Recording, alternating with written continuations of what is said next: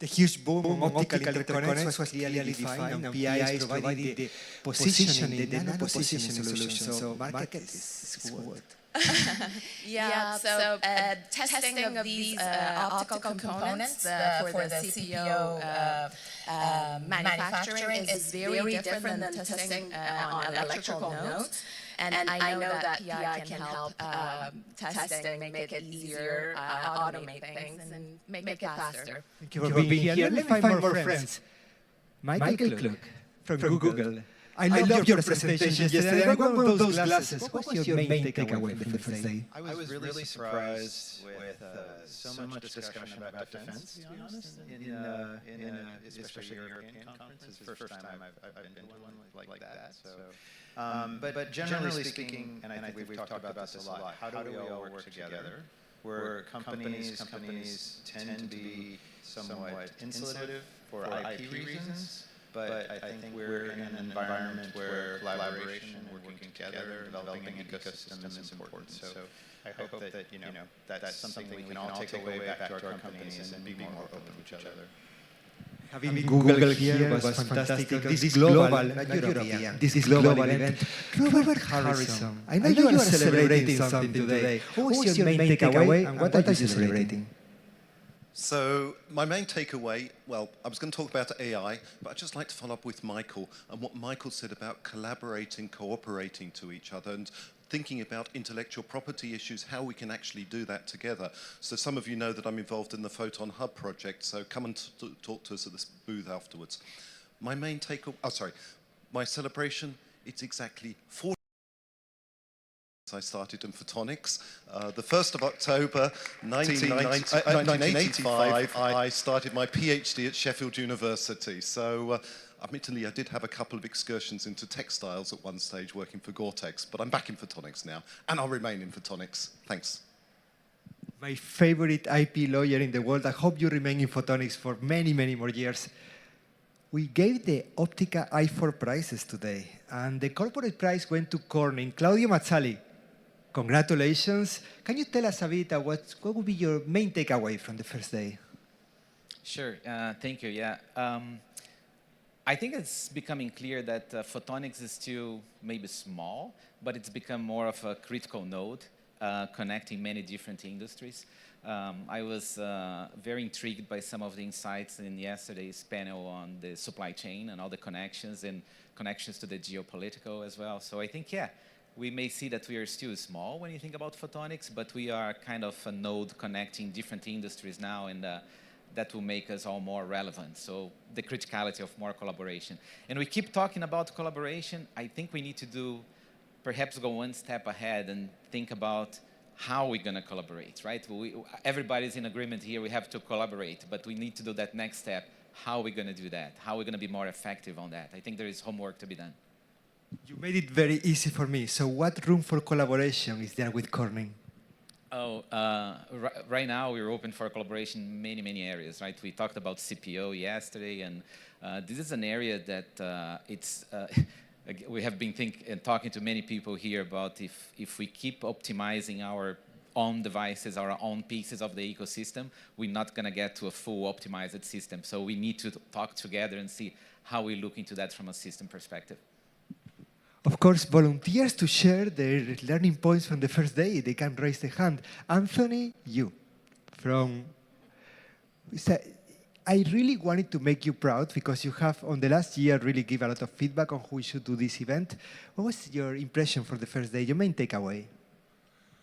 Well, aside from the technical, I think what I was most impressed by were many of the presentations from the leaders, from the CEOs of the various companies that we had yesterday, how resilient they were, the things that Marissa was doing with her family business, what Scott was doing to offshore some of the things away from risky territories. And I think the impression is that with all the opportunity for photonics, our leaders are finding ways around the current environment to continue to push photonics forward. That to me was the strongest learning point from yesterday. My strongest point was to have you, and I can't wait for your panel. Beate, you are the CEO of Lumix, a laser company. What was your impression of the first day and the value for being here for your company? So I like particularly the CEO panel yesterday about the leadership styles. I think in these challenging times, it's more important than ever. Your leadership defines how you build up teams, how you scale up the company. And it reminded me that this is something we should really not forget in our everyday work. It's often we have so many things to do on our desks, but we have a very huge influence to shape the style of how we work together. Thank you very much, Beate, and thank you for your constant support to Optica. Chris Fisner, Avicenna is making a huge impact on how to bring photonics to the semiconductor market. One of the key topics of this event is to bridge those two worlds. What's your takeaway of the first day? Yeah, I was very impressed. We live in the interconnect world, but it's very impressive how all these other fields of photonics are coming together, the collaboration, the opportunities, how we're looking at defense. And of course, AI is driving the interconnect field a lot, but it's also having impact on these other fields. It's very impressive, very great venue. Thank you very much, Chris. Is there anybody else who would like to share their main takeaway of the first day? If not, a big round of applause for those who did. Thank you so much.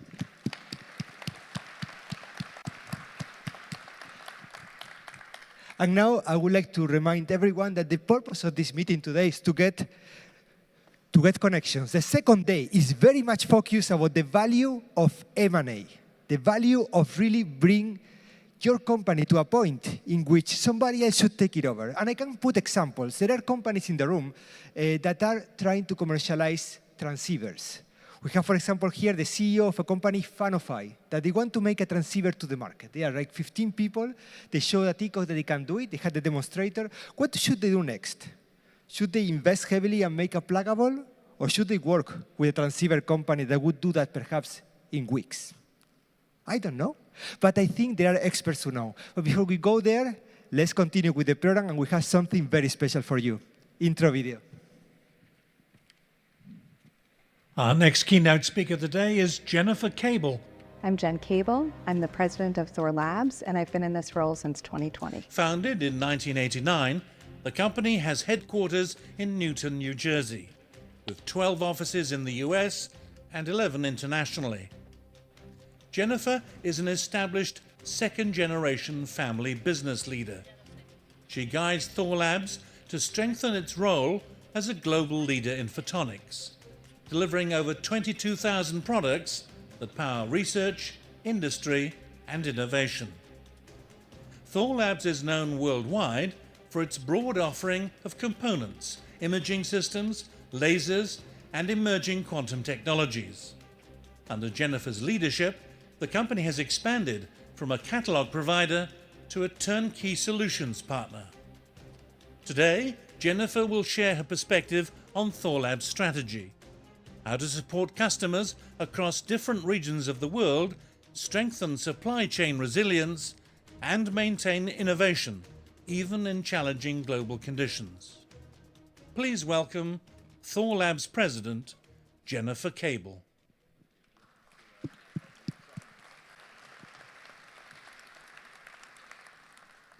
Hello, good morning. I'm Jennifer Cable. Jennifer Cable is in a taxi right now, stuck in traffic. These kind of things happen. This is the beauty of life. So what we're going to do is to start with the panel discussion. We really wanted to have a panel discussion today that talks about M&As, that helps companies to the next stage of development to accelerate. And for that, I could not find a better moderator in the world than the person who has enabled most M&As in the photonic industry on the last decade. Welcome to stage, Mike Powell, Renevo Capital.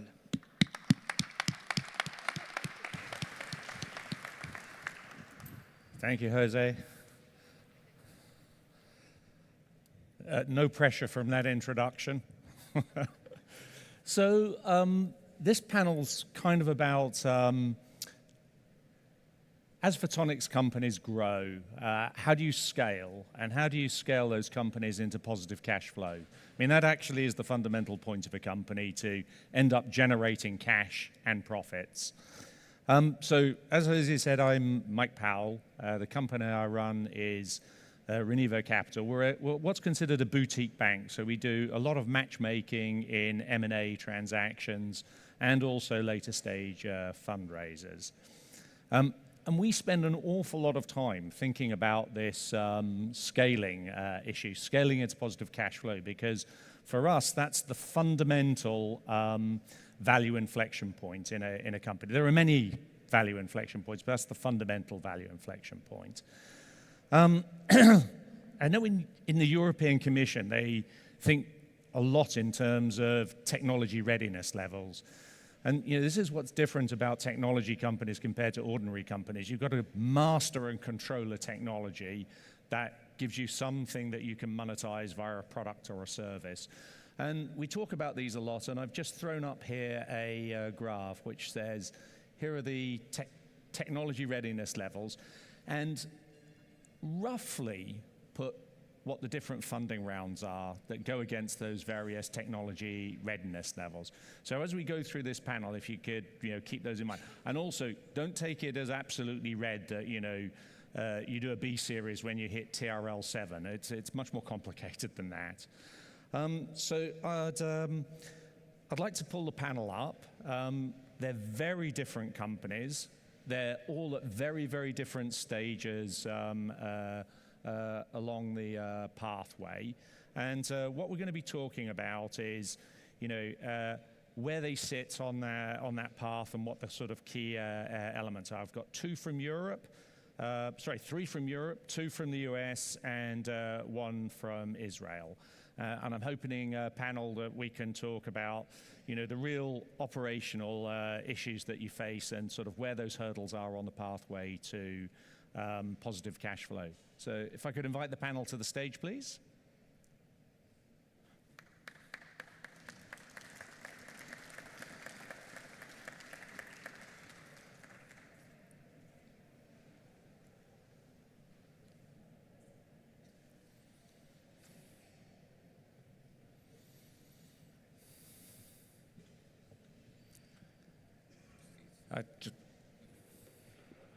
I think there should be 6 of us.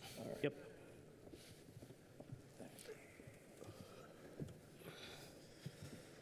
So, panel, I think we'll just go my left to right, one at a time. If you can give a very brief introduction to your company. If you can run through name, company, where you think you are on that technology readiness level, and also what does volume mean for you going forward? So Puya, we can start with you, please. Sure, yes. I'm Puya Dionat. I'm the Chief Revenue Officer of Quantum Computing Inc., or QCI. QCI is a quantum photonics technology company with multiple product lines, from quantum computing, quantum communication, and quantum capture, or sensing, basically, as well as a thin-film lithium niobate foundry or fab service that we have to offer. And that's basically the backbone of all the technology, the quantum photonics technology that we have. The volume for us, depending on each of these product lines, is different. But the vision and the goal is to bring the quantum basically to masses and putting quantum in the hands of 1 billion. So that's the vision that is driving. And I'm putting the number billion there, so that would give you an idea of what the volume would look like for us. And I'm presuming that somewhere along that pathway you're going to get deeply involved in mergers and acquisitions as you tuck things in. Yes, that is correct. And actually, we've done the series of financing and fundraising recently, and one of the stated goals are merger and acquisitions, but it has to be very strategic and targeted to our eventual vision, while also helping the mission of the company and also bringing in revenue for the company. Okay, thank you very much. Yep. Stefan? Yes. Couldn't be more different, I think. Absolutely. My name is Stefan Hackel. I'm the CEO of Luxiner and Radion. So the two companies joined forces a little bit more than a year ago. And together we are providing laser sources for industrial customers with an extremely long lifetime. And we're focused on CO2 sources, scaling from 25 watt up to a kilowatt, as well as solid-state lasers, nanosecond, femtosecond lasers.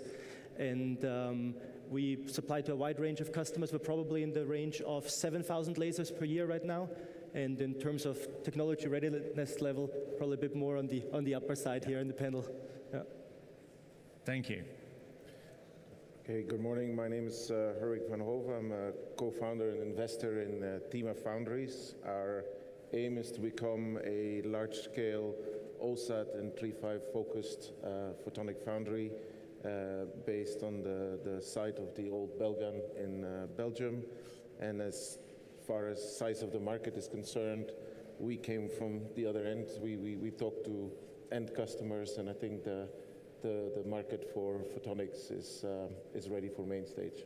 Yeah, and I think this is a really interesting point. I mean, it's very easy to think of companies in terms of a product, a physical thing. Well, there is a physicality to your product, but it's also a service. Mm-hmm. Correct. Okay, thank you. Thank you, Mike. Hi, my name is Yaniv. I'm the CEO and founder of New Photonics. We are now scaling from production to mass production of our NPG family of photonic chips.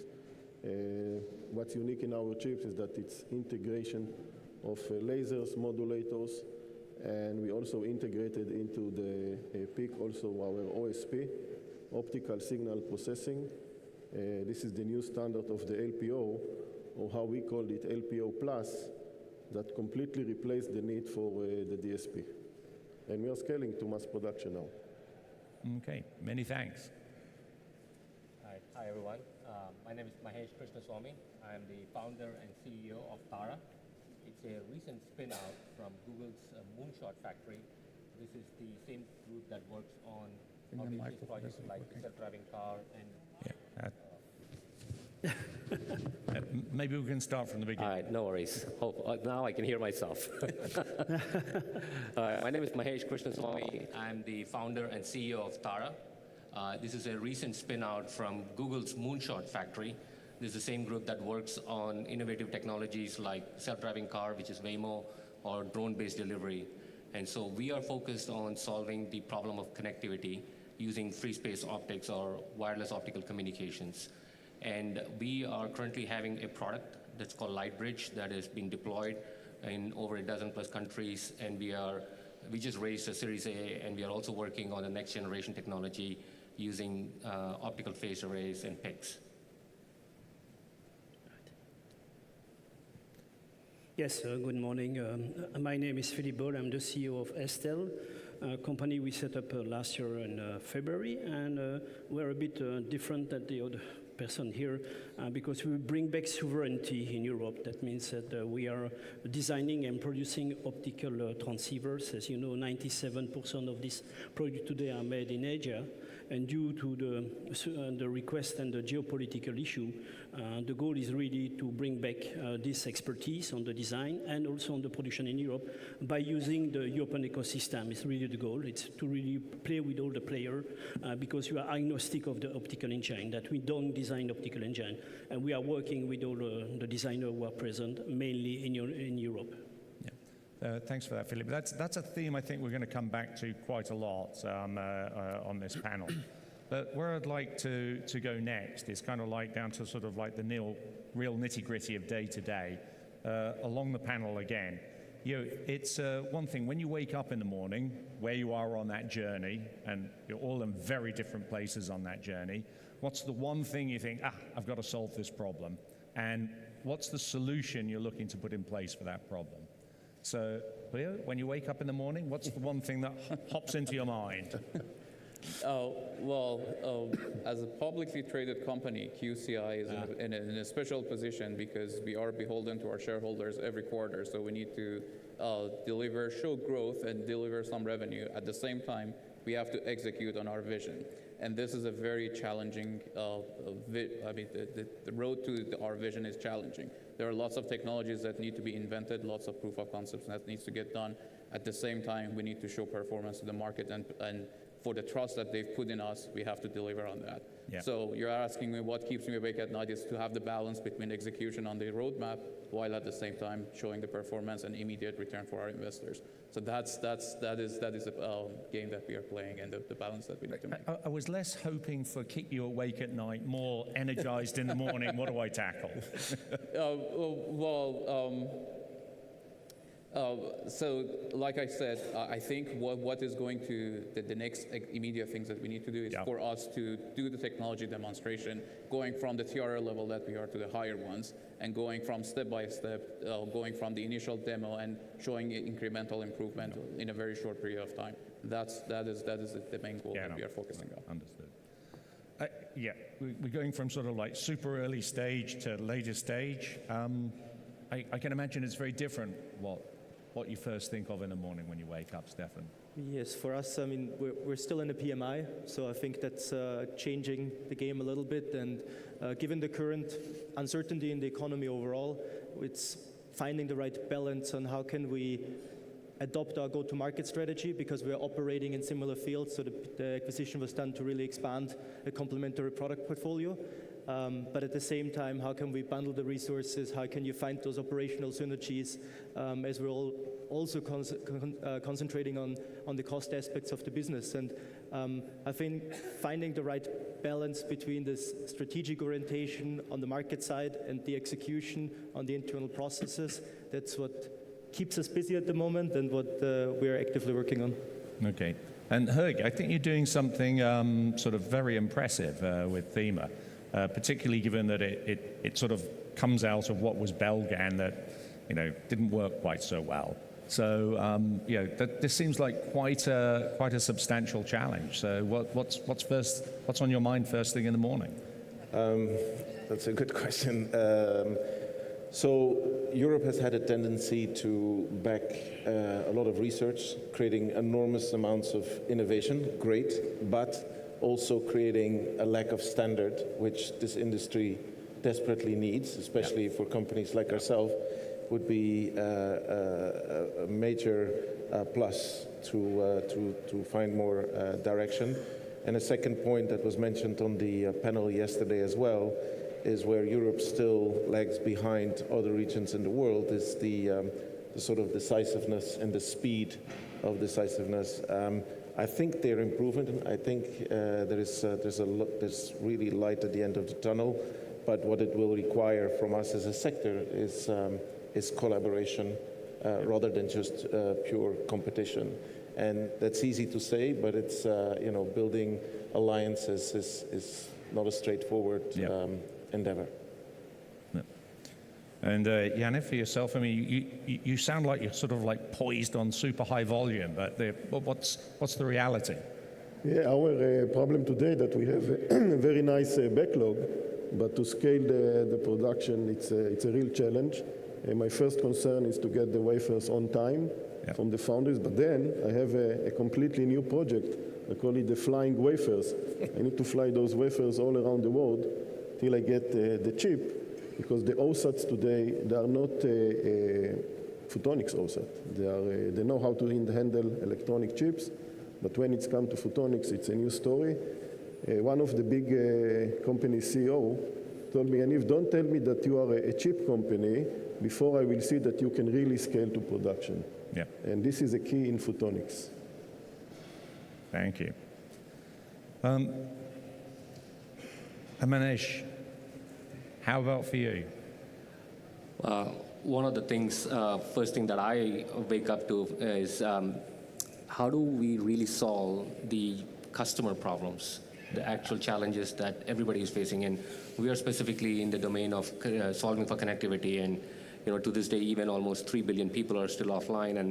And with AI coming in, the 5 billion that are connected are experiencing growing bandwidth problems and constraints of affordability, but also more importantly, reliability of the network. So what we are working on is how do we bring technology using lasers and photonics and optics all put together to solve this global vexing problem of connectivity.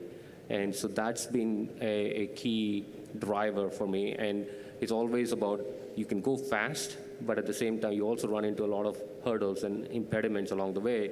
So finding that right balance of going fast without compromising on the quality of the product in order to serve the end customer. So always starting out with the customer's viewpoint and the end user's viewpoint is one of the key things that keeps me up. Okay, thank you. Philip? It's a bit different for me. I think so when I wake up is to try to convince the European politician that we can make something in Europe, okay? Because as we move all our know in the 1990s, you know, we lose a lot of expertise. And when you have discussion with the European Commission, they ask you, why do you want to produce in Europe? You know, what is a bit contradictory with, they want us to bring back sovereignty. Then this is my main concern today. I think so they believe we are stupid today in Europe. No, we have a lot of innovation, a very lot of good companies with a lot of innovation, but we need to make the step moving from innovation to industrialization, okay? And my second problem is mass production, okay? Then today, if I want mass production, we have a lot of companies who are starting making chip, but if today I want to look packaging, I cannot package in Europe. You know, it's impossible. And when I said mass, I speak about million pieces, okay? It's not possible. And the same, you know, I know that the European Commission is working on this. The problem, we cannot wait 5 years, you know. 5 years in telecom is a lifetime, you know. Then it's impossible for us. And it's really my two major problems that I have today when I wake up in the morning. So it's kind of interesting. I mean, all of those problems are kind of like slightly really more internally focused. I mean, okay, maybe Stefan slightly different given where you're running to, but of course they're all tied into sort of like where's the end customer, where's the end market. We're hearing an awful lot about that yesterday. Of, you know, do you know exactly where the end markets are? I think, you know, starting technology businesses for me is always harder than just starting an ordinary business. And the world's got even harder again, or maybe we're supposed to think of it. It's opened up more opportunities because of geopolitics that's on there. So I think one of the first questions we have to think about is what does it even mean to be sort of European, American, or where you sit? I mean, the world was so global only 5 years ago, and now it seems smaller. So it would be worth just thinking for a moment of, you know, how are those challenges impacting your business, and what do you think? And Herwig, I think it would be good to start with you because, you know, there's a lot of talk about, you know, we need foundries, we need and you're doing that in Europe. Of course, the issue is, you know, can you fill the foundry? Can you get the foundry up in time? Can you fill it? Talk me through what that feels like to you. As I said in my previous answer, I think the politicians have woken up. Actually, I've had the pleasure in the last couple of weeks to meet with several of them, and they're keenly aware of the shortfalls in Europe, and so they know that we need to secure. Part of the challenge, I think, for the previous owner was a very complicated raw material supply chain that wasn't made easier in the last 12 months, I would say. So, yeah, for us, they're very aware. They are willing to support large groups in Europe to help rebuild what is now desperately missing. I think, other than that, and at least if I look at the wish lists of the engineers that are now hitting the desk, Europe has still got quite an impressive array of machine builders and very innovative people that we will work. So I think it's not all terrible news, but for sure there's a lot of work to be done.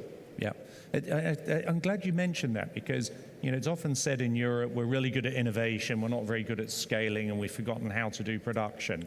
You know, I walk around lots of places in Europe. I don't see that. I mean, sure, I mean, there's a bigger culture of production in China, but I still see that as something in Europe that's strong.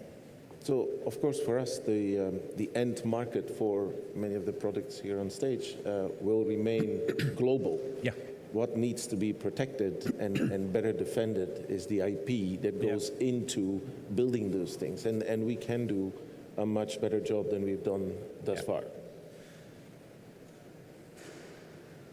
So, Philippe, you know, what could you use from such a foundry? I mean, would you, if that foundry came up tomorrow by miracle, what would be the first thing that you would turn around and look to move from, you know, overseas back into a European foundry? Is that even possible? everything is possible in life. You want to have the willingness to do it. Okay, it's my first answer. The second is clear that it's not possible to bring back 25 years of expertise in 1 year. That means that we will need a bunch of years in front of us to make it, 3 to 5 years, I believe, before we can say that perhaps we bring back 10 or 20% of the production in Europe, you know. What will be a nice big challenge already, okay? But I think so today, in terms of a wafer fab, we have a lot of nice wafer fab. Thank you to the European Commission with the ACT chip, okay, one. I think so this has been starting to roll the ball, okay? Now we have to go to the next step, because having a chip is nice, okay? But then with your chips, you need to go to the next step. And as I said, for me, my priority today is packaging, okay? I need packaging, mass production packaging, okay? Because today, if I work in the defense, military, space, or cybersecurity, I need very special packaging that I'm obliged to send back to Asia to produce, okay? What is crazy, you know, we can do it.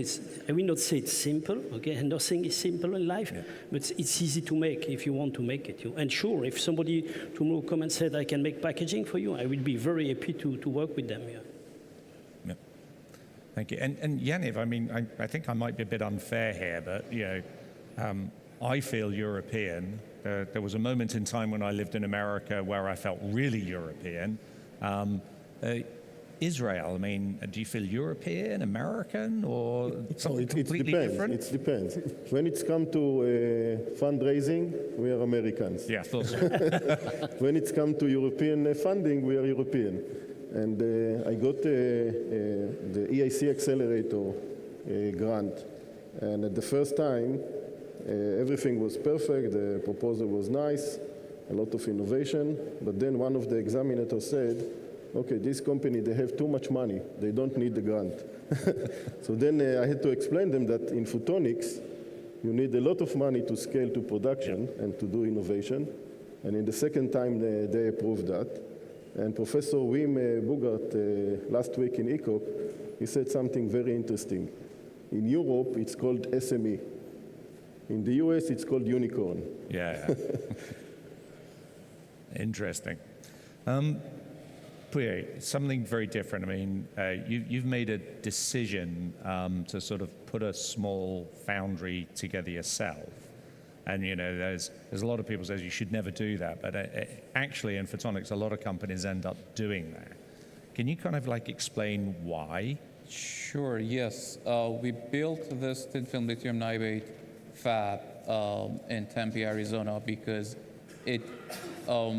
prior to that, everything was, I mean, either we were going to use the facilities at universities, or if we wanted to go into like volume producers like our friends at Hyperlight, it didn't give us the flexibility and control over the processes. And the processes need to be developed for high performance components for nonlinear photonics that we are leveraging on that. So that was the motivation for taking control over the processes, rapid prototyping as much as we want, very fast and very quick, to be able to respond to the tweaks in the design that we have to do in response to our customers and what they are asking for and all that. So that's been the motivation, to have the full control over it and be able to do rapid prototyping. And the agility, basically, to be able to deliver on that. And also, it is some of this technology that we are working in is sensitive, and from the geopolitical perspective, the US government wants that technology to remain in the US. So it made sense for us to build this foundry in the US so that we can also address that part of the market as well. And there was both business and operational motivations for making this decision. Okay. So, you know, it seems to me that there's a piece that's in here that doesn't get talked about enough, which is kind of operational excellence for whichever stage you're at. The execution has to be absolutely strong to achieve the next stepping stone in a business. It kind of leads me on to the next thing is, you know, you take a look at the US and China, and there seems to be this real trick, as looked at from a European perspective, that, you know, there's a company, it's in stealth, and the next thing, it's out there and it's got, you know, $250 million of orders that it's shipping to. And it's a question as to what is it? What are those key steps that enable companies to scale quickly like that? And I think, Jan, it might be worth coming back, starting with you on that, because I think, you have the air of somebody that's going to suddenly one day turn around and say, I've just shipped $250 million of product.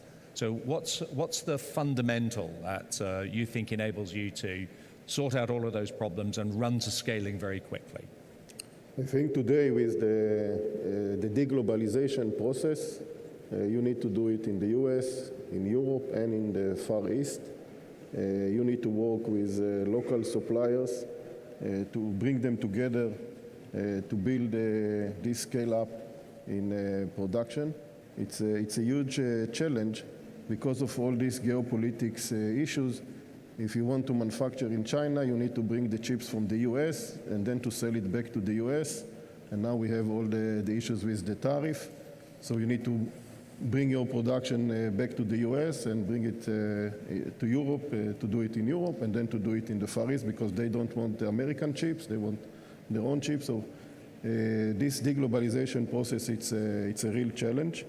And this is why we're building our operation in each continent to be able to serve first the local markets, and then from there to try to scale to other markets. Okay. And tied into this, there's this issue of, do you do this privately or do you do this public? I mean, public, you've got to talk to investors and shareholders. I mean, how much does that get in the way? Was it a good decision, or? It depends on the time in the year you ask me that question. Now I'm very happy. So being public gives us the opportunity to have access to the public markets, and you can raise large amounts of money, as we showed in the past month. We did good fundraising, and our cash position is around $1.5 billion. So that is very good. But if it was same time last year, I would have had a different perspective. I would be like, well, public, I have to report every 3 months what I'm doing, what I'm up to, and what not, and then it's a different sort of challenge. But in general, I'm happy that we are doing it. We are, as a public company, we are doing it that way. Now, it's not only the access to the capital, but it also brings a discipline on executing on your vision. So from that perspective, you have to plan ahead. You have to know what you're doing, and you cannot just be wishy-washy about it. Yeah. So that is, from that perspective, both from access to the capital and also discipline in execution. Those are the good things that come from being a public company. And Mahesh, you must have a view on this, given your backgrounds, as to, is it better to be private or public at these earlier stages in the companies? I mean, what's your thought process on that? And also, does that tie in really, really strongly to executing very, very quickly? Yeah, I think there is definitely an element of, if it is public, then you can easily raise capital and go about it. But sometimes it comes with its own set of baggage of trying to deal with the investors and dealing with the market. And if you're in an early stage company, you want to be nimble. So my personal take is to try and be private as much as you can, if you can raise the money and still have the laser focused execution. Now, coming to your other question about how do you actually execute and how do you scale, especially in the photonic space, I think there's a few components that is very, very important. It's easy to build one-off prototypes and then demonstrate it, but to take it and scale it, there are the following ingredients that are necessary. First, you need to make sure that you have a robust supply chain. We call it SPOR. It's the supplier plan of record. So you could have a diverse global supply chain or a local supply chain, but it needs to be robust so the incoming parts are very of highest level of quality. The second thing is you need to make sure you're designing for manufacturability. What that means is coming up with fixtures, coming up with processes, SOPs, to make sure that you can actually scale at an exponential rate. And then the third thing is the talent itself, like the people who are building it, or it could also be the automation that can be going in, because we have precision, alignment, and everything else has to be done. And so the more you're able to automate it and have the right talent to do this. And these three components are very, very essential. And the last bit is the right kind of funding to be able to do this. And so that goes back to your earlier question of public versus private. But the big difference is having these ingredients in place, which is what is going to be enabling. And that's what China did very well. Yeah. and they had all of these things nailed down. So prior to Google, I was at Apple, and this is exactly what we would do. We'd go in the middle of China, and there's an empty warehouse. Within 15, 20 days, we would have a fully humming factory producing millions of units because we had all of these ingredients in place. I think that's really, really insightful answer. I mean, we could come back to that a lot, I think. I actually want to add something on the design for manufacturing side. For the photonics industry, that if it's good to design for manufacturing, if the manufacturing is already existent and there is a legacy for it, and it's all good and nice. But many of the photonics technology and many of the products need very novel manufacturing techniques. Yes. That in that way, the manufacturing kind of has to be invented and followed. So the design for manufacturing part of that becomes tricky.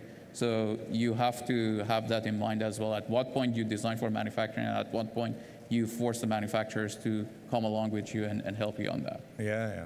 We should all go back and read what happened in Bell Labs, because Bell Labs back in the day was so good at that point of brand new technology and out of the gate ready for manufacturing. Slightly different flip on this, because Stefan, you kind of your whole way of growing rapidly is kind of more predicated now on M&A. So what does that look like for you?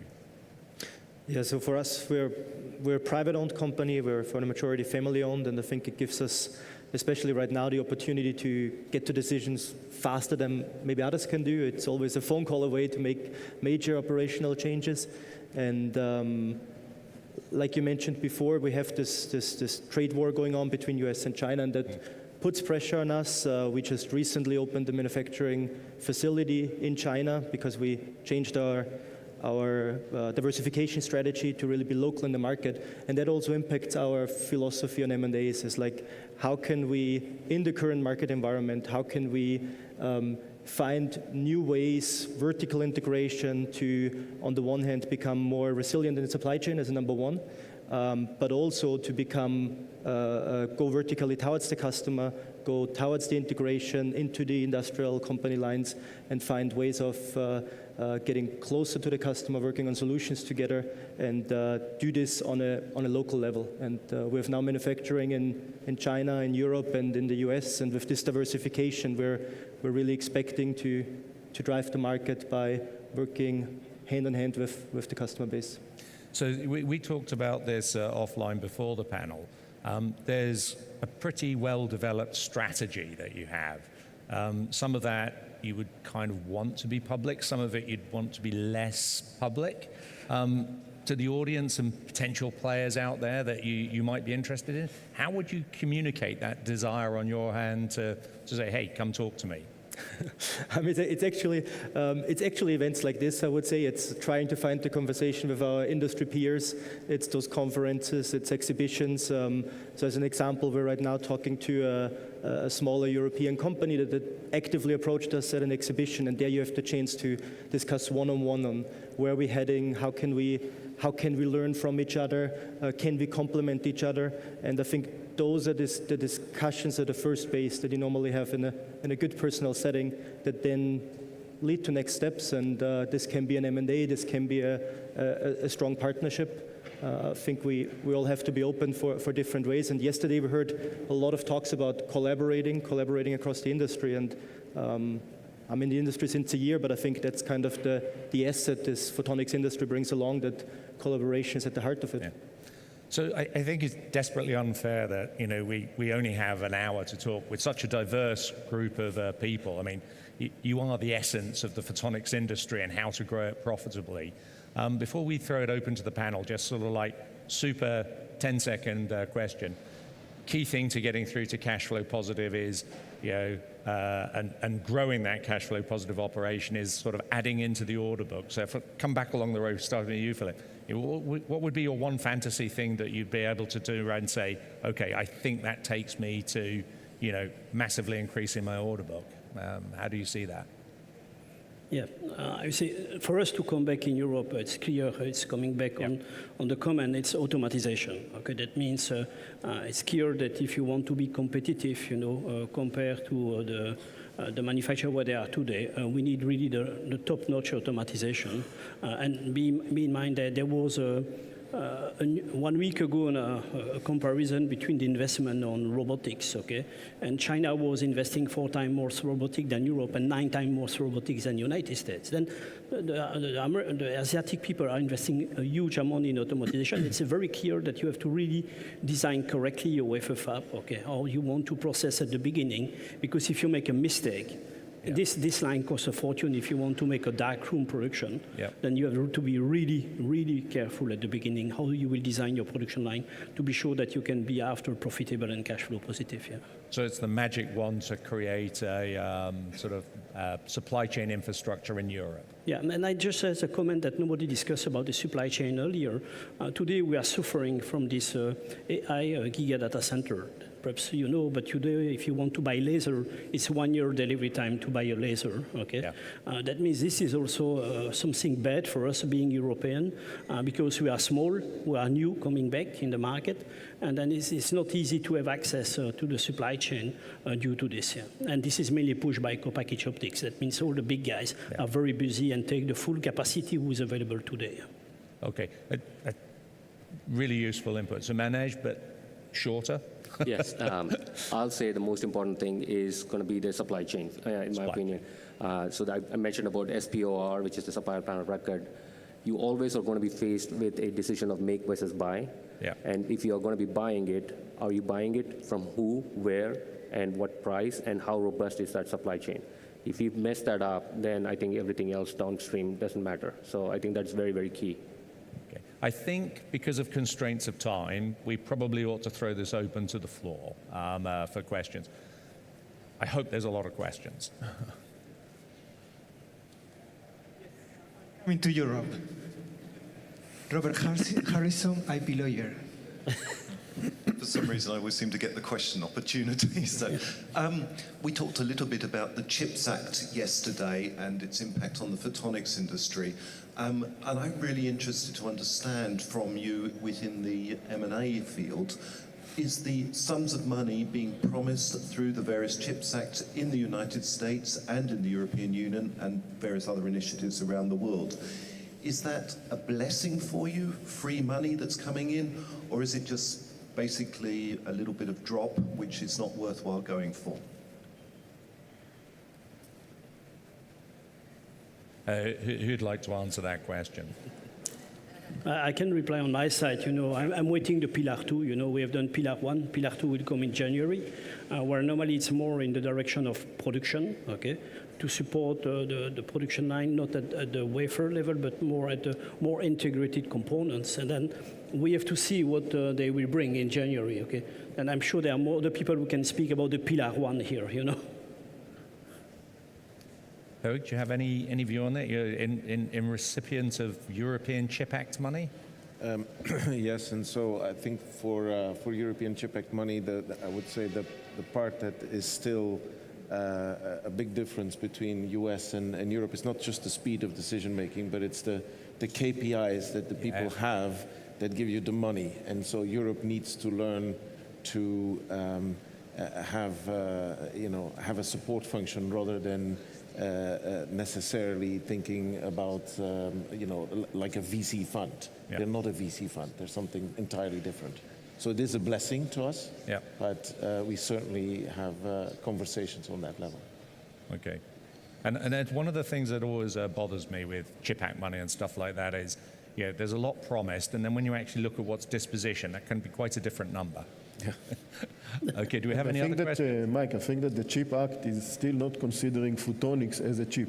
Yeah, absolutely. This is one of the main problems of the CHIP Act. So you can start to see that changing, and in fact, there's an initiative in Europe to change it really, really much more fully, but that's maybe for another discussion. But I completely get that. CHIP Act is electronic and less photonic, and is there still going to be a boundary one day? Jose, other questions, please? Yes, Hamed from Seacraft. Yes, Seacraft Switzerland. In the context of innovation diffusion and winning early adopters, how do you balance between staying solid focused on delivering your MVP and the pressure of fake it until you make it? Just shortly. Thank you very much. I'm terrified to put that question to anybody. Does somebody want to take, particularly the fake it till you make it part of it? Manesh, do you want to have a go at it? Yeah, I have a take. So typically when you look at product market fit, you look at MVP, but it's an important piece to also factor in what is called as an MVS. It's called as the minimum viable segment. So given all the different areas that you could be attacking, which one segment that you can really go after to make sure that you are finding repeatable pattern of purchase from that customer. And once you establish that, you may have to fake it till that point, but once you are starting to see the repetitive one, then you'll see a much more higher level of traction before you start expanding into other areas.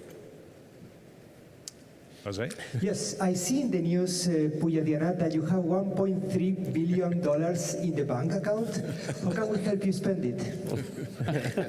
That's actually 1.5, but yeah, so part of it is we have to scale up, and that means that we have to work with a lot of companies to be able to scale things up. I mean, that's the topic of this panel.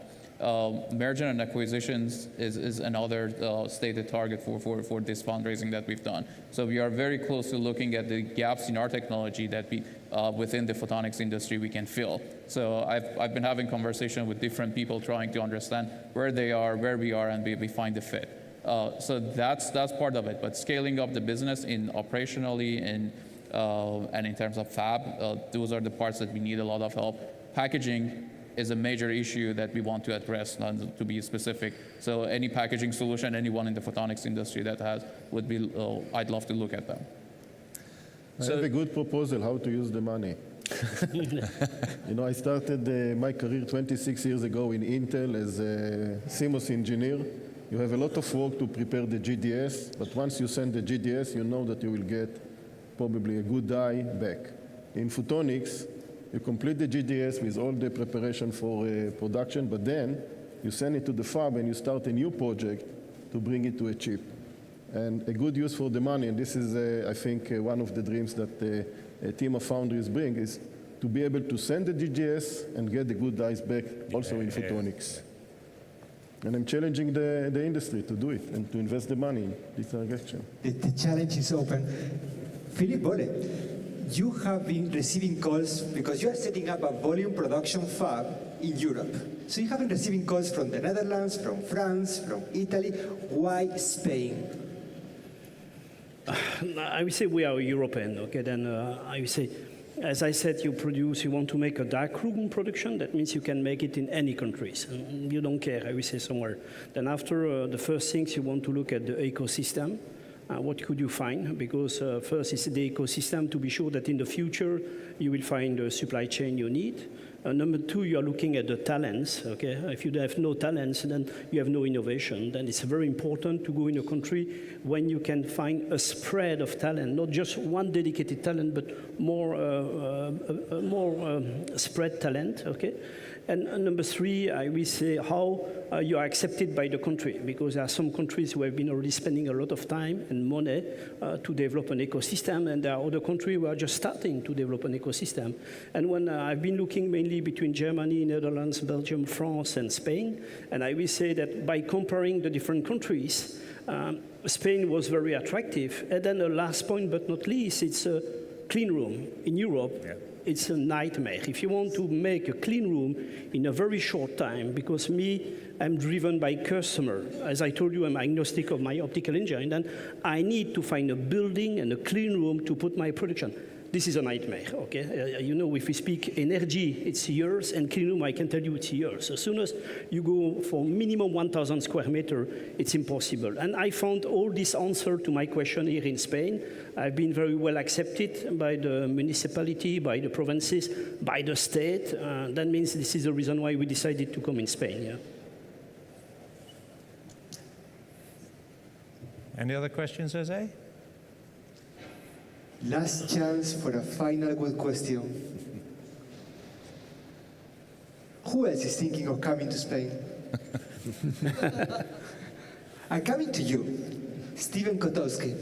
We have been talking a lot about your plans. Why would you consider ramping up in Europe and also in Spain?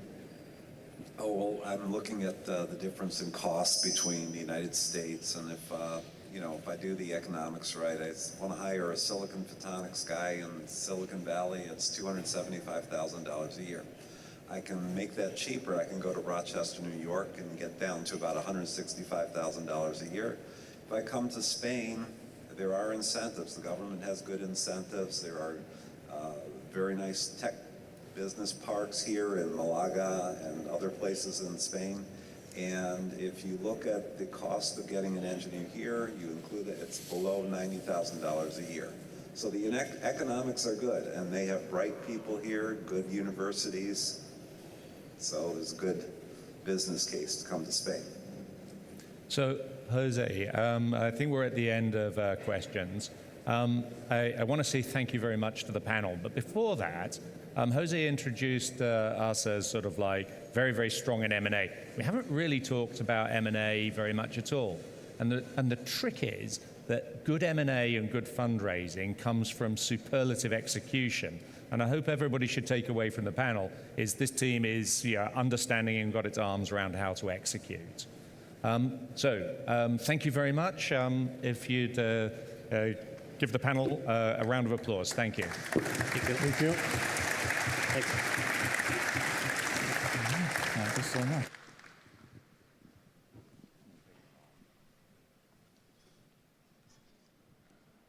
Our next keynote speaker of the day is Jennifer Cable.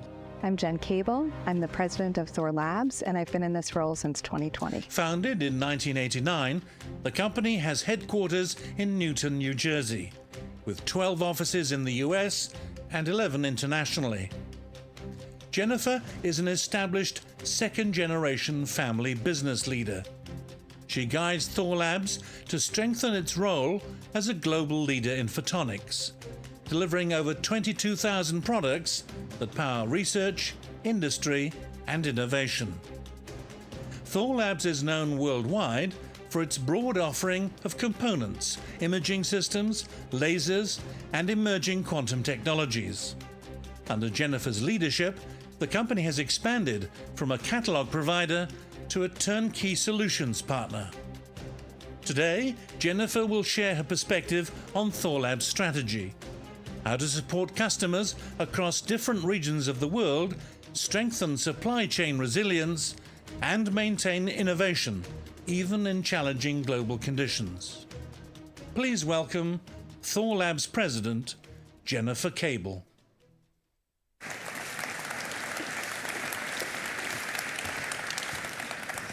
So this time I am really here. So thank you all, and just want to say thank you to the team for very quickly stepping in.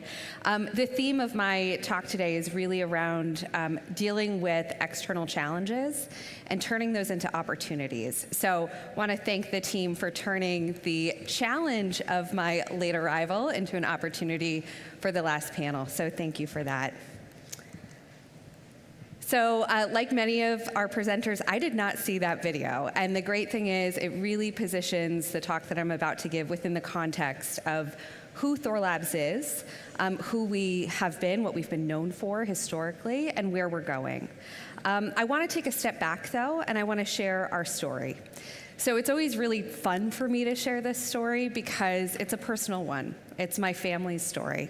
So my father, Alex, was, like many of leaders in the photonics industry, was an alumni of Bell Labs in Holmdel, New Jersey. So he almost fortuitously ended up in the lab of Dr. Stephen Chu, where he was the super lab technician, helping Dr. Chu fabricate the setup that he needed to do the atom trap experiments that he went on to win the Nobel Prize for.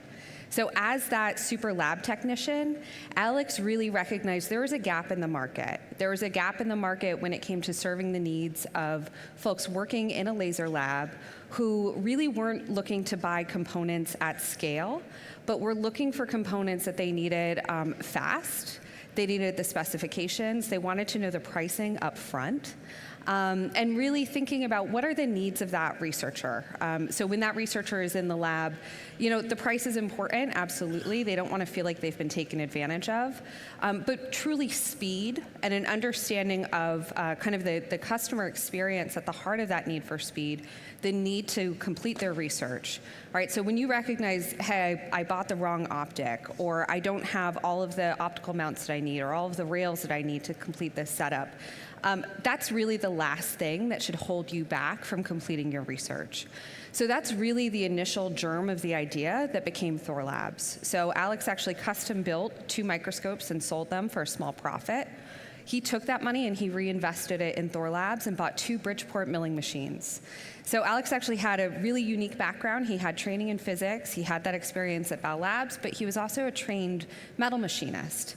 So he was able to take his experience as a draftsman and as someone who knew how to mill metal and really apply that to building a vertically integrated catalog from the beginning. So that investment, I think that's sometimes underappreciated. The investment that we've made in our manufacturing capabilities really goes back to those earliest days. So the idea was always that we would manufacture the products. Through manufacturing, we would be able to control the costs, we would be able to control the quality, and that manufacturing, that marriage of manufacturing and engineering has really been core to our story from the very beginning. So we were founded in 1989. I became president in 2020. For those of you that saw my panel yesterday, I had about a 10-year journey from undergraduate to finally rejoining the family business. But I'd had the privilege of really growing up alongside the company. I was just a small toddler when the company was founded, and throughout my whole childhood, it really was our second home. So many of you are founders, you know the struggle of being a founder. So for us to spend time with our dad, we spent time with him at work. So I had the experience of learning how to assemble optical mounts firsthand. I had the experience of taking customer calls. As a teenager, I had to do accounts receivables calls. So can you imagine being an awkward teenager and calling up on collections calls? Certainly a little bit of a trial by fire, but that experience really positioned me to understand something that was so core to Thor Labs' vision. And that was the idea that every single customer, no matter how small their order or how large their order, was critical to our success. So in those early days, we were mostly taking orders from fax and by telephone. So when that telephone rang, we dove to pick it up by the second ring. And that kind of idea of customer centricity, that commitment to our customer service, that continues today. So I'm very proud of the success that we've had over the past 36 years. So we've grown from literally being in a spare bedroom at my parents' house and those 2 Bridgeport milling machines in my grandparents' garage to a global footprint. So we're now in 9 countries worldwide. We have 22 different sites, and we have over 1 million square feet of manufacturing space. So I think that's a testament to the ongoing investments that we've made in manufacturing and keeping that close marriage between engineering and manufacturing alive and well.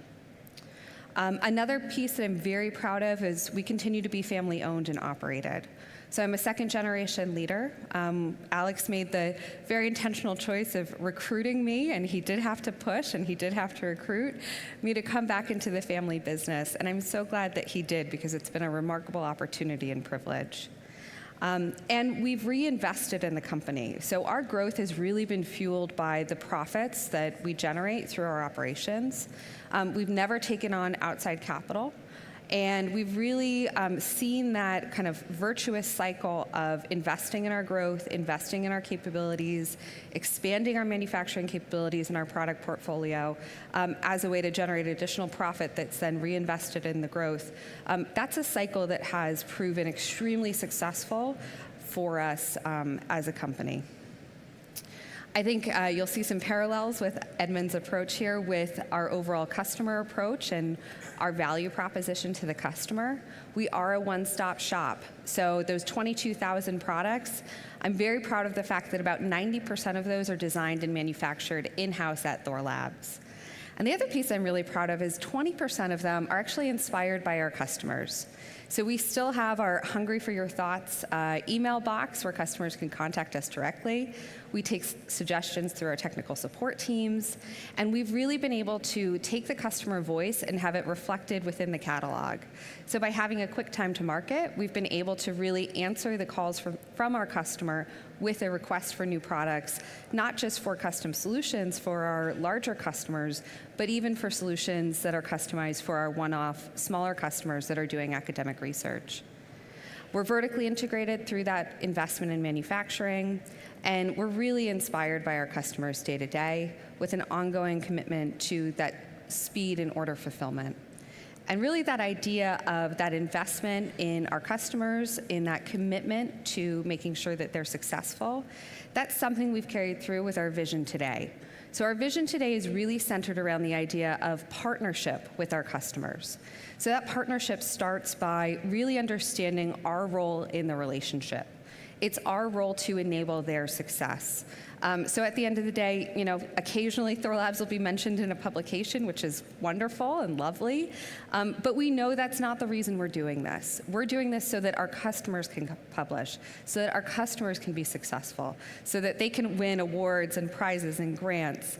And on the industrial side, we're doing this so that our customers can bring their products successfully to market, that they can commercialize kind of core photonics research into new and innovative solutions that are seen in a wide range of application areas. So that's really the first tenet of our partnership approach. The next tenet is something that you would also see reflected in those early days of Thorlabs, but we've continued through all of the strategic decisions we've made as a company. And that's the idea of raising the bar. So continually asking ourselves, what more can we do to be that trusted partner to our customer? What more information can we provide to them? How much more transparent can we be about our pricing and the value we're bringing, our manufacturing processes, the specs that our products will meet?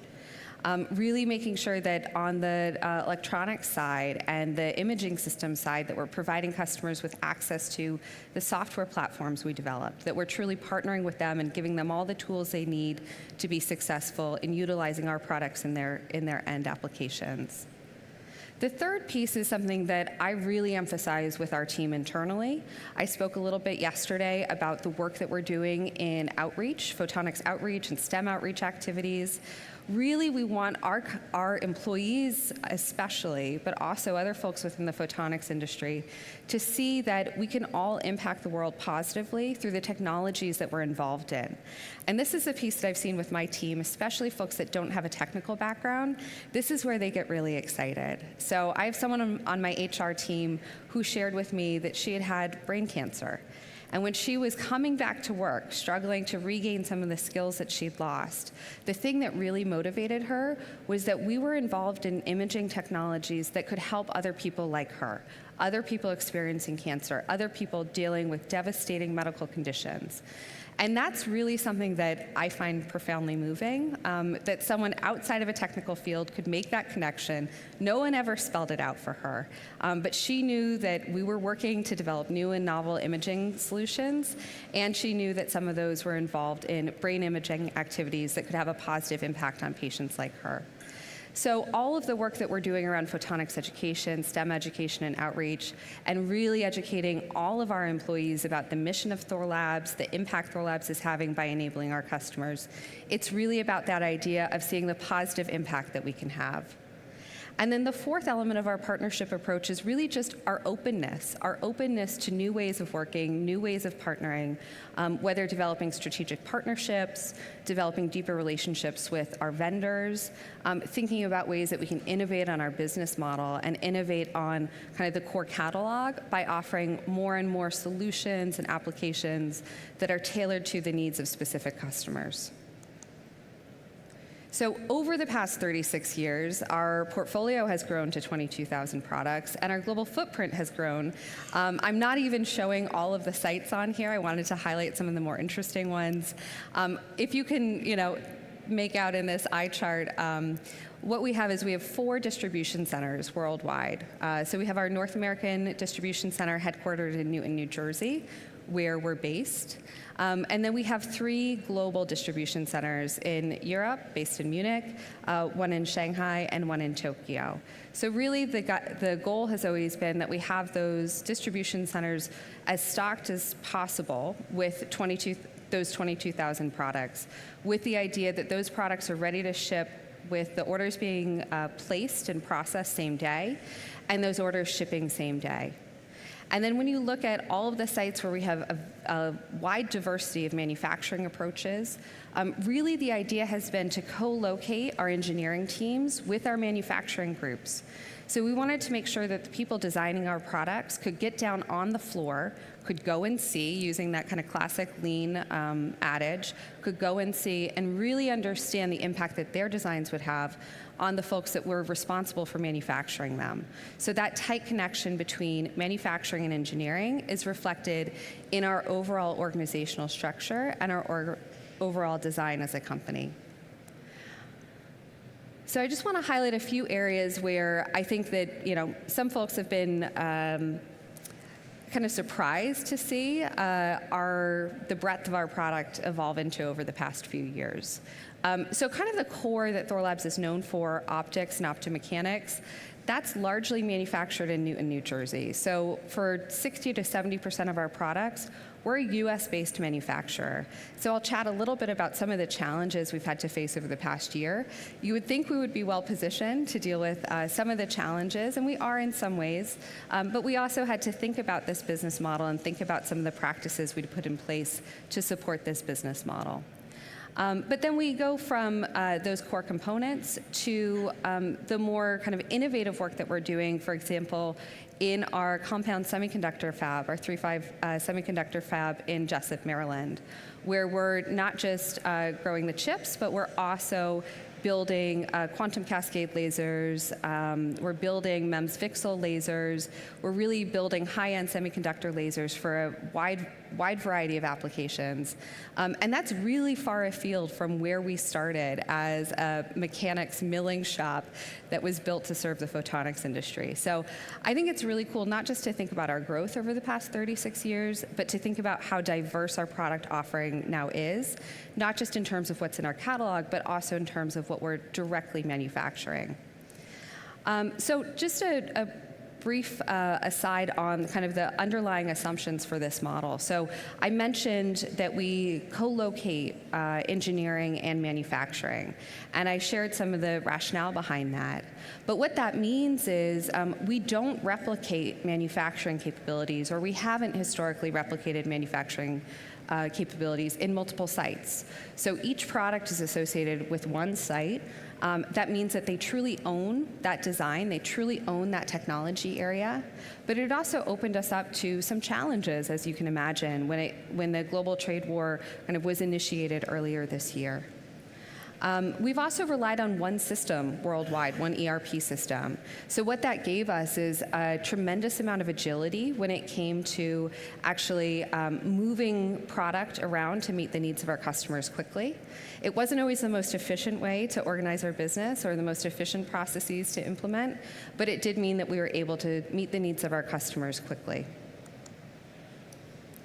So looking at that map on the previous slide, you probably started to anticipate some of the challenges that we've had in 2025. I want to walk you through some of them.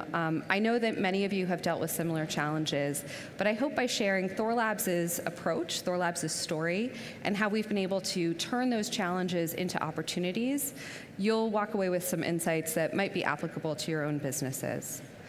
So the first actually began well before 2025. So as many of you know, Thorlabs as a kind of research tools, research components company, we continue to sell quite a bit into quantum research, so quantum computing, quantum sensing applications.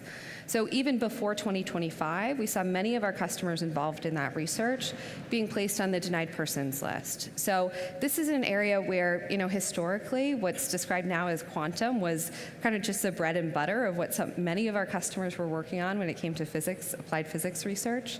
But it turned into a hot button topic when it came to geopolitical concerns. So we saw heightened scrutiny and we saw heightened restrictions on which customers we could sell to. And that did have an impact on our business.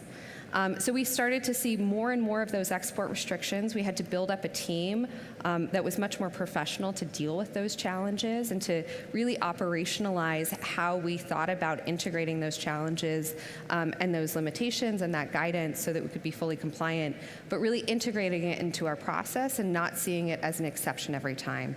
So it was a challenge for the team, but it's one that we've integrated over the past few years.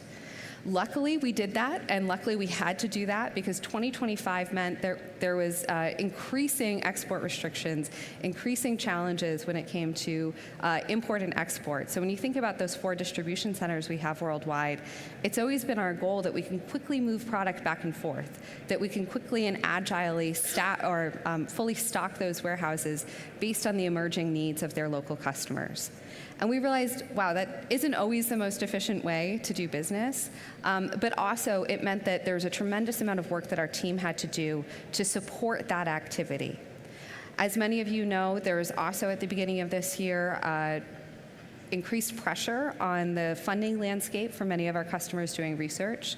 So NSF funding in the United States, NIH funding for many of our researchers in the life sciences and medical imaging field. So all of that had an impact and led to not just some delays in purchasing, but also a lot of concerns around what the future would look like.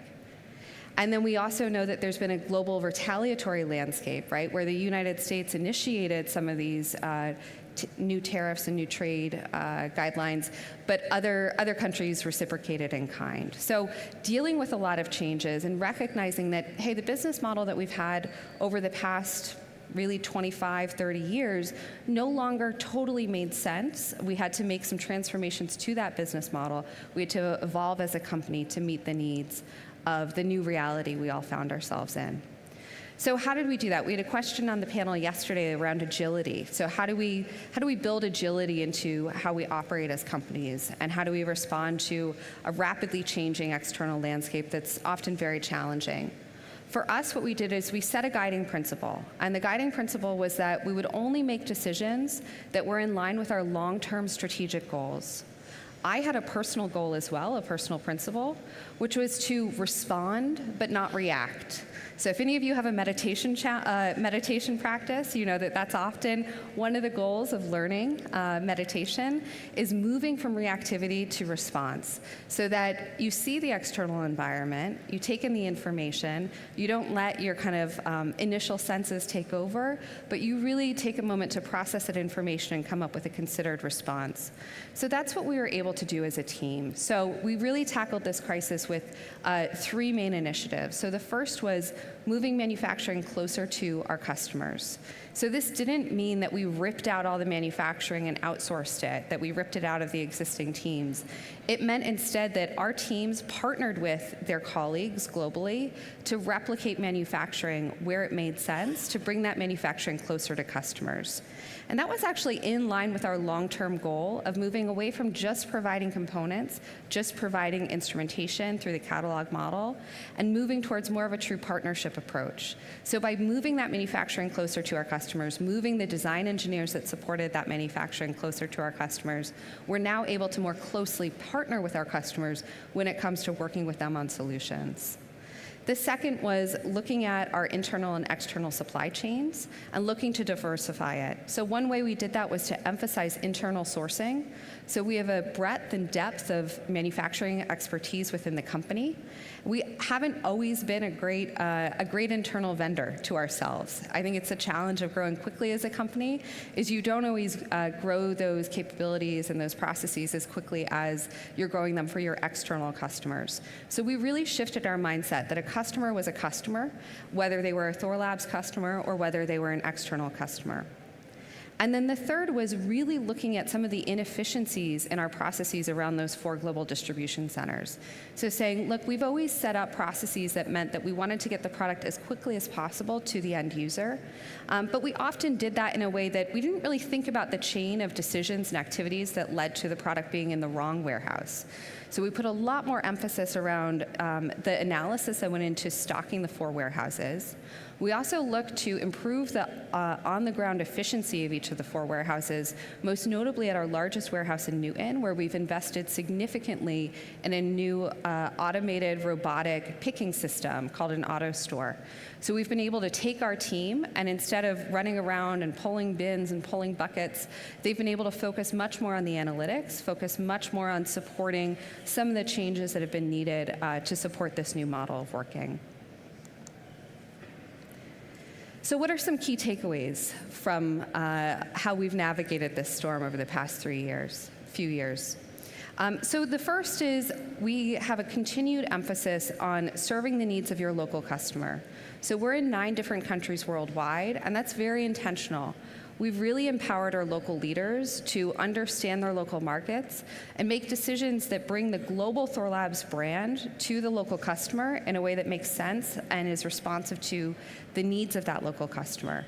And we've combined that with the idea that it's the goal of each of our offices in those 9 countries to serve the needs of the local customer, but also to think about the impact of the decisions that they make on the global Thorlabs.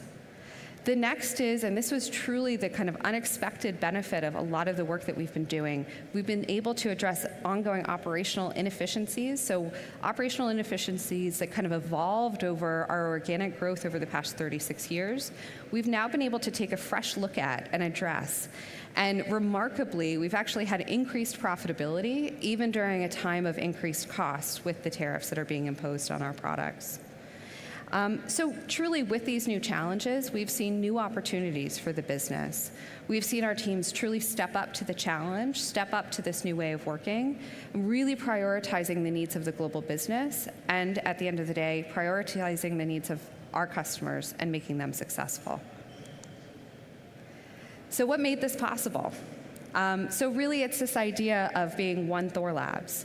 We are a global company, and we never want our teams to think of themselves as a member of Thorlabs China, or a member of Thorlabs Japan, or I'm a member of the optics division in Newton. We want our teams to think about themselves as a part of a global community of photonics researchers, a global community of folks developing photonics technologies, and part of a global Thorlabs. So that goes back to our culture. So I have a few pictures here that share some of the cool stuff that we're doing as part of our culture. So the first shows the photonics education course that we've rolled out internally. So we've been able to engage employees at all levels in a 25-hour course that allows them to get hands-on experiences using photonics tools, our tools, Thorlabs products, and understanding some of the basic technologies and some of the basic concepts that underlie the work that we do and the work that our customers do. The next is our leadership team. So what I've seen is throughout the challenge, our leaders have truly stepped up. And they've stepped up to inspire their teams, to be advocates for change, and to be advocates for this mentality of, hey, we are serving a global company, we are serving global customers. Sometimes there will be business decisions that don't positively impact us directly, but we'll be the beneficiaries of the strength of this global business. So it's been very cool to see that agility and that openness to change modeled in our leaders. So I also want to share a picture of Stefan here, Halwag, our head of sales and marketing in Europe. So in the US, as I shared yesterday, we have our mobile photonics lab. And our team in Europe saw that, and they said, hey, this is really cool. And they came up with this idea of taking that lab, which is kind of dragged around the United States by a giant dually diesel truck, and saying, all right, well, that's probably not going to fly in Europe. We have much more of an emphasis and are much more involved in terms of our sustainability initiatives. So why don't we take it, why don't we benefit from the fact that we have this amazing bike network in Europe and develop a bike version of the mobile photonics lab. So that's what Stefan and his team did. This is him taking it on a pilot run through the English Gardens in Munich. And it's really been well received. And the idea behind it, one, it's very fun for our employees. It's fun for them to drive the bike, ride the bike. It's fun for them to interact directly with their customers. But it's also so meaningful to go to schools, go to universities, and encourage young people to consider a career in photonics and in the sciences more broadly. And then the last thing that made this possible is our teams. Really nothing that we do would ever be possible without the engaged and motivated workforce that we're really privileged to have as part of Thorlabs. So I also wanted to share our team here from China. So they actually recently won an award for one of the projects that they've initiated, which is working with one of the local universities to develop a graduate level photonics course that combines lectures that happen at the university, and then a 4-hour bi-weekly lab at our offices in Shanghai. And this is the piece I find most remarkable. The college students actually travel an hour and a half every other week to spend that 4-hour lab in our offices. So when you think about the amount of dedication and the commitment to advancing their education, I think that's truly remarkable. So I just wanted to share these stories with you because I hope it gives you some sense of what our culture is like at Thor Labs, what our vision for the future looks like, and truly how we're taking the challenges of 2025, turning them into opportunities, and using those opportunities to inspire our team. Thank you. Thank you very much. Thanks. Wonderful presentation. Thank you so much. How can we help you? How can the community in front of you help you be even greater than you already are? It's a great question. So I think some of you are customers. So I think the first is if you are a customer, please keep buying from us. But really, what I would love is feedback from you. So I think that's even more valuable for me is to hear directly from you what's working, more importantly, what's not working. You know, I shared with you some of our commitments to our customers in terms of fast delivery, in terms of partnership. If you come up to me and you say, hey, Jen, I spoke with your team, and they did not approach that conversation as a partnership. It felt like they wanted to get me off the phone as fast as possible. I want to know that, right? Because we want to do better. If you placed an order with us and it took you, weeks to get a shipping confirmation date because it was out of stock, I want to know that. I want to do better. So please feel free to come up to me and share that feedback. We also have vendors in the audience, so that continued partnership, I think, also extends to many of you. And I would also say the video highlighted a little bit of the work that we're doing, and there will be more to come in the next year or so around the custom solutions work that we're embarking on. So I think for many of you, if you are looking for a partner, especially when it comes to the types of components that we manufacture in-house and the higher level kind of integration and assembly work that we can do, we'd be happy to have those conversations as well. David Hagan, Dean of Creole. Hi. Hi, Jennifer. Thank you. My pleasure. Yeah, I'm from Creole, so I'm interested in education, of course. Absolutely. And so it was good to hear the story because I was around in 1989 when that happened, and you said that Alex Cable saw the gap. Probably a lot of us saw the gap, or it was right in front of our faces, but we didn't realize it.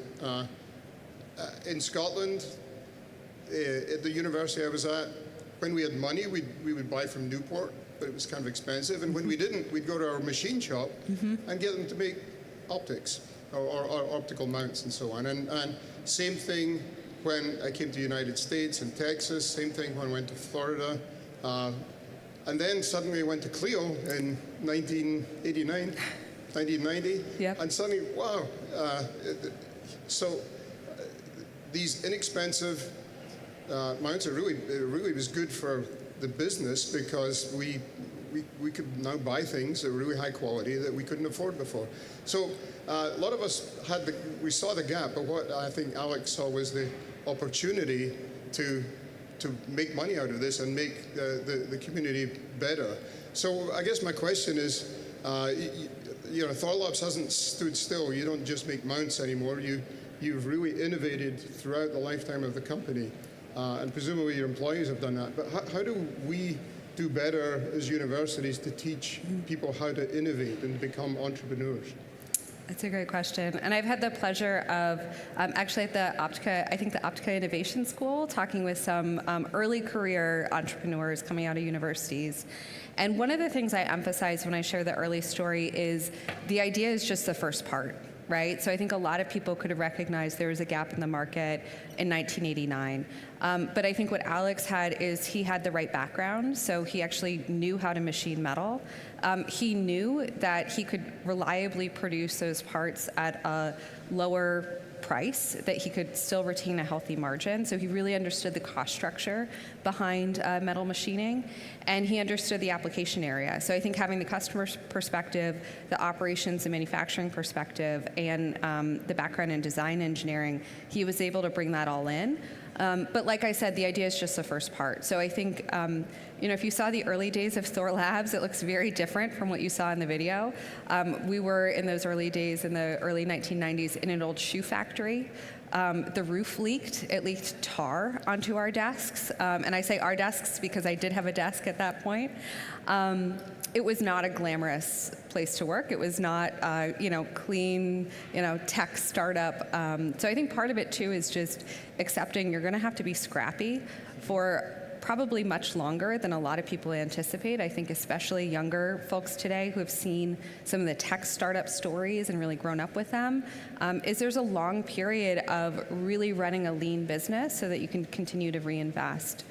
So I do think it's the decisions that were made after that first spark of an idea that helped Thor Labs be successful. And as you pointed out, David, the idea that you can't just end with the first idea. So we kept adding to the catalog, we kept innovating, we kept adding new manufacturing capabilities, and we continue doing that today. Jen, we have 3 quick questions for you. We're going to do a speed round. All right, Please tell us your name and company. So Reinhard, so thanks for coming here. Thanks for the great speech. Pleasure. So I was at university for 10 years, and affordability was always the point. So you had the catalogs and you had to buy lenses. So how do you balance affordability with precision for all the catalog thing if your cost model from manufacturing is running away? So how do you balance the cost model and the need to provide value with the current situation? So, I mean, that's a very long answer, probably. That's really what I think about every day. One thing that we do is we maintain the variety of products in the catalog, from the kind of basic optics that you need all the way up through very high precision, larger format, kind of the more esoteric coatings, et cetera, et cetera. So it's really that variety. And then I would say also putting an emphasis on manufacturing excellence to keep that cost structure low. So limiting customization and focusing on making very good catalog products. Yeah, but I would say we've added to that the capabilities to provide custom optics with our acquisition of JML Optical in Rochester, New York. So we've kind of created a structure for that. Very good. Please remind us your name and company. Yeah, hello. My name is Peter Kramer. I'm with Iberia Instruments in Germany. I used to be CEO of Attecube for the last 8 years and doing catalog business on components as well. I really admire your brave move in multiplying your supply chain and manufacturing outside of your home turf. What is your key learning when you multiply your business model in such a strong way while maintaining the same quality of the same products for all the users that are traveling worldwide and have the same expectations without jeopardizing the brand, but still relying on an always new network of suppliers, manufacturers, production sites, etc.? Yeah, so I think of it in a couple of different ways. So the first is you do need to take your time. So I've shared a little sneak peek of some of the things we've been working on. This is by no means saying that we've taken, the probably hundreds of thousands of square feet in Newton that we have for manufacturing and replicated that in Shanghai and replicated that in Tokyo. We haven't done that. We might look like that in 15 years or 10 years. We might not. But really what we've done is we've selected specific product lines that we know we need to move closer to the customer. So we've been very judicious about that. We've been very judicious about shifting where the final assembly happens and where we're sourcing components, whether internal or external. So we try not to, it's almost like a controlled experiment, right? We only try to introduce one variable at a time to make sure that we're doing it in a very controlled way and that we can maintain that quality. We also have a very active quality team that's really very relentless, and I come back to this idea of being relentless. We're relentless, so if we see that something isn't working, we'll stop. Even if it means incurring higher costs, it's worth it so that there's not a negative impact to the customer. So really it's being very judicious, very measured in these decisions that we're making, being relentless in the quality standards that we set, and then going back to the culture, really being present. So for me, it means traveling and visiting our sites and talking with our teams, having those personal relationships so that anyone at any level of the company can come up to me and feel comfortable saying, hey, this isn't working. or we're having challenges here. So that culture, it's a nice culture to work in. I really believe that. But there's also a strategic purpose, and that purpose is that everyone within the company is motivated to raise their hand and say, hey, Jen, I've got some questions, I've got some concerns. I think you should come and take a look at this. And to close the session, Jenny Roland, University of Rochester. Yeah, hi, Jennifer. I'm Jeannick Roland, University of Rochester. Can you tell us a little bit more if you see gaps in the educational kind of model, and whether you can envision maybe new ways that industry and academia can work together to better train the next generation workforce, all the way from undergraduate to PhD levels. Maybe the needs are different from how these people are going to serve in your company. Yeah. Jennifer, please give her a teaser of the answer and I will the give you whole a discussion over very, coffee very break. fast answer, Janique. So I would say it comes down to one idea, and that idea is taking theory and putting it into practice. And I think that all levels, we can do a better job when it comes to our educational system at training our new graduates to do that. So thank you all. This has been wonderful, and I look forward to continuing the conversation. Thank you, Jose. Thank you for the privilege. Ladies and gentlemen, it's time for a 45-minute coffee break.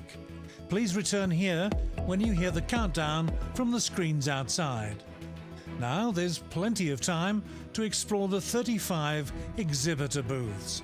With fresh coffee or tea to stimulate meaningful conversations. Here's a reminder of the organizations supporting this year's Global Photonics Economic Forum. See you back here soon.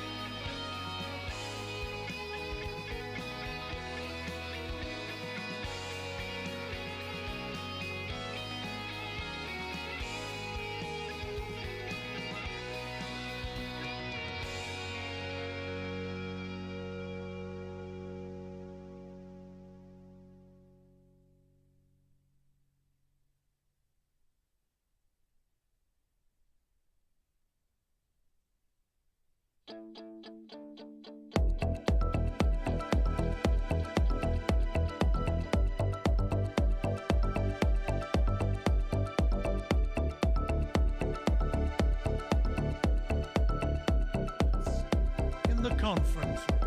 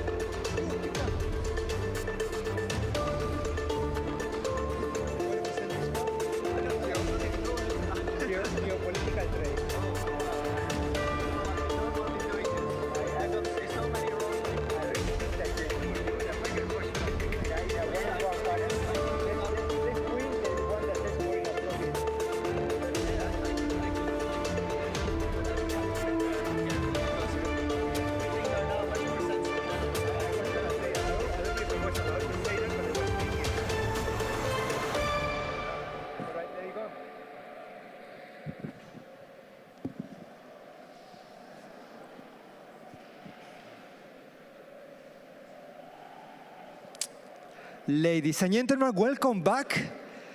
This is 2 very intense days, 2 fantastic days. I'm having the time of my life. And I think many, many of you as well. The next session is, in my opinion, the most important session of this conference. We are going to talk about geopolitical trade. And for that, we have a panel discussion with some of the best panelists that we could find with the authorized voice to discuss this very important topic. But in a discussion with one of the members of the Board of Trustees, with Chuck Matera, Chuck said to the rest of the team that there has to be an introduction to set up the scene. It took us a long time to find the person that had an authorized voice and no fear of telling the truth. We went to McKinsey and we got the expert on supply chain resilience and geopolitical trade from McKinsey. And we are happy to say that we brought him here all the way from New York for telling us his vision, his hope, his idea, and his knowledge on the current geopolitical trade. Abhijit, thank you very much for coming to Malaga. The floor and the attention of everyone is yours.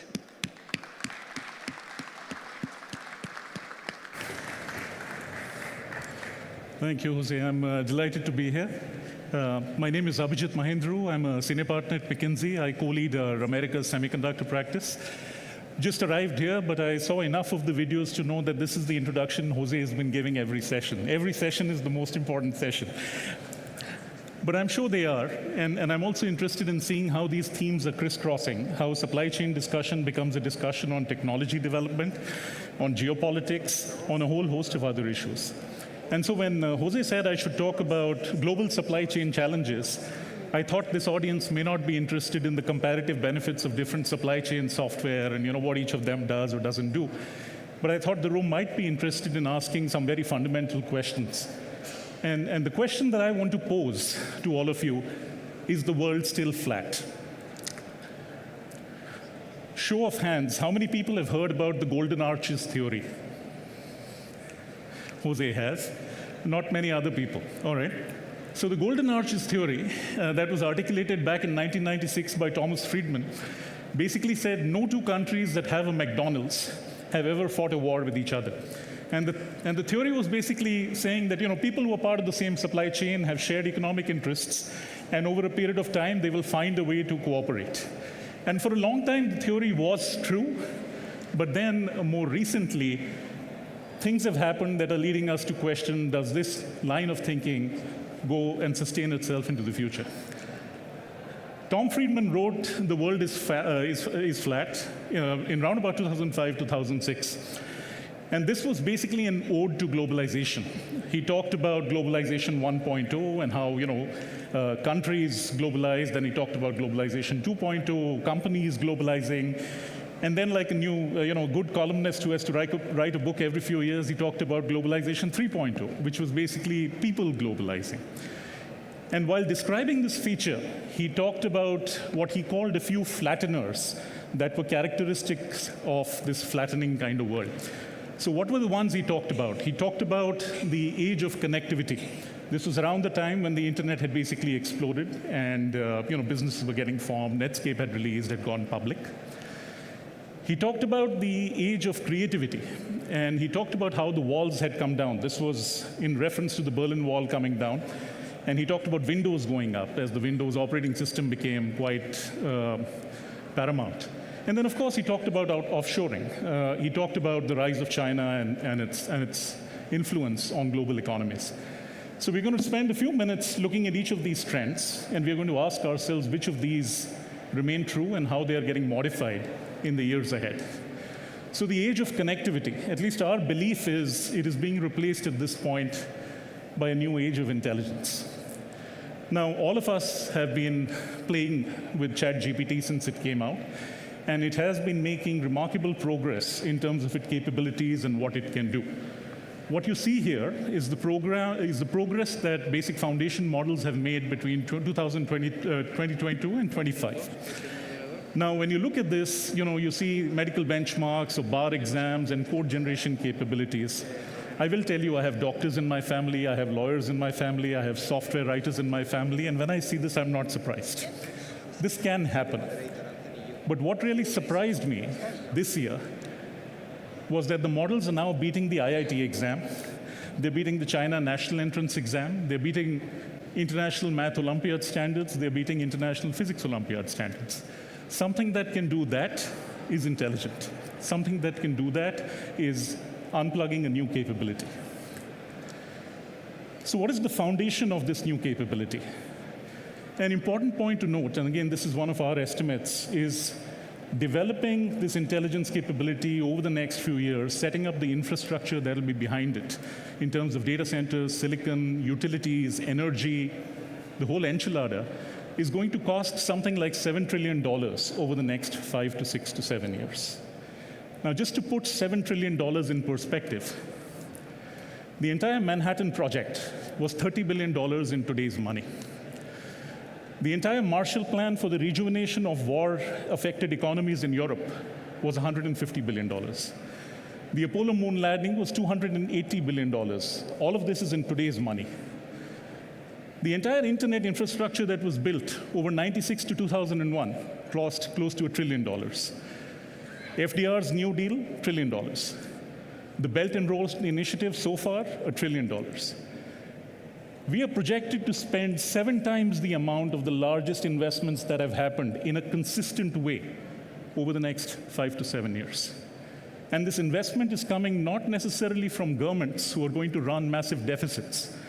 These investments are coming from companies that are amongst the most profitable in the world today, have balance sheets and P&Ls that can sustain this level of investment as long as their revenues continue to grow.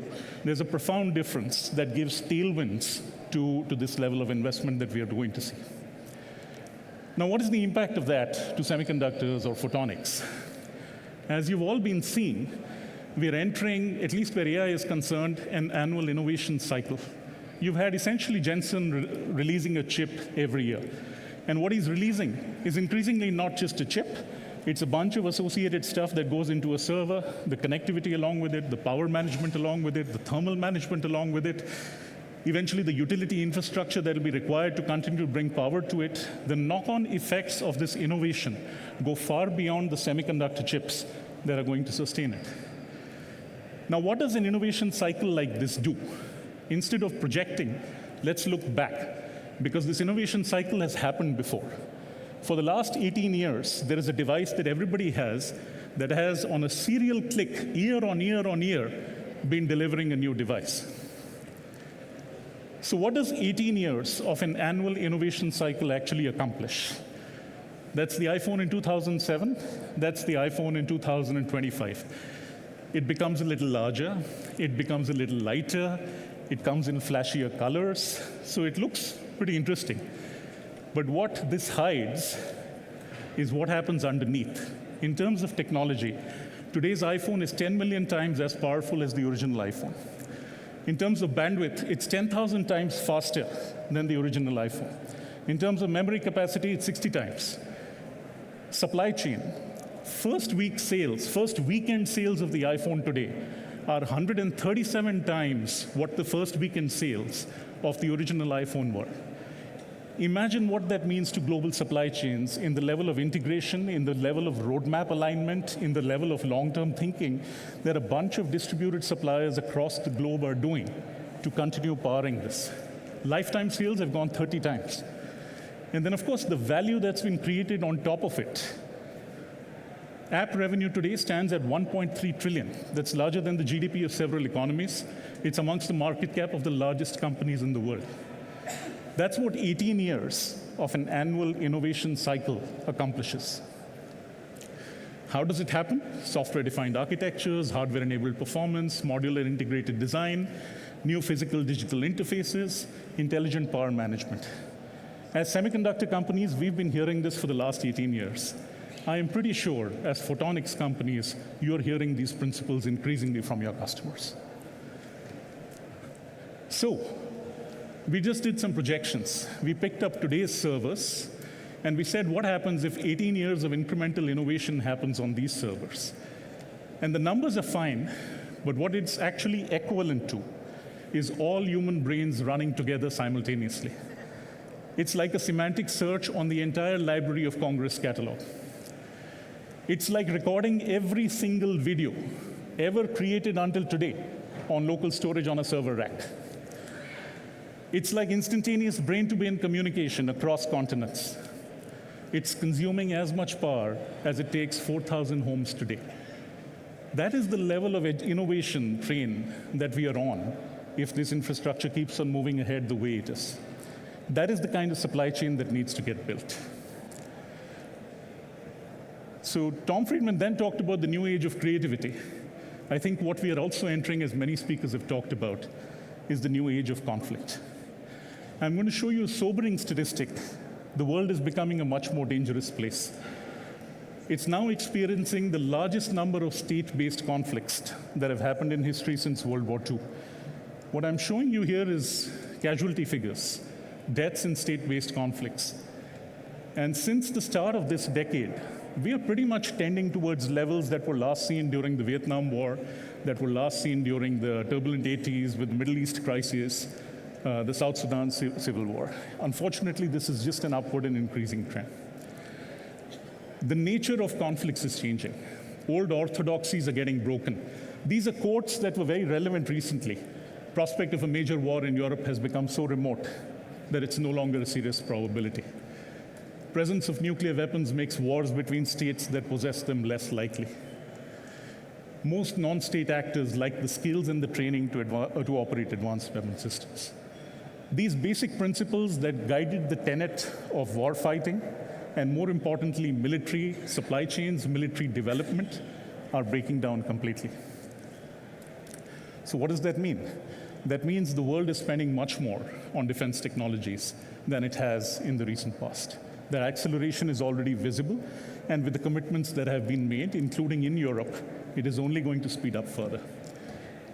What is interesting, though, is increasing amounts of that money are going towards platforms and technologies that are very different from what they have been in the past.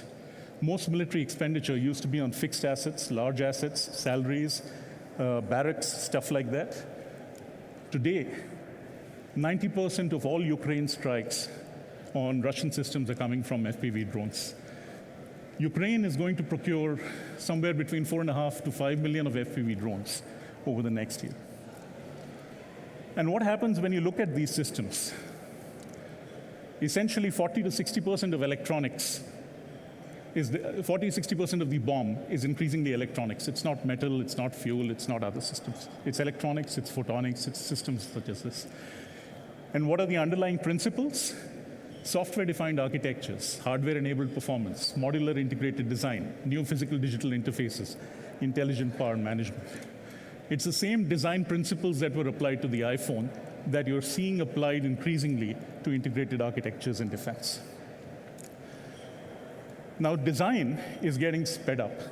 The question that we should ask is what happens to scale up and what happens to manufacturing? I don't know if you folks have heard of Charlie Sorensen or if you've heard of Willow Run. When the US entered the Second World War in 1941, it was not a war economy. It was barely producing war material. But in the next 4 years, they ramped up to such an extent that during the period of the Second World War, 1/3 of all aircraft that were produced globally were produced in the US. One of the people who did this was Charles Sorensen.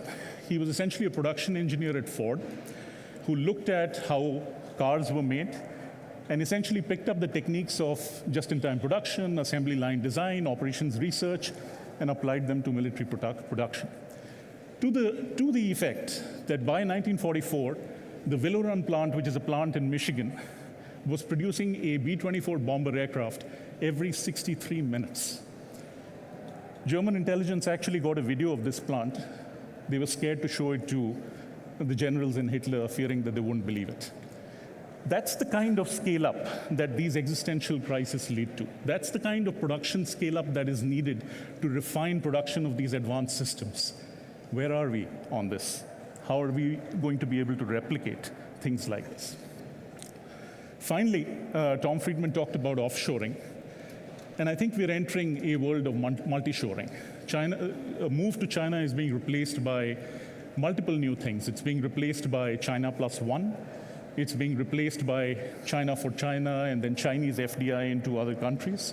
And of course, it's being replaced by reshoring, where a good deal of investment is flowing back into advanced economies. And the numbers are bearing this out. The policies are bearing this out. CHIPS Act, other investments are encouraging things like that to happen. But two questions that we should keep in mind. One, you see the rise of Chinese systems, not just Chinese components. And I think electric vehicles, particularly here in Europe, you get a frontline view of this. To give you a sense of the numbers, electric vehicles have expanded from 500,000 10 years back to around 20 million cars being produced annually. 60% of that are made by Chinese OEMs, either in China or globally. The level of automation and efficiency that they've brought into their production manufacturing systems candidly reminds me of Willow Run. If you look at the BYD factory, this produces every 60 seconds a BYD line rolling off the assembly line. How does that happen? Just an amazing degree of vertical integration. And this is just physical components. We're talking batteries and the chassis and stuff around. This actually goes down increasingly into semiconductors, into photonics, into other aspects. If we believe that that will not happen, I think we are just deluding ourselves. At the same time, there is a question around reshoring back to Western economies. And if you at least believe the announcements that have been made by several companies around leading-edge manufacturing, in around 10 years' time, the US would have shifted back close to around half of share of the world's leading-edge production on advanced semiconductor technologies. The challenge is that even in the best estimate, even if you were matching the yields that you're producing in Taiwan, the cost of manufacture is going to be 20 to 30% higher than what you are able to do in Asian economies. And so replicating the way things are done is not the answer. Building this infrastructure in new ways, with changes to the supply chain, with changes in level of automation, with application of AI towards product development and deployment, has to be the answer. As we build these capabilities, they have to be built differently, and they have to be built with future-looking products and architectures in mind. It may be time for another Willow Run moment. And so as we move to the next panel, I encourage us to think about, is the world still flat? The age of connectivity has been replaced by the age of intelligence. The walls that went down, well, new walls are coming up in different parts of the world. And the move to China has been replaced by a whole host of multi-shoring initiatives that are going to affect all of us in this room. That sets the stage for the next session.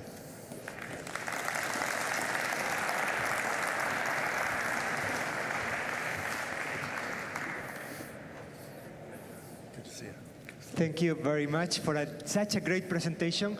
Many of you have been texting me during the presentation saying, wow, can I get the slides? Can I get the slides? You're going to get the slides. And also, I would like to remind everyone that this meeting is live streamed in YouTube, which means it's also on demand in YouTube. So you can watch, rewatch, and forward that presentation to all your colleagues. What a big present, eh? Right now, we have a very important part. I know I say this a lot. We have now a very important part of this event. We're going to talk about geopolitical trade. And to moderate this panel, the team of trustees could not find a better person than Anthony Yu, former Vice President of Global Foundries. Anthony, this is your panel and your stage. The floor is yours. Can you hear me? So good morning, and thank you for being here. First, a couple of program notes. Cameron Carr from Flextronics unfortunately won't be able to join our panel today. He had a family matter. He represents Flextronics in a very significant EMS presence. We will still continue the panel without him, but we wish Cameron well. Second program note is, while it states that I'm Global Foundries, I should remind you that I retired from Global Foundries about a year ago, and I'm spending my time partially retired. When I'm not traveling or spending time with my family, I'm a part-time consultant. I'm on a couple of boards, and I advise companies on how to bring products to market, particularly in the photonics industry. Those discussions as a consultant and advisor have been centered around the current environment of tariffs, H-1B visa restrictions, and of course, geopolitics as defined by our fine speakers yesterday, and Michael Hochberg's model in particular. But those problems, while they are frustrating and often emotional and very, very hard to predict, are business problems for our leaders to solve. And as we've seen over the last day and a half, CEOs and business leaders are stepping up and finding ways around that. So I'm really pleased to have you introduce yourselves to our panel, have them tell themselves to you today. Each one of these panelists represents a different value point on the chain of bringing a product to market. You've got a variety of perspectives. Each one of them is unique, and they tell a good story. So with that, I'd like to have the panel come up. Guys.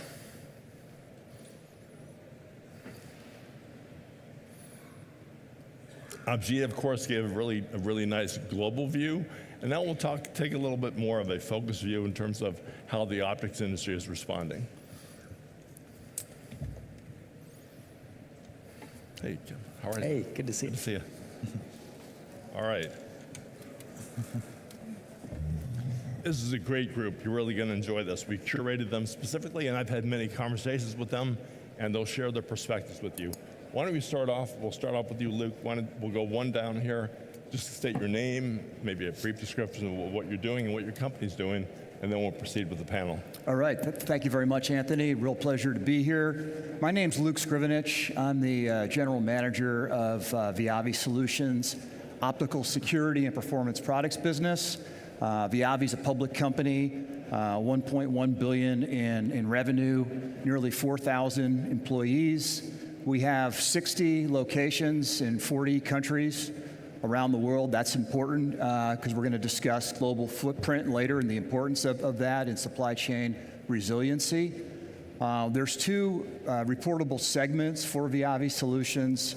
We have a network and service enablement business that makes test and measurement equipment and quality assurance solutions for telecom, datacom, and avionics.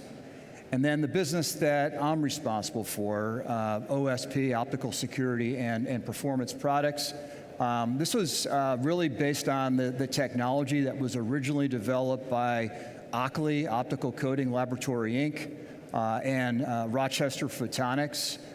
We make passive optical components that are used in applications like optical interference filters, engineered materials, light shaping optics, various end applications in currency security, consumer electronics, automotive sensing, defense, aerospace, and spectroscopy. And just one final note, real excited to be here at this conference. I didn't attend last year's conference. I see this industry, photonics, as being at a critical inflection point. In fact, I'd assert even past the inflection point, with photonics being a key enabling technology, foundational technology for a number of these trends that we see in the market, from datacom to free space optical communication to quantum communications onto laser inertial fusion, which hopefully can solve some real problems the industry has in scaling some of those technologies. And so I really saw the 20th century as being the age of electronics, the 21st century, the age of photonics. So real pleasure to be here. Hello, everyone. My name is Kevin Luke. I'm a co-founder and head of custom development at Hyperlight. So Hyperlight is an earlier stage company. We focus on thin film lithium niobate, which is an emerging photonics platform. The advantage of this platform over traditional silicon photonics is that we can achieve much lower power and higher speeds. So for this new inflection point that Luke mentioned, where we need higher networking bandwidth and higher scaling, our platform has major advantages there. And to do so, we also have to integrate with new supply chain partners, and so that's where we're here to provide our perspective. We currently serve a variety of markets. So earlier entry is into telecom, and then now looking at datacom. We also have applications in a variety of markets, such as quantum computing, where they have requirements for very low loss and very high speed. And so really, there's a variety of applications that are emerging that we believe we can service. Christoph. Hello, everyone. My name is Chris Fissner. I run sales and marketing for Avicenna. We are the pioneer of micro-LED interconnects. That is a new type of interconnect, ultra-low power, compared to the traditional laser-based interconnects. It's ideally suited for chip-to-chip and chip-to-memory connections because of its low power and its footprint. Basically, the way it works, we take an array of LEDs. It's transferred onto a CMOS chip that has all the driver functions, goes through a fiber bundle, connects to another CMOS chip where we have the receiver with the PDs, and then you can use any electrical interface that is needed to connect to your host. We're also at the earlier stage. We're at prototype stage currently. We are located in Silicon Valley, but we also have a subsidiary in Europe, so we're already looking at the global footprint here. I'm looking forward to the discussion. Okay, my name is Lutz Aschke. I'm representing Photonics 21 and myself. So Photonics 21 is a public-private partnership which is the connection between the photonics community in Europe to the European Commission. So membership is free. It's an association because the European Commission funds us, and we collect on democratic principles the priorities of the photonics community in Europe, which is industry and also academia. We do the, let's say, strategic research agendas for the next couple of years, and the European Commission consumes that and makes the funding calls for the next few years out of that. So since that is an honorary position, I held for the last 25 years different C-level positions in the photonics industry, lithography, high-power lasers, these kind of things. I'm doing consulting in M&A cases for strategic and private equity investors, and also on an interimistic basis support companies in special situations like turnarounds, but also strong scale-up situations, which keeps us busy because sometimes these things happen at the same time. Yes. Abhijit, you want to briefly, you had a 15-minute introduction, but you can say a couple words about yourself. Abhijit Mayandru with McKinsey & Company. We're a global management consulting firm. We'll be celebrating our 100th anniversary next year. What do we make? My grandmother asked me that question when I joined consulting. I still haven't been able to answer. I think we make two things. We make ideas and we help companies drive change. And in times like this, when change is hitting us from all sides, I think the work takes on special relevance. Okay, so the times like this, I can't think of a better way to describe a very unique, dynamic, and challenging time. We could spend an hour on every one of these topics, but let me ask you, Luke, to be brief but impactful. What do you tell your customers in this environment where literally, when you turn on CNN, the business environment could change overnight? How do you manage expectations with your customer? That's a great question, Anthony. I think Jen Cable said it great. You don't want to be reactive. You want to be thoughtful and then respond. So that's the first thing. Let's not overreact to the challenge. And clearly, you know, we want to balance our desire to delight our customers with the need to navigate a very challenging global trade environment. And so the importance of the investments that Viavi's made, hundreds of millions of dollars of investments in bringing up manufacturing capability and the associated supply chains that are distributed around the world so that we can serve our customers in their local ecosystems. That's been very important, and it's really allowed us to significantly mitigate the impact of the tariffs. Another key aspect, so you really have to think strategically, but you have to behave locally with your customers. So that's another big aspect.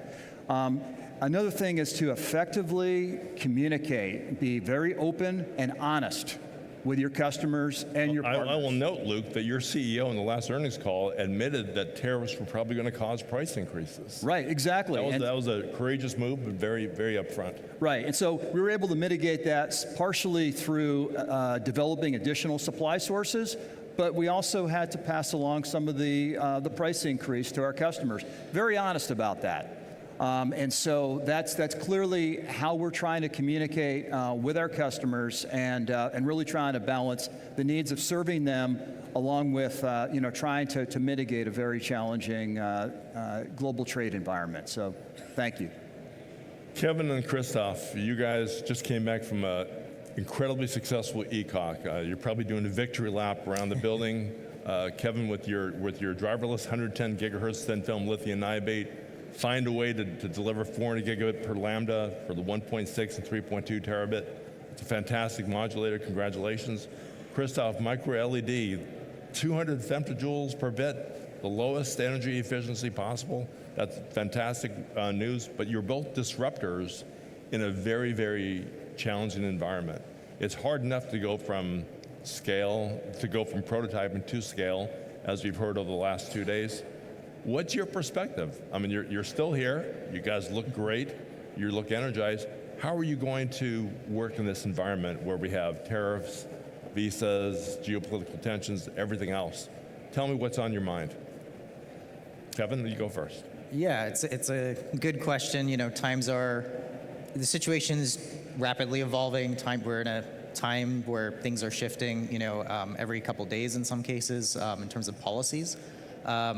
I think from our side, we're very focused on delivering value to customers, and how to do that in this changing environment, it really depends. When we talk about shifting geographies, for example, within the supply chain, it's never just about the geography. It's really thinking about a long-term optimization of cost, speed, and quality, right? And so in some cases, that makes sense, but a lot of this is industry specific. So for the photonics industry, actually, it's quite different from electronics industry, where there's a lot of mature infrastructure, mature processes, supply chain is already quite robust. It's a lot easier in some ways to replicate and diversify that supply chain. Whereas photonics, we're still in this stage where you almost, in some cases, need to know the fundamental physics to really drive value with the suppliers. And so in that kind of environment, we need really strong partnerships with our suppliers, because we really need to almost co-develop in some cases the value for the customers. So with that said, to do that, we are really focused on creating really strong relationships with our suppliers and also our customers. And in some cases, changing geography may not be the optimization, at least at this stage. Sometimes working with a single supplier and really generating a lot of value with them, that also then shifts the benchmark for when we need to go to a second supplier, because we have the depth of understanding to evaluate other suppliers. So I think that's kind of how we think about these problems, but it really comes down to understanding your suppliers, building those relationships, understanding what your customers, care about, and also working with them to solve really their underlying problem and deliver value to them. Thank you. Chris. Yeah, so similar situation for us. We have advantages that we are mostly outsourced. So again, we work a lot with our partners. Our partners have global footprint, so that can help with mitigating some of the shifts in the supply environment. We're working very closely with our customers, delivering to what they need. Again, this low power, that's what we showcased last week. This low power approach there's a huge demand on that. As we all know, AI is driving the power consumption in data centers globally to unsustainable levels. Another big advantage we have is the bandwidth density that people are looking for when they're networking their chips, future AI clusters in general, and their applications beyond that. We also have the advantage that, for instance, for our light source, we have an internal supply capability in addition to our global partner for the volume scaling, so that helps us as well. So with all this, we're working through the challenges and just make sure that we deliver what customers are ultimately looking for. I see. Now let's go one level lower now, because you can't build products without materials. You can't build and the unique materials in photonics make it, again, a particularly challenging thing. Abhijit, from a macro level, what materials do you see as you talk about your concentrations? What do you see as being particularly subject to constrainment in photonics? I think specific to photonics, what worries me most are gallium, indium. I mean, if you look at these raw materials and you see how much of the supply is concentrated in certain regions, how much of the processing capacity is concentrated in certain regions, and how significant they are to many of the applications that we're talking about, these will be challenging. Alternative supplies need to be developed. I think the other piece that we've learned, particularly in the semiconductor supply chain also, that is very tough to replicate is equipment and specific processing capabilities, different kinds of advanced manufacturing capabilities. And that presents a different kinds of concentration. But the risks, particularly in an environment where trade flows are subject to new rules, new tariffs, become very pronounced. Yeah, very good. So you answer the phone every day. How do you manage these types of shortages or potential shortages or exposures, Luke? Yeah, so first of all, in terms of substrate, for us, it's always good to develop multiple sources. I mean, that's the ideal situation where we have multiple sources and we have some redundancy in our supply chain. And so that's the first course of action. But there's some cases where there is no second source. And so we have to work collaboratively with our customers and really try to stand up. Does that mean stockpiling? There's no second source? No, what does collaboration mean? Well, collaboration means trying to qualify a second source, not stockpiling. We'd like to try to avoid the stockpiling, to try to qualify a second source or to do a redesign. And that's, I think, one of the real things that, tools that we have as an industry is you have to innovate to really look at opportunities to do a redesign and some substitution of a rare earth material, for example, that you can't source, and to try to find an alternative for that. You have to work collaboratively, with the customers in order to make that transition to the alternative solution. Abhijit, there you go. We're innovating to try to find a way around the material shortages. All right, so we use the word global a lot, but we're here in beautiful Spain. We're here in Europe. Lutz, I'm so glad you're on this panel here. You listen to all this stuff happening here. I saw a paper that I think you wrote, or somebody in your organization wrote, was called Invest in Light or Live in the Dark. All right, that's a great, great opening. So Lutz, tell us about Photon 21. You hear the landscape here of these young disruptors as well as the established people. How does Europe figure into all of this? And tell us a bit about your activities. So basically, photonics is an SME-dominated community, except for some of the semiconductor topics where you have the big players. It's SME-dominated. So the ecosystem has some other rules. And what we see is, of course, we see things like the CHIPS Joint Undertaking, the European CHIPS Act, and it puts a lot of money into reestablishing something that we lost decades ago. And we have a different and much better situation in photonics because Europe is still among the leaders in many photonics topics. Could you clarify something for me from an earlier panel? Are photonics considered part of semiconductors, or is there an implication of a separate category in your perspective? Well, the semiconductor part is part of the photonics thing. I mean, it's a new thing because the CHIPS Act takes special care of integrated photonics. But that's good that the European Commission acknowledges that photonics is relevant in the next generation semiconductor ecosystem. And the Next Generation CHIPS Act will have a stronger emphasis even on that. But we have a functioning, vital, and industry-leading ecosystem in photonics, and it's much easier to maintain that than throwing billions on something that we lost a decade ago, right?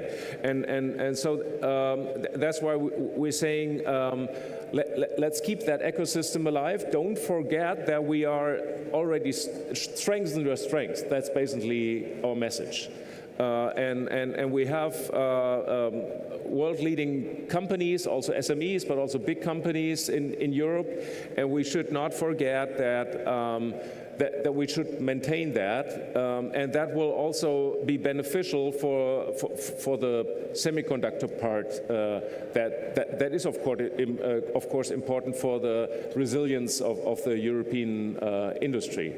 So that's why we think. Key enabling technologies always have an issue with being digestible for politicians. And so it needs a lot of communication, and that's why we send these strong messages, and we feel we've been heard, but that's also something I like to have your support, because talk to your member states. If you're based in a European country, talk to your politicians and make sure that they convey the message via their politicians in the European Parliament to the Commission. Because, you know, in Europe we have the thing that there is a European Parliament and we have the Commission, and they are kind of disconnected sometimes, and having that influence from that side would be very helpful. I heard some frustration at an earlier panel when one of the gentlemen said that there was no packaging in Europe.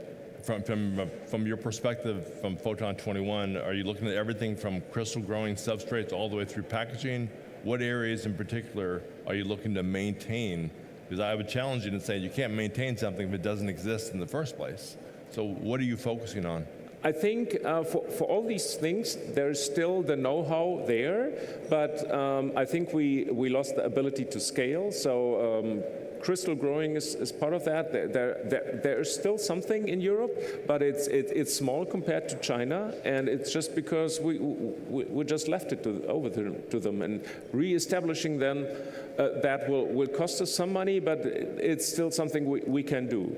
And I think on the machine part, we have a good tradition in Europe, being leading in that part, so that's good. Sure. And all the other things, we have an excellent university ecosystem, all the institutes we have in Europe. So everything is there, but we need to reestablish a more aggressive way to be able to scale. And I like that thing that we heard yesterday, that is, if you're not able to scale, the next thing you're going to lose is innovation. And I think now we need to act.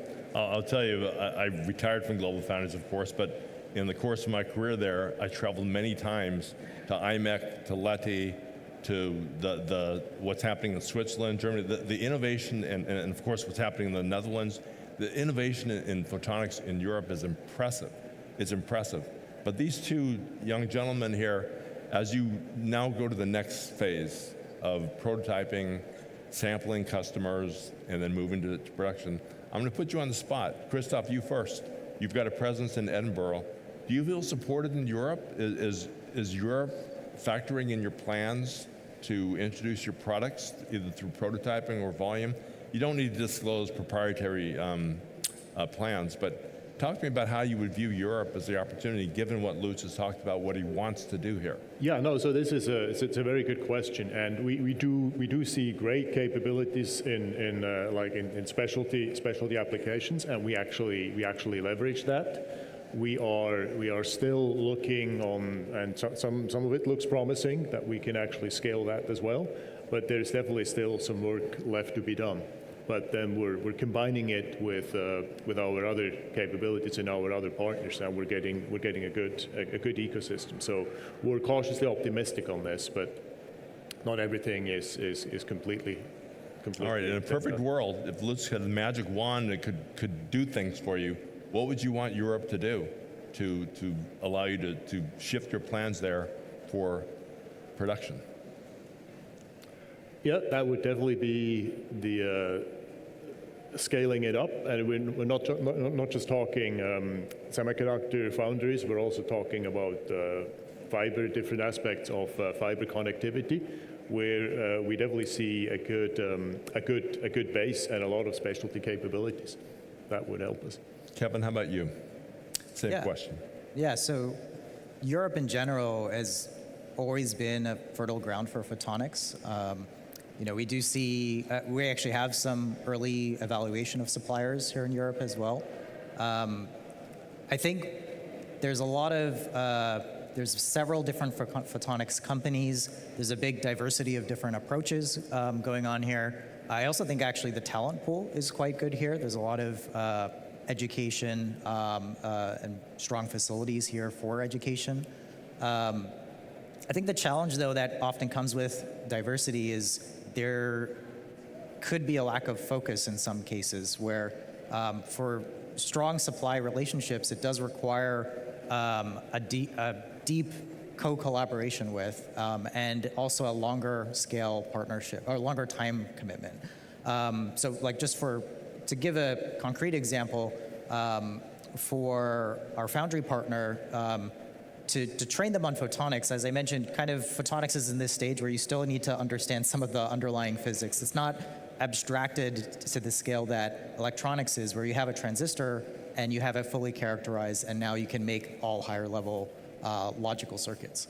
So with photonics, when we're just talking for manufacturing and producing high quality devices, you tell them about, you can lay out all the specs, critical dimension, et cetera, but when you tell them this and then you tell them I want this large feature but I need very low line edge roughness, right? That doesn't make sense in traditional electronics, right? But it is something for people trained in photonics that's a very fundamental to how the device operates. So I think this kind of intuition, us learning how the manufacturing side works, how they think, them understanding how the photonics thinks, that depth of collaboration and also the time scale for that commitment is what's necessary to really drive value. And especially as we have these new emerging opportunities, AI is really, kind of revitalizing the photonics industry to really capture these industries and opportunities in the time scale needed. I think Abhijit showed it's now an annual release of the new NVIDIA architectures. To really do that, we need a long-term commitment and a really co-development. And I think that's Europe is a fertile ground for that, especially considering all these geopolitical tensions between US and China. Europe is a very, a ripe opportunity to kind of leverage that. So I think there's definitely opportunity, but I think it would help to accelerate the timescales and also the depth of the commitment and collaboration. Maybe I can add something, because I think the strength of Europe is that we have a very diverse landscape of different economic systems here. So being fast, I think Malaga is a good example for, we have a lot of regulations in Europe, too many. And I think it's best practice here in the area of Malaga that the local government really helps the companies and new ventures to get around it or to find a solution, really a solution-oriented support from the political landscape. Another example is that I would put a bet that building a laser in Lithuania is not more expensive than building the laser in China. There's a great talent pool. It's still affordable to hire those talents. And we have all that landscape here with very different countries, but under, let's say, some guidance of the European Commission, and that's a strength. Abhijit, you see the landscape here. Policies are still forming, regulations are still being contemplated. We've got disruptive technologies poised for introduction. What advice would you give? I'm getting free McKinsey advice here. This is terrific. What advice would you give this panel in terms of how to operate in this environment, given history? Look, I think Lutz talked a lot about the government side of things, and folks talked about local aspects. The 2 or 3 things I would add. One, I think the power of alignment to where the puck is going or where the mega trends are right now. You talked about how AI is being totally disruptive in creating a need today and in really rapidly accelerating product innovation cycles. We talked about how defense is perhaps one end market that wasn't as prominent in the past, but has an insatiable hunger today for new technologies to not just get integrated, but actually deployed in the field with real-time feedback on how things are doing. The power of aligning to pressing needs and then driving rapid innovation on accelerated timelines is tremendous. And if you have technologies that enter or can be relevant to those value chains, you shouldn't be sitting on the sidelines. I think the second aspect that I would add in addition to this is in times of turbulence like this, established supply chains, established value chains see a lot of ferment.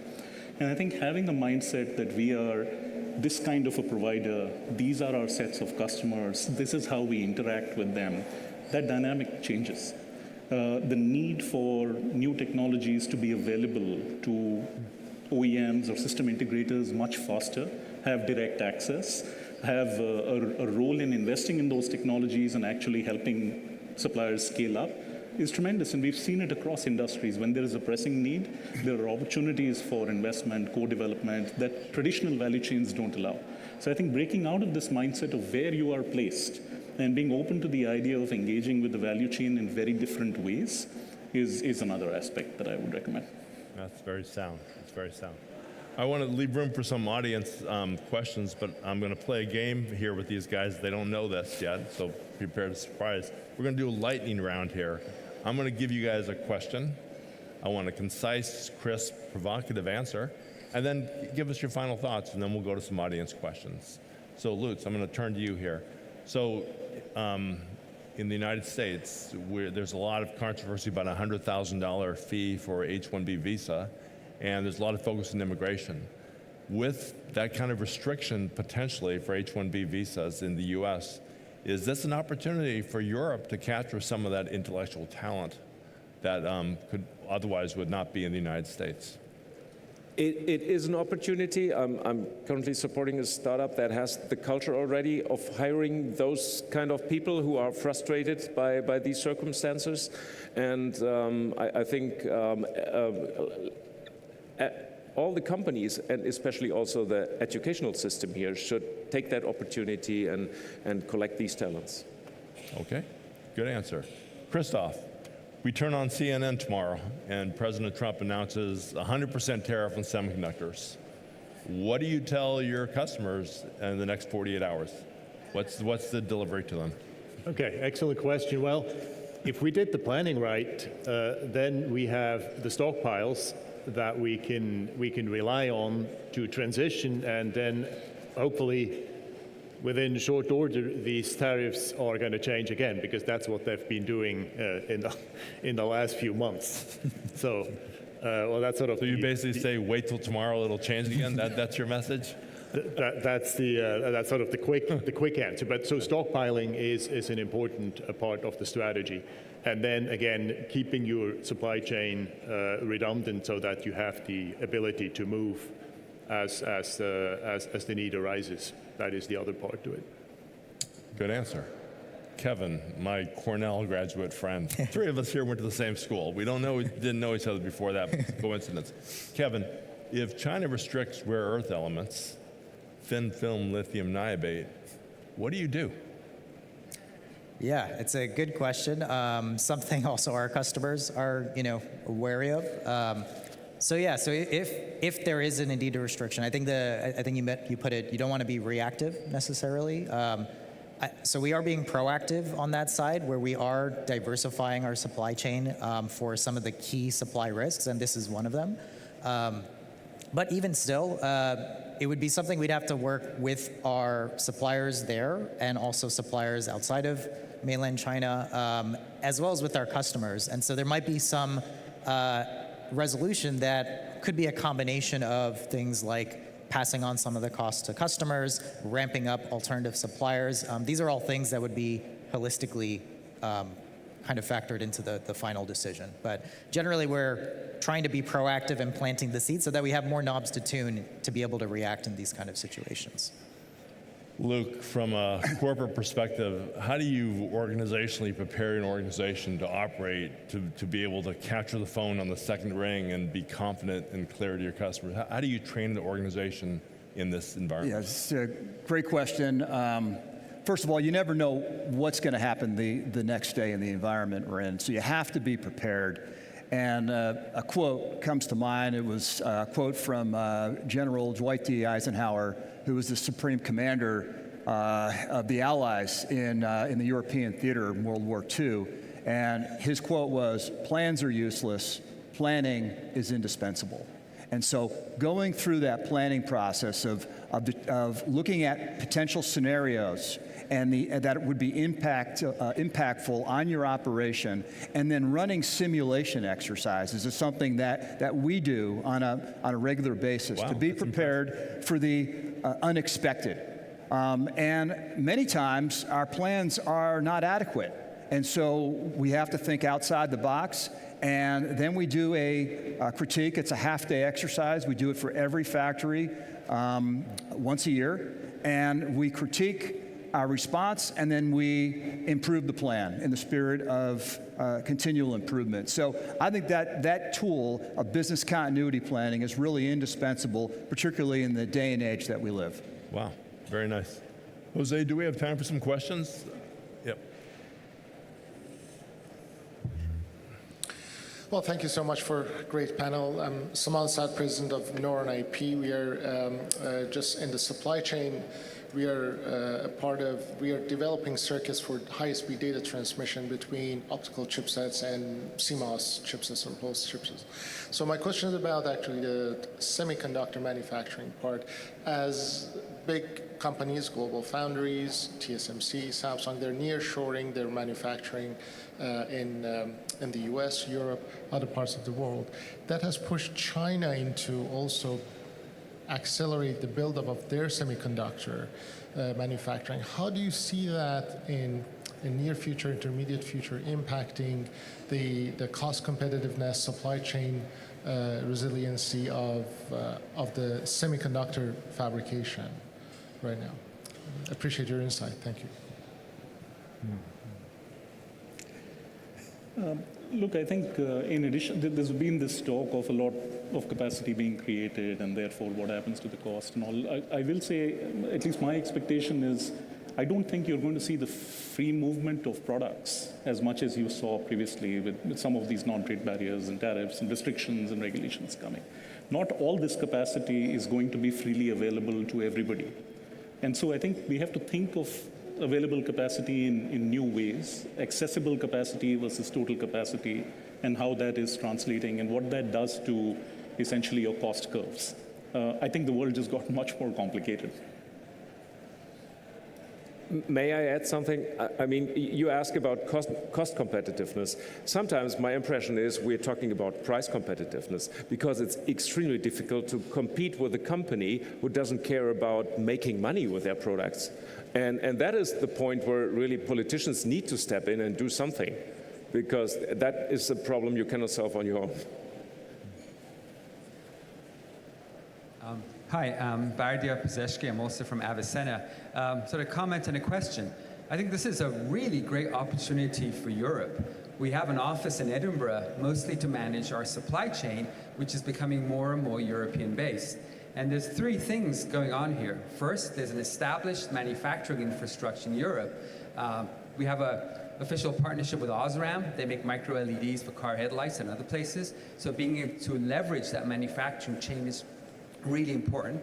Second, you have incredibly bright PhDs in Europe that can innovate as good as the Silicon Valley folks, I think. And the third one is a relatively low cost of labor.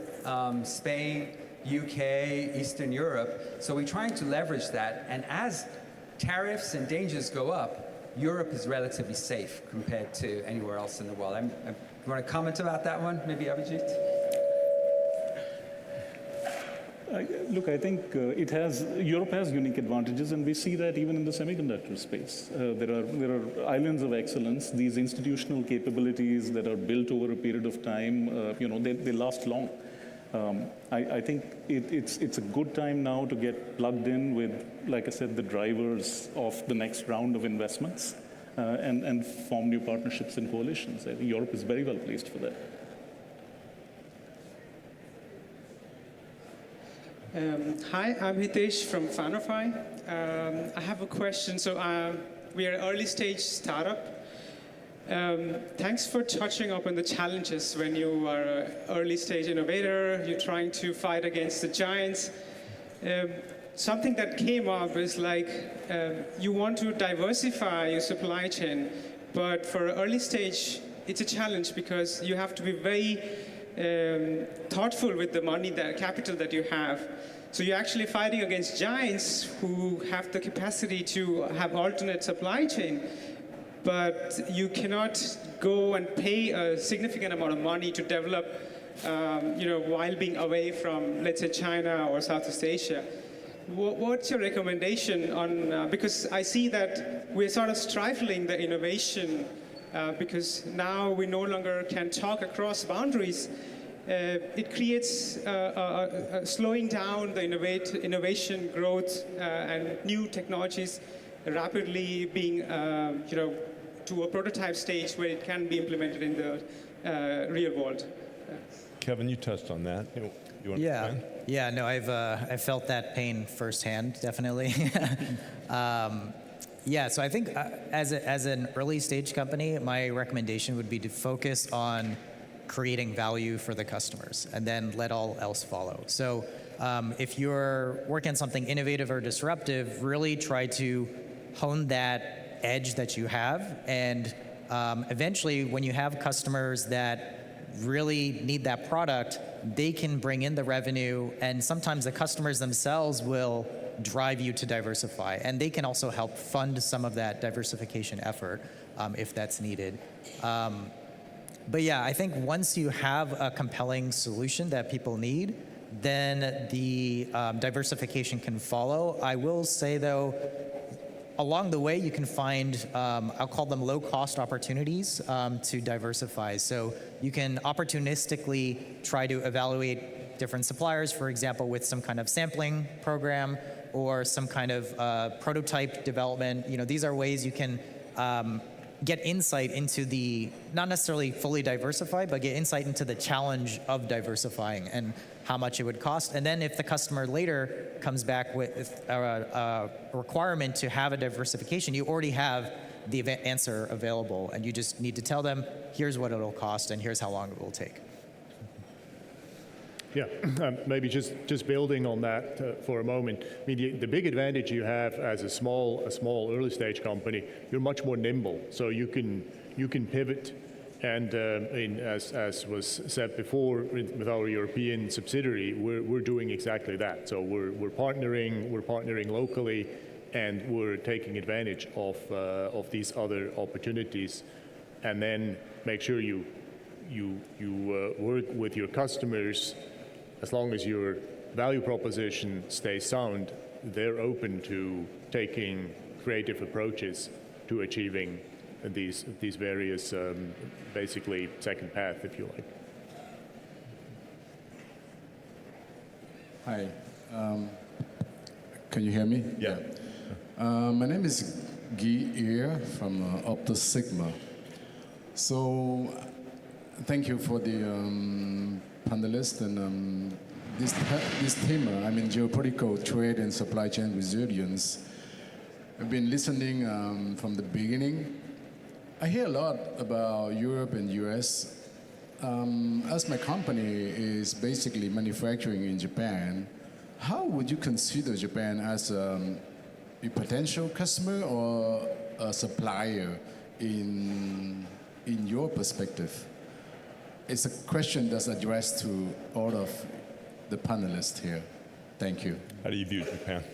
Yeah, so actually, I'll take that. We have a number of partners, customers in Japan that we do business with today. Also, one of our key equipment vendors is based in Japan. And so we do a lot of business in the country and want to see if we can grow that business as we advance some of our new business development efforts. I think when you asked, what are the choke points with respect to supply chain, we talked about materials, we talked about equipment. Both of them, I think Japan is critical for. And so when it comes to developing solutions and alternatives, I think partnerships, Japan has to be an essential part of the solution. Right. I will say, Guy, that when we started off in photonics at Global Foundries back in 2017, 2018, the telecom market in Japan, NTT and people like that, they drove the early products coming out of Global Foundries. So I think photonics in Japan is the underpinning of the whole industry. Very strong. A lot of questions there. Everybody, my name is Luis Rafael. I'm the CEO and co-founder of Femtom. I see Canada, so you can imagine I'm from Canada. Actually, Canada in advanced packaging of silicon photonics is very strong. So JBL is now in Ottawa. You have also Sanmina in Ottawa. You have also IBM Bromont. All the argument I hear about Europe is the same about Canada. I mean, the cost of the people are cheaper, high quality of people. So what do you think first of Canada? And second question is, what I don't see here, and I think it's the biggest guy in the block, is Taiwan.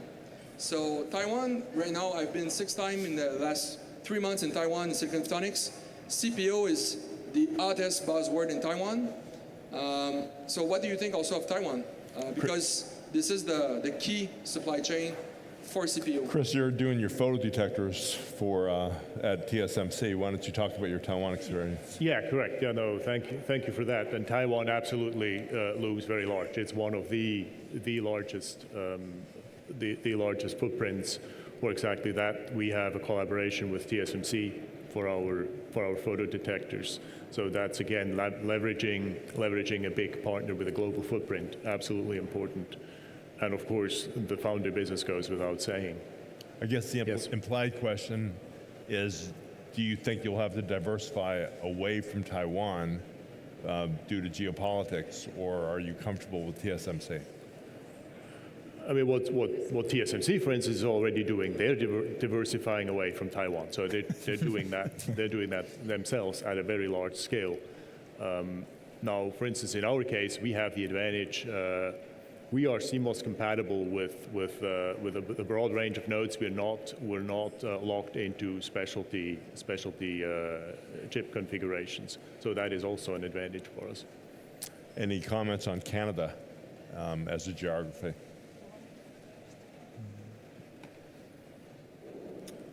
Well, I think the politicians, they have a word that it's called the like-minded countries.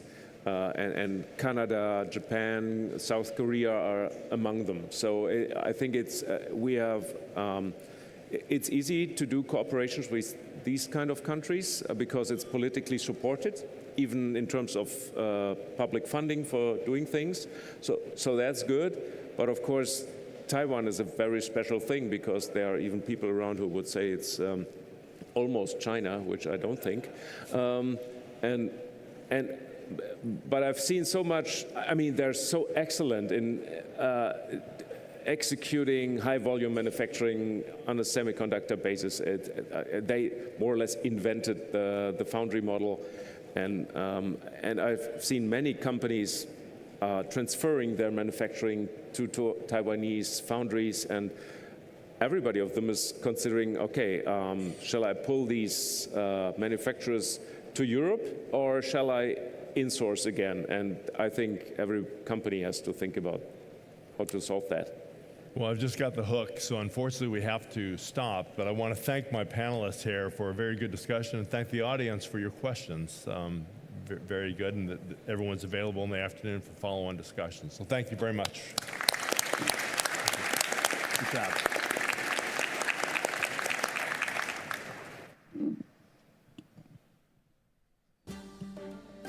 Ladies and gentlemen, today's lunch break will be 75 minutes. Plenty of time for food and more meaningful conversations. Please return here when you hear the countdown from the screens outside. You're invited to visit the 35 exhibitor booths representing leaders in photonics. Here's a reminder of the organizations supporting this year's Global Photonics Economic Forum. See you back soon.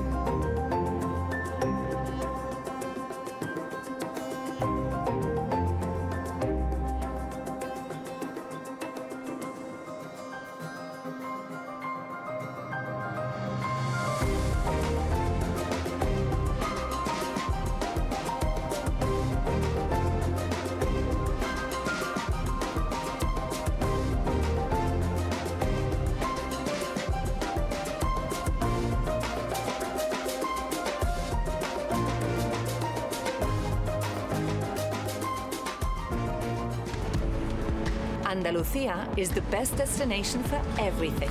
Everything, everything. And above all, Andalusia is the best destination for investment.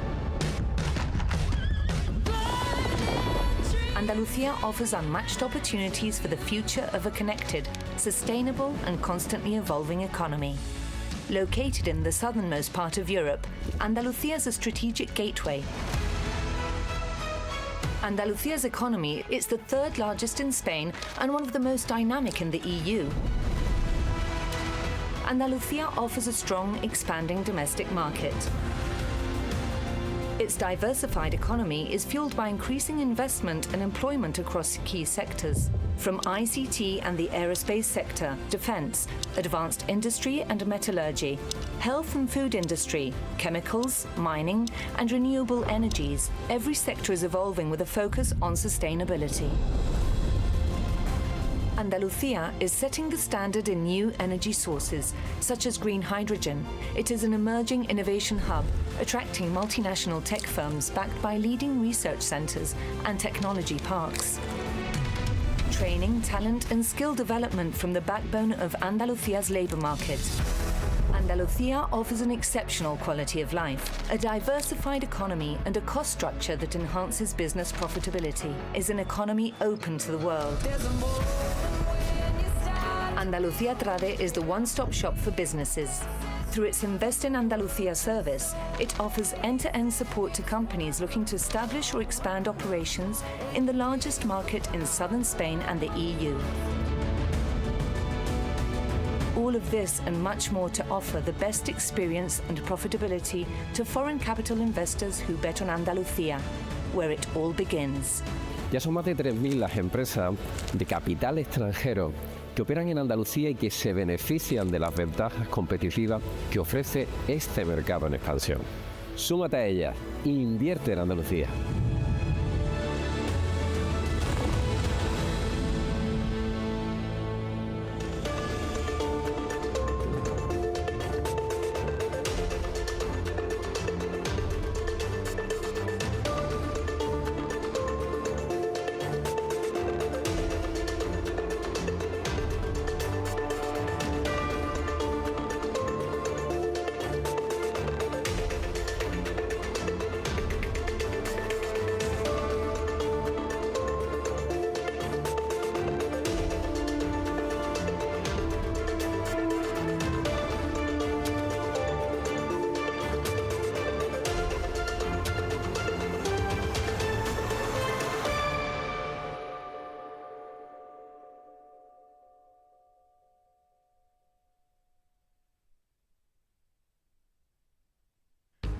Time now for a keynote from Dr. Stefan Traeger, Chairman of the Executive Board and CEO of Jenoptik, a global leader in optics and photonics with headquarters in Jena, Germany.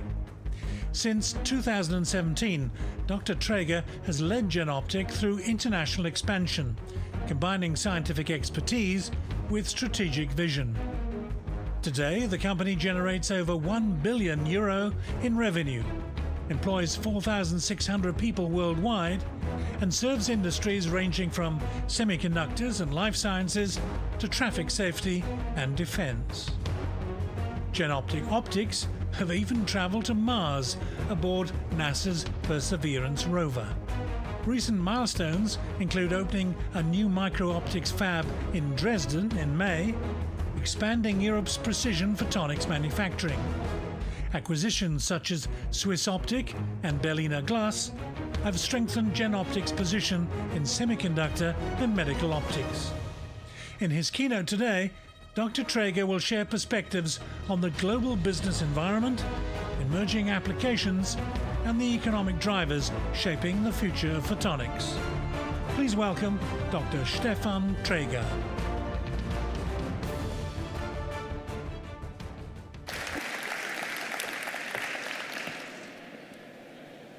Wow, what an introduction, huh? No pressure.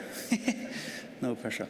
Hey, thanks for being here today. Thanks for allowing me to share some thoughts with you here in lovely Andalusia.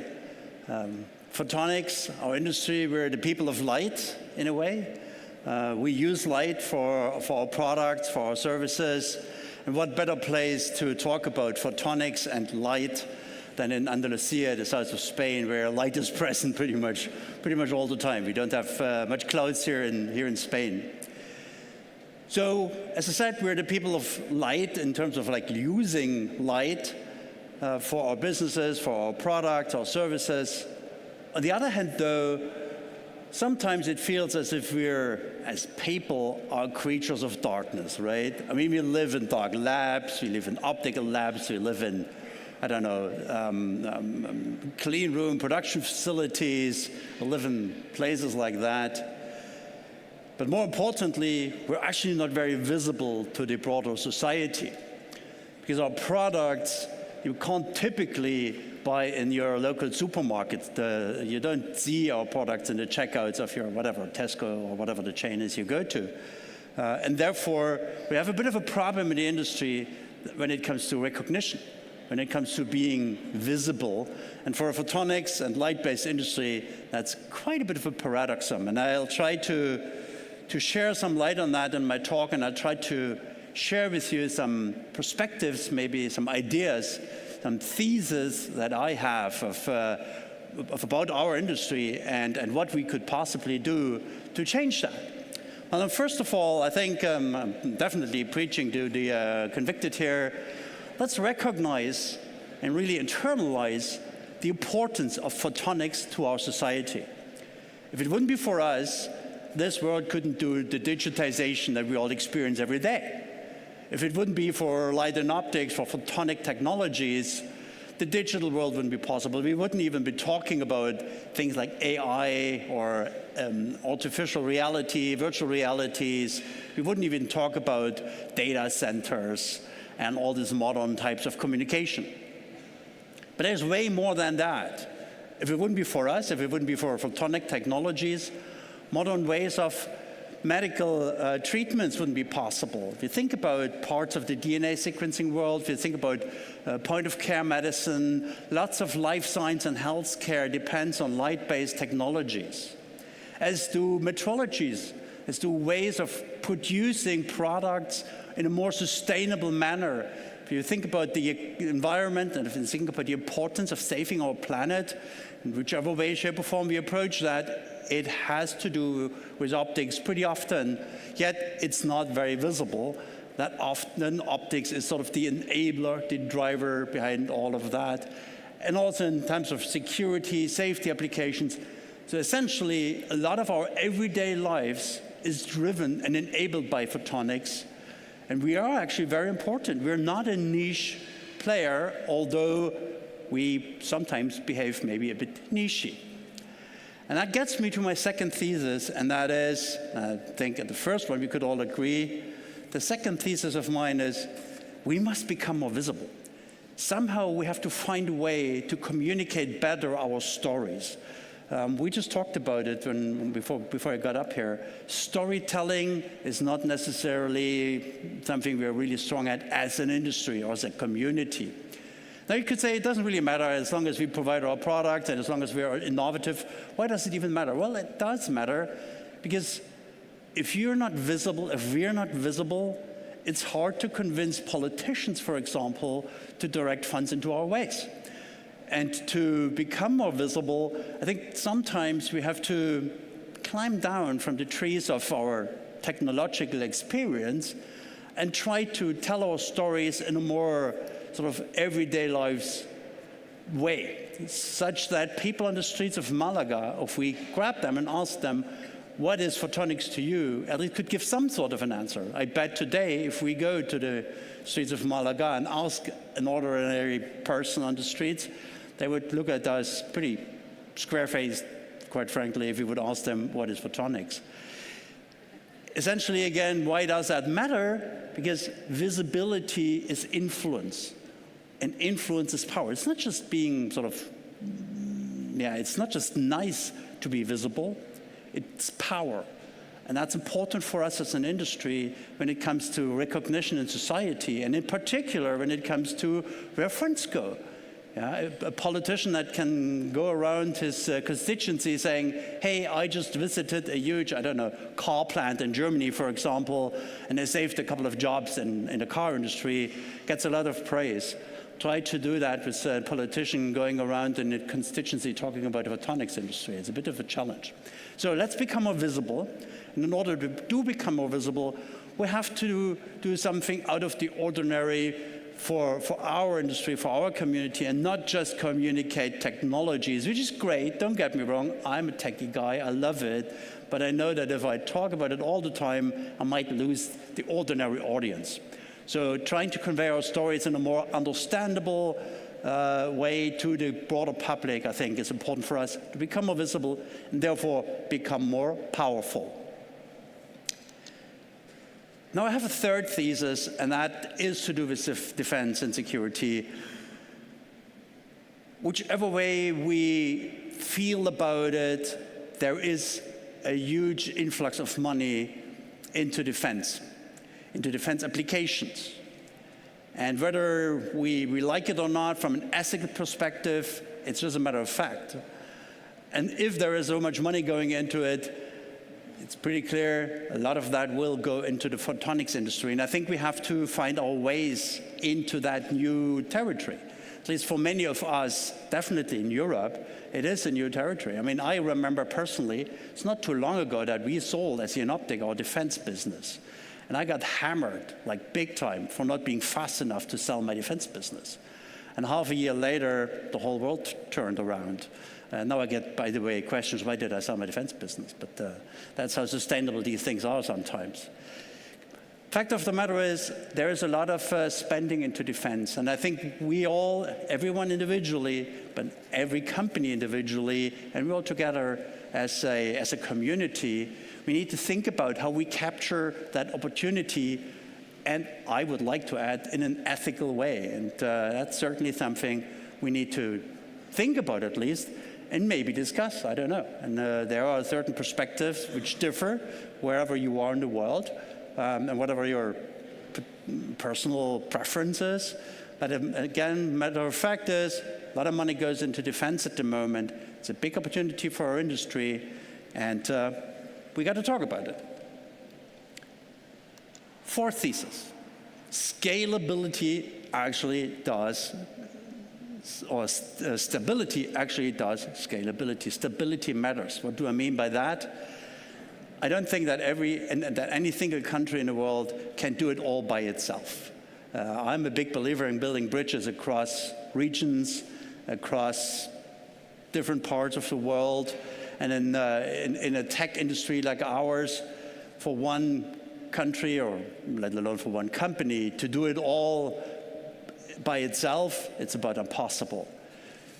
in order to work together, we need stability. We need political stability, and we need free trade. And again, I believe, I hope at least, I'm preaching to the converted here, but the current trends of all these geopolitical tensions that we see obviously is a challenge to all of us. Now maybe we can just try to influence our politicians, back to the topic of visibility, and try to tell them how important free trade and open markets are for us as an industry, and as a matter of fact for all of us as a society. Again, I don't think, I'll have to convince you, hopefully, but it's important that we raise that message and we voice that message. If we want scalability in our businesses, we need stability in the political environment, and as much as we can, as the creatures of darkness, as much as we can, we should try to tell the world that as the industry of light, we need more stability than we maybe have at the moment. And I have a fifth thesis, and that is community is a catalyst for innovation. I don't think any innovation lately has been made by a particular person. I mean, the last big inventors like Thomas Alva Edison already had, he invented the light bulb, talking about light, had a big team behind them. In today's world, innovation is always driven by communities. There is not an innovation that I can think of that somebody has the spark moment and came up with this cool new idea. So we need a community. We need to stick together. We need to work together as industries, as communities.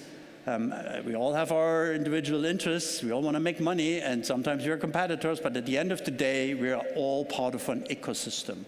And that, to me, is very important. That's why I believe forums like this one are actually important for all of us, because we need innovation. Innovation is driving our business. We are an industry that drives innovation, that depends on innovation. And if we stay together as communities, or as a community, then we can further innovate. And the fact, or what we have heard in the last couple of hours, yesterday and today, how much innovation is driven by our industry, I think it's important to realize that we are such an innovation-driven society and ecosystem. In order to, as I say, sustain that, we need communities like the one we have. Therefore, I'm very grateful for this forum here, for having the opportunity to talk here and to convey that message.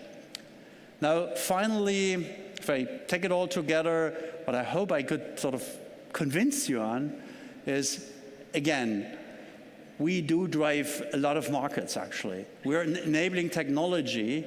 We're not very visible at the moment, though, and we need to, I think, try to become more visible to the broader public to actually use the power that we indeed have by influencing political circumstances.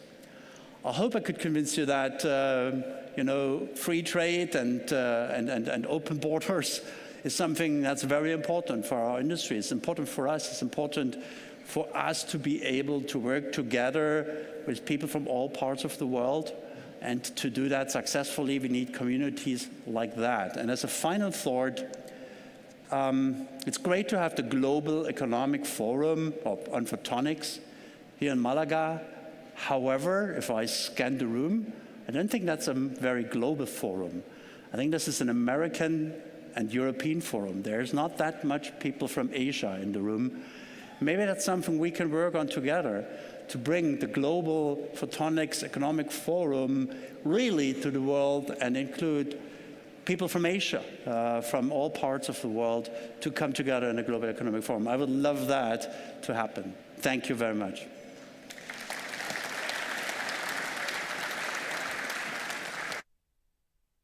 Thank you. Thank you very much, Stefan, for that great presentation, for that great feedback, which we're going to take seriously, and looking at the team of trustees, which we are expanding. And of course, we are going to be delighted to have you guiding this forum in the next years. How can we help you? Is there any room for collaboration? Is there any gap that the companies in front of you could assist you with? Look, again, I think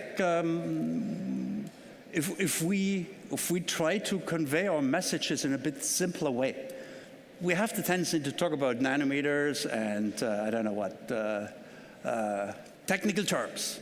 And again, I'm a physicist. I love it. I mean, I'm a geek myself. I love it. But if I can't explain what we're doing to, I have this little Paul test. I have a son called Paul. He's a bit bigger now. He's 20 by now. But when he was little, I did this Paul test. And I'll try to explain to my 6-year-old at the time what I'm doing. And if he told me, Daddy, I understand, then maybe I have understood. In other words, if we're able to explain our stories in a way that maybe not 6-year-olds, but ordinary people can understand, I think that gives us the power to be more visible and to have more influence. Any questions for Stefan Traeger, CEO of Jenoptik? Lutz Aschke, President of Photonics 21. The microphone is next to you. Thank you. I support that we need better visibility in the photonics community, and I mean we're fighting since years how to get that. And I remember many years ago, if you tell, I'm in the laser business, they always ask you about the laser sword, so they have this Star Wars stuff in their head. So what do you think is maybe defense an opportunity for us? Because it creates visibility to the laser community, it does something for the countries, and it shows a real application for lasers, which is sheet metal cutting is nothing that is in the community's visibility, but shooting drones might be something. Plus that also defense being part of a plus sign on the ESG reporting you do might be another opportunity. Yeah, I don't know. It's as I said earlier, the fact of the matter is there's a lot of money going into defense, now even in Europe, shall we say, for very sad reasons. It's something to be aware of, right? I would caution everybody from saying, all right, from now on it's all defense, defense, defense. Again, my personal experience, right? For a long time, I had been pushed big and hard and to sell the defense business, and half a year later, everything changed, right? So I would never actually let the strategy of the company be determined by short-term political changes. I think that's important. At the end of the day, it's about our company and about our organizations, and not about political changes which can swing around. So it's not sustainable. But yes, given that there is so much visibility at the moment in terms of, like, for example, drones over Munich airport the other day, or Copenhagen and wherever, it is certainly something that catches the public's attention. And if we can use that to demonstrate what lasers can do, why not? Lutz Aschke, a couple of years ago, I drove to Jena, and I went to the tunnel. I got a speed ticket with a fantastic infrared camera that you don't get the flash. Thanks for your business, by the man. best camera manufacturer in the world. That's a beautiful story, no? The power of storytelling. I have that picture as well from myself. So yeah, I have to admit, every now and again, I get a picture from our company as well, and me driving. But yeah, thanks for your business, man. Jonathan Marks, CEO, Critical Distance. Okay. Thank you. I have a question about storytelling, because I really support what you're saying about the importance of storytelling, and clear storytelling too, also defining the audience you're trying to reach, because I think many startups, unfortunately, they tell a general story which pleases nobody. Mm-hmm. But you mentioned Asia. Are there specific countries in Asia that you're thinking of that could contribute to this forum?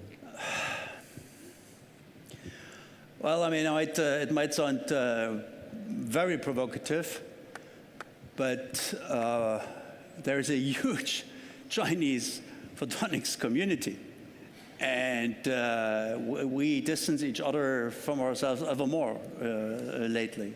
I remember that in another show in San Francisco, always at the beginning of a year, whatever that could be. I give an award, and I said, that was when COVID hit, I said, it's sad that the Chinese colleagues aren't in the room, but I'm pretty sure next year they will be. Well, that's quite some years ago. So yeah, I'm thinking about China. And I think about my friends and colleagues living in China, about our colleagues from Jenoptik working in China, and about the fact that at the end of the day, with all the differences we have in the political arena, we're still part of the photonics community. And there is a strong photonics community in China. And I feel, rightly or wrongly, that we lose touch with each other at the moment. And anything from Japan or India? India is, of course, an interesting one. India is pouring a lot of money into, developing itself. I keep my fingers crossed it works.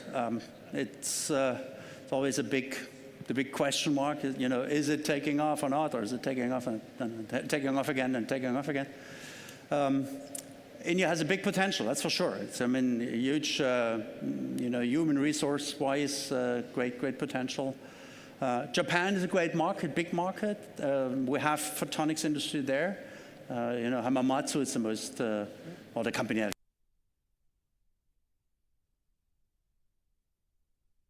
is a community we might actually tap into, probably at the end of the day, easier than the Chinese one for Optica, right? Japan is probably even easier than China. Benoit, CEO Tematis. Thank you for those theses. I do share the thesis you have exposed there. Regarding visibility, as a CEO of one of the leading photonic European company, what do you think we should all do, and as a leader you should also can do in order to be more visible to the European Commission? But we experience the same in France for national governments. What should we do in order to change that situation? I guess at the end of the day, to reach out and to engage in just normal societal topics. I'll give you one example. At our company, we started a campaign called Bleib offen, Stay Open. At some point, there were some changes in the local area where we're in Thuringia, some political changes, and I wanted to make a statement about, if certain sort of political frameworks change. And frankly, that got a lot of attention. So in other words, not just communicate our products and our technologies, but communicate political or societal issues, communicate why we matter to society. I think that's way more important. If you can say, for example, I don't know, just to pick an example, if we can be the one that help fight cancer. Now that sounds like a big thing, right? And it is.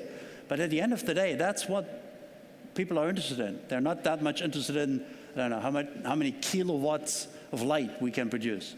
But if we can say we have the ability to, and then use big words, why not? Without us, no digitization. It wouldn't be possible. It just wouldn't be possible. You wouldn't be able to use your mobile phone if there wouldn't be for the optics and photonics industry. That's the type of message, frankly, politicians understand. Please remind us your name and company. So this is Philip, Keystone Photonics. I think there's an efficient way to communicate what photonics can do for the world. Everything we do in optical communication for AI is driven by one motivation, that's energy efficiency. So connecting photonics with nuclear power plants, and well, not in the direct sense, but in the abstract sense, we can avoid installing thousands of nuclear power plants by using photonics. I think that is a very straightforward way to bring photonics to real life, and that's what we should do. Yeah, great example. Stefan, this is an economic forum. Could you tell us a bit about the current situation of the automotive market and maybe give us a bit of hope for the future? Well, that's a challenge. No, I can't. No, but serious point. If I look at the German automotive industry at the moment, I am I'm fairly pessimistic, to be honest. I'm fairly pessimistic. And that's, of course, a big problem. And Germany depends on automotive. We're, as a country, so many things in Germany depend on the automotive industry. And for whatever reason, a variety of reasons, political and in the industry, but the automotive industry in Germany is under severe pressure. And I don't know if that's known to everyone, but Germany is actually in a recession the 3rd year in a row. And that's predominantly because of the German automotive industry being so much under pressure from the Chinese competitors and from the way the politicians have handled the transformation. Now, hands up, I drive a big car, and it's a combustion engine car, I have to say. But I do think that all kinds of engines and train drives are important, whether it's an EV or an ICE, and ICE in this case is internal combustion engine for our American friends, or it's an ICE car. The importance is that now we as Germany and as Europe, I should say, has become under severe pressure from Chinese competition here. And I think what we have to realize is that for the younger generation, a car is not a status symbol anymore. If I look at my own kids, my boy, he doesn't even want to do a driver's license anymore. He's saying, Daddy, why do I need a driver's license? Like, because you want to drive a car, what, don't you? And he, no, why? I can Uber or take an electric bicycle or whatever. It might be an extreme example, but what you see is the importance of driving a car has changed, and certainly the way we have mobility, or we define mobility in our society has changed. So if there is one bit of hope when it comes to at least the German, or I should say the European automotive industry, at least by now the politicians have finally woken up to the fact that this is a big threat to the whole economy in Europe. Stefan Trager, thank you so much for coming to Malaga. Thank you. Thank you. Thanks. Thank you. It's, of course, a highlight of the event every year. It's the 2nd year. This is the investment panel. We want always an investor to moderate the panel, and in this case, we chose Marek Kotelnicki, partner at Vigo Ventures. Marek, thank you very much for being with us today. Dziękuję bardzo for being with us today. The floor and the attention of everyone goes to you.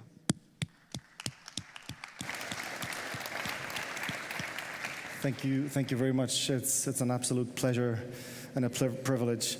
I want to open up this with a comment to the thesis that photonics needs to become more visible. I would answer that maybe change the wavelength.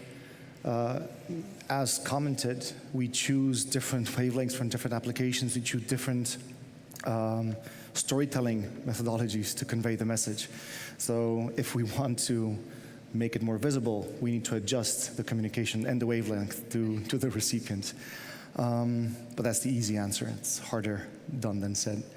I would like to invite all my panelists. I won't hoard the stage because we will be able to build upon at least 2 previous panels that we had today and comment on some of the very important points raised yesterday in the discussions and the presentations. And today we have not only experts, field experts, but what more important, we have practitioners, both from the investment side, from the M&A side, and also from the public funding side. So maybe we can start off for you gentlemen to say a couple of words on yourselves. And we have 3 Michaels, so we have Miguel, Michael, and Mike. So I'm going to try to distinguish how I direct the questions to correctly address the speakers. Please, Miguel. Just a word before, because as I was born in Malaga, I am especially proud of being here and having you here. And so I want to thank Jose and all the Optica team, and bienvenidos a Malaga. So, Miguel del Cañizo, I'm a founder partner of Bullnet Capital. We are a VC fund based in Spain, and we have been investing for the last 25 years here in deep tech, high-tech companies. And that's all. Please. Okay, so I'll take over.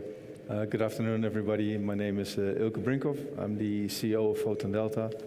Photon Delta is a growth accelerator for the photonic chip industry in the Netherlands and also more for Europe. We run a 1.1 billion euro program in the Netherlands where we can provide funding to startups, we can provide subsidies to innovation projects, we help building into international markets, we do a talent attraction program, and we also do technology road mapping. Hi, Oliver Markel. I'm a partner with Pavar. We are a technology M&A advisor with 14 partners, 60 employees. I'm focused on the deep tech and in particular semiconductor space. We advise on fundraisers and exits, typically, and always with the company itself and the entrepreneur. I have a background as an engineer, started to work with JP Morgan, also spent a few years in private equity investing, and also founded and ran a software company. So I had a little bit three hats between advisor, entrepreneur, and investor in my career. Over to Michael. Sorry. Hi, I'm Mike Powell from Renevo Capital. I like to think of myself as a child of the world without borders. I'm not sure whether that's fashionable anymore. We very similarly do mergers and acquisitions and later stage fundraisers and partnership developing, but we concentrate very specifically on photonics communications businesses. Companies international, so still have offices in China, America, Europe. Yeah, so my name is Michael, just to make the distinction between the other Michaels for the pronunciation. I'm an investor with V Squared Ventures. We invest in everything that's hard to make and easy to sell. And for me personally, that very much includes photonics, because I did a PhD in that area, and I had my fair share of lab snacks. And very recently, we were part of the creation of a new venture fund, which is where I spent the other half of my time. That is 55 North, which is the largest quantum fund in the world. So now I am blessed to be able to spend my time investing in photonics and quantum topics, and I can't believe I'm getting paid for this. Thank you very much. And yours truly, most of you know me as the managing partner of Vigo Ventures, a deep tech photonic-oriented entity that invests at early stages. I helped build a portfolio of global companies spread around Europe and North America. And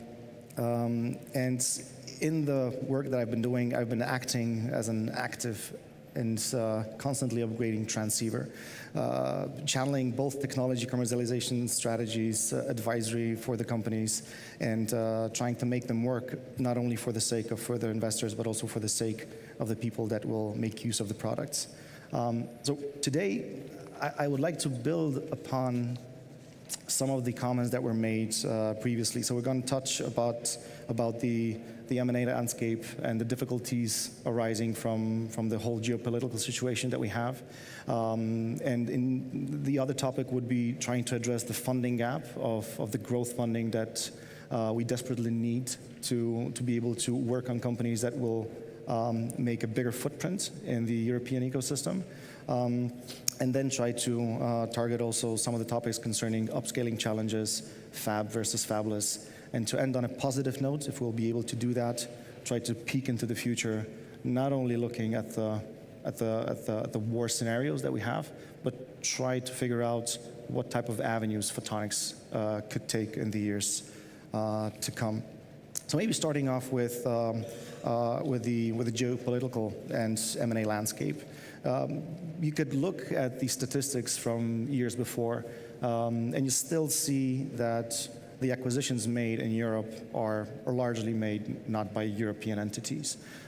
You see a lot of activity. There are more than 220 transactions done in 2024. This might be more. Those are that ones that are reported, and they assume to around 6 billion euros, which around only 1 billion would be to be associated with European companies acquiring European ones.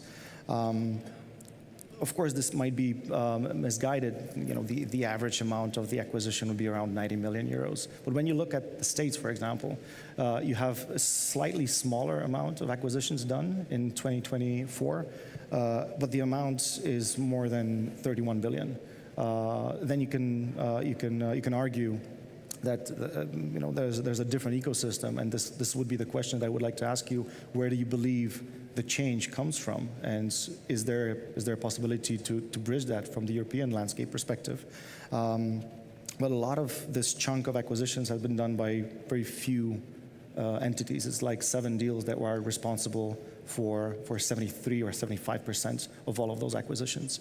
So the question here I have to you guys, in terms of your personal experiences, both from the funding part, but maybe I will start off with the gentleman having experience in the M&A landscape. What do you see in terms of the trends or the latest acquisitions that were happening, and what do you see that might transpire for the European ecosystem through that? Mike, Oliver, whatever you heard. Should I go first? Okay. So look, it's very tempting in these sessions to turn around and go, we do this one thing and everything gets better. It's not like that. It's a much more complicated problem. And it would be kind of absurd to say that the chaos induced by geopolitical storm and Trump craziness over tariffs hasn't had an impact on M&A and valuations. I mean, it has.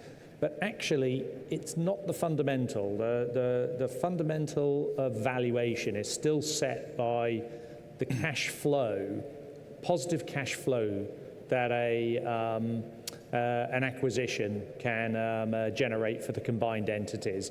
And it might not even be actuarially provable, but it's a belief that it's going to affect that cash flow positively on there. So when we're marketing companies, the key thing we're looking to do is we're looking to find partnerships that want to come together to achieve something bigger.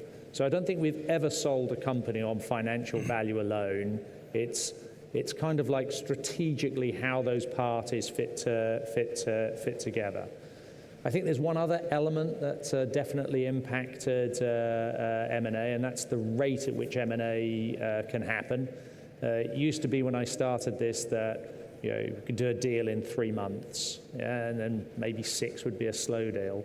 With regulatory review of foreign direct investment, it slows deals down. So 12 months, 18 months is not atypical, and I'm not sure there's very much we can do about that. I mean, there have been attempts to try and sort of like pre-approve a transaction. In Europe, the various bodies that are in charge of that don't like doing that. You can do that with CFIUS in America. Europe, less so. So I think that describes the landscape. But fundamentally, if 2 companies fit together and can strategically go and attack a market, then those companies, you will find a way to get them together, be it by JV, partnership, licensing, minority investment, cross-investment, or outright M&A. Okay.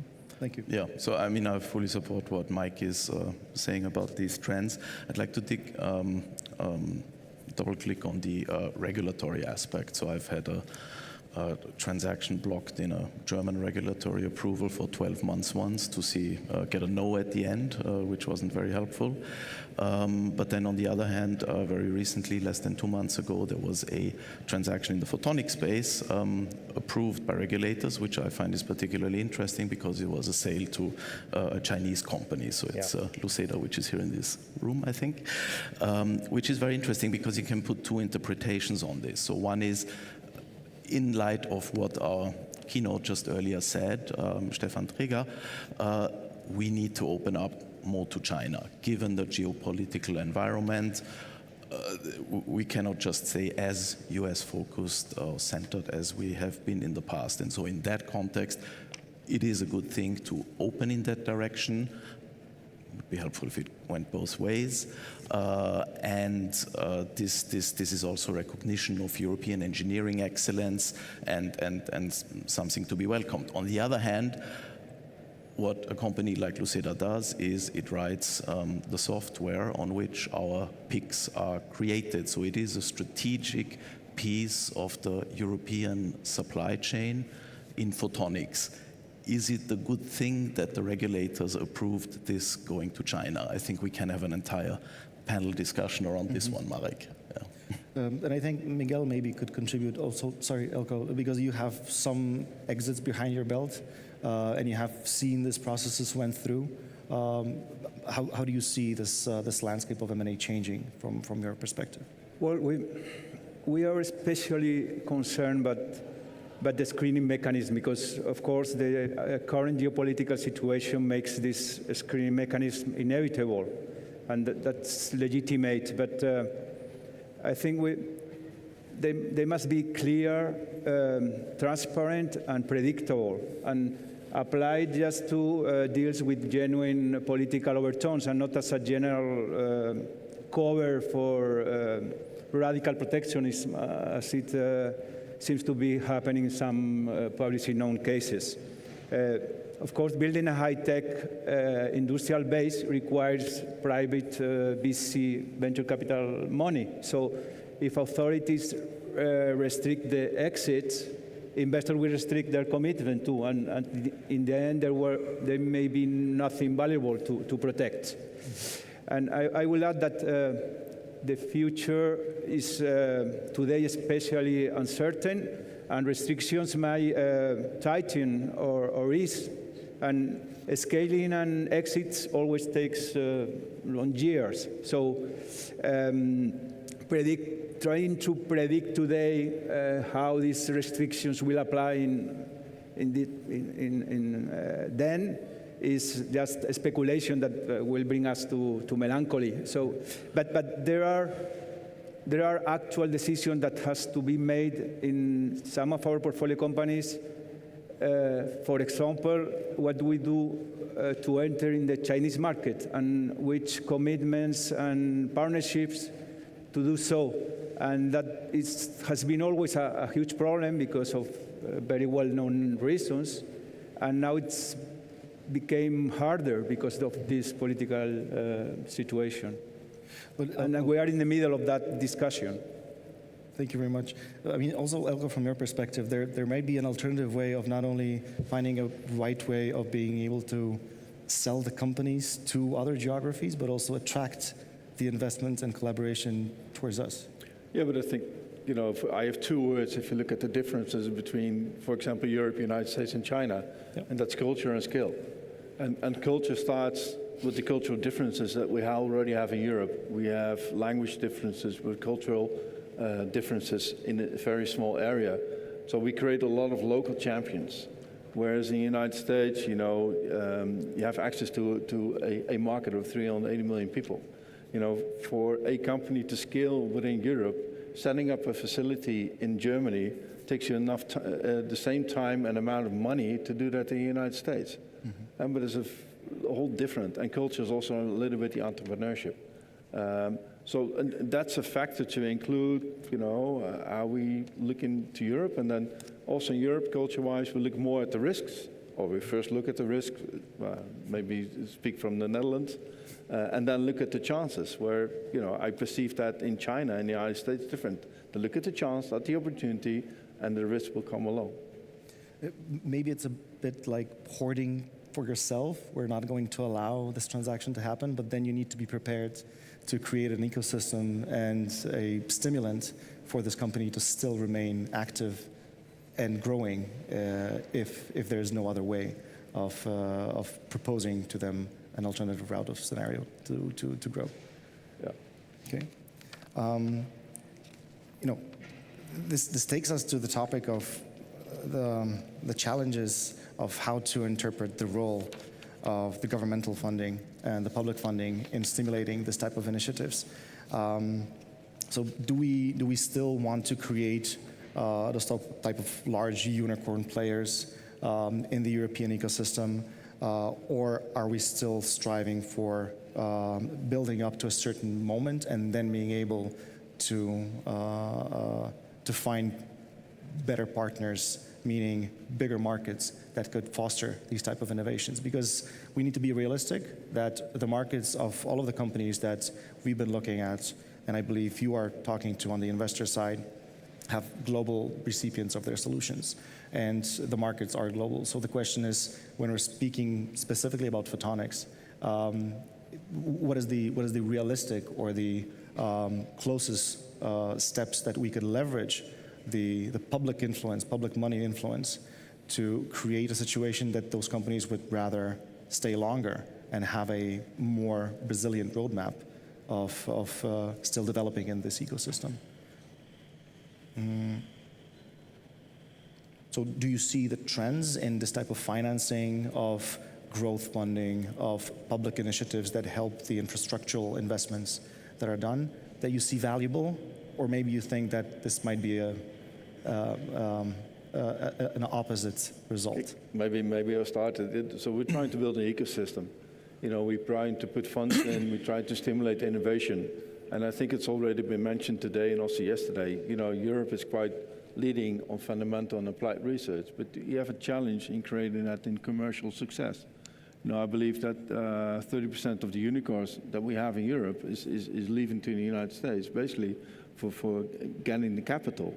And I see we're trying to do that from a European level. You see the EIB, ESC taking a different stand, because we have difficulties in Europe to mobilize the private funding, but maybe you can also reflect on that. So from the public side, we step in. Mm-hmm.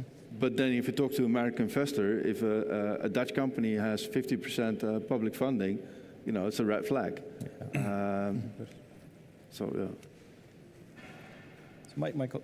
So I think it depends on how you get the private funding in. Also, I think it's actually great that we have the possibility to get, the public funding in. I mean, it's great that we have the possibility to get public funding in, because public money is a lot better than no money, right? Yeah.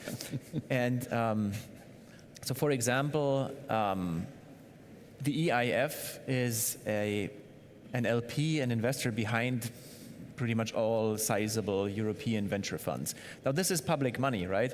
But the venture fund doesn't count as public money when they deploy their money, because all of this is all of the decisions are being made by people who are economically motivated. They're not strategically motivated. They're not trying to build the ecosystem in some specific way. They're just trying to make money. And that's the idea of private money. So that's great for the US perspective, right? That's what they want to see. So if we have the public money funneled through the right channels, it's fantastic. And we see a similar phenomenon also, like nobody complains about EIC grants, right? So everybody wants to have the non-dilutive money and to sort of like get this ecosystem going. So I think that we should use this in a positive way, use it in the best way that we can. And I think that if we, and you also asked about the trends that we saw, mm-hmm. If we take a step back and take a look at where the ecosystem has come and where it has started, I think we've seen quite a development. Mm-hmm. So I'll use V squared as an example, just because this is a story that I know well, not because it's the only or the best story. So the fund started around about 10-ish years ago, and in the beginning it was not focused on deep tech, because back then you couldn't really do that, right? The ecosystem wasn't really there yet. So they saw the opportunity, they did the first deep tech investments, they saw actually this is the best opportunity. So full focus on deep tech, raise the next fund, it's larger. That's the 70 million fund, next one. Very small on a global scale, right?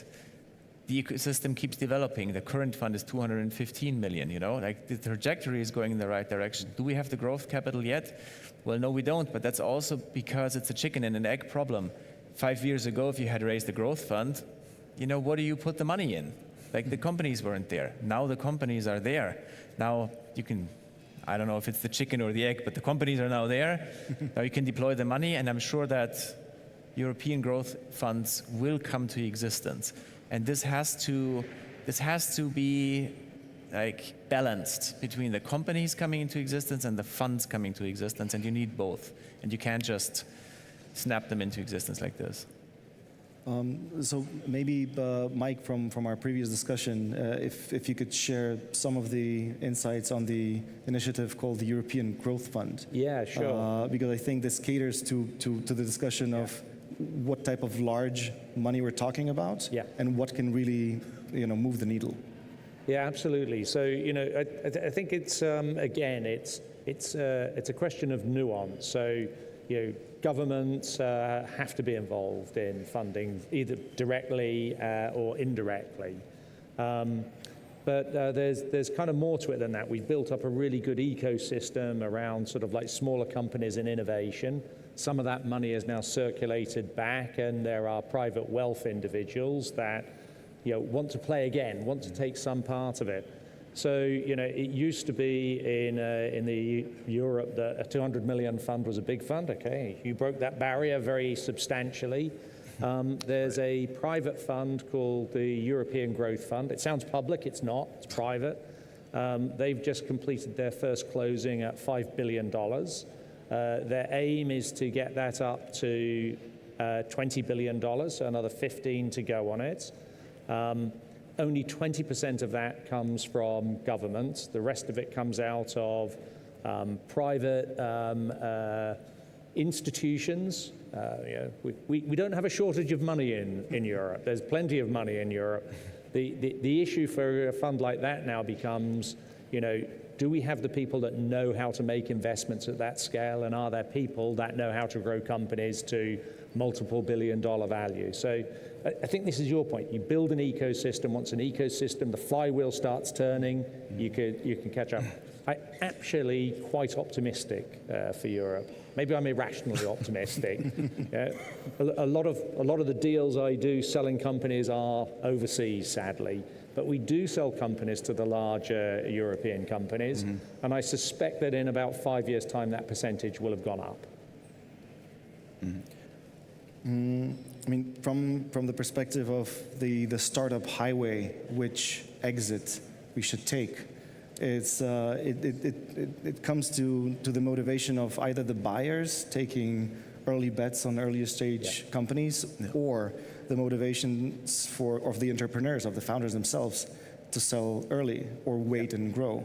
And this ecosystem that both Elko is mentioning and is building successfully, and the initiatives that you're tailing,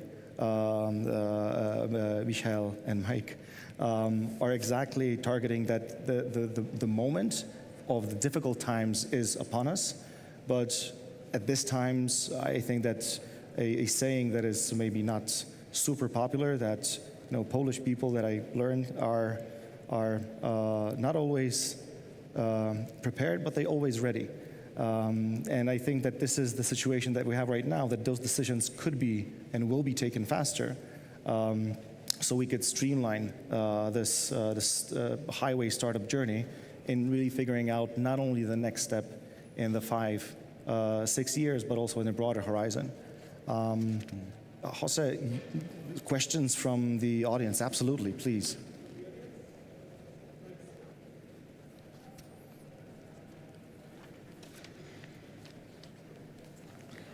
Microphone's on? Yes, I think it's working. Running to you. Three. Yeah. So thanks for the great discussion. I want to start like this. Mike, you put up a slide with the technology readiness level. Technology readiness level 7, that means in the former time can fly an airplane, is Series B. Last week on the ACOC, there were so many companies which family, friends, fools, and government, they were to technology readiness level 7 already. So as I understand, all the discussion is about you need to have traction, EBITDA, multiple, whatever. But these companies from the ACOC, they will never arrive there because the timeline to help solve AI, help NVIDIA, they will never be able, the first-time founders, to ramp up. So for me, this all smells not like a financial sales, like a promise value sales. I know for you guys it's not so popular, but why should we not support the kids to sell the IP today and become serial entrepreneurs, because this is what we're missing absolutely in Europe. Sell. If you cannot grow, if the gap is too high to become a supplier for TSMC for one of these startups, please, I want to put this in, is a promised value sales not the better solution for this, what we see in all these TFLN and whatever startups? So I'm wondering, happy to take that. I would actually take the view that in Europe, entrepreneurs typically try to sell too early, and exactly at the level, the TRL7 readiness that you're talking about. And the reason for that is what I generally call the death valley of venture funding in exactly that space. Because on one hand, you have the fertile ground, relatively fertile, of the seed early A funding in Europe. You have about 120 funds, 15 billion under management, maybe 121 and 20 billion under management now, I hope. So that helps. Exactly. Which is very healthy and helps company really get going to that technology level. Yeah. Once they get there, the number I found is 97% of these funds have fund sizes up to 300 million. And that means it limits the size of the ticket they can put in the subsequent round to something like 15, 20, maybe max 25. And therefore, that makes these subsequent B rounds more tricky. Once you get out of the woods and you get from technology readiness to scaling customers, and you have your go-to market, then you get into the growth fund stage, and once you have your 10, 20 million revenues, again, the grass is greener on that side, because you can also attract non-deep tech focused fund to this type of propositions. They are somewhat assured by the fact that there are revenues behind it and serious companies buying it. Yeah? So I would say entrepreneurs selling too early is a bit an unfortunate consequence of that, because I think Europe would be better off exactly with this type of initiatives that Mike talked about earlier, which help companies raise funds during this particularly difficult phase with advisors like Mike and me. Yeah. So Mike, Michael, then Mike, then Miguel. Yeah. Do you want to go for? I'll go for.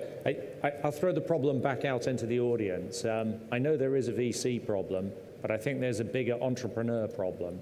The reason you can't raise the B round and you go to the TRL levels before you get to B is the execution and the engagement with the market, and how you explain that story to investors is not compelling enough. If you are compelling enough, you will raise the funds. So it's very, very easy to go, oh, it's these crazy VCs. That's not fully the story. Please. Yeah, so I agree with that. And it's our business as VCs to find the outliers, right? So if we are now talking about the ecosystem, we say that most companies fail. That's built into the system, right? And that's totally fine for me as somebody who thinks in a portfolio.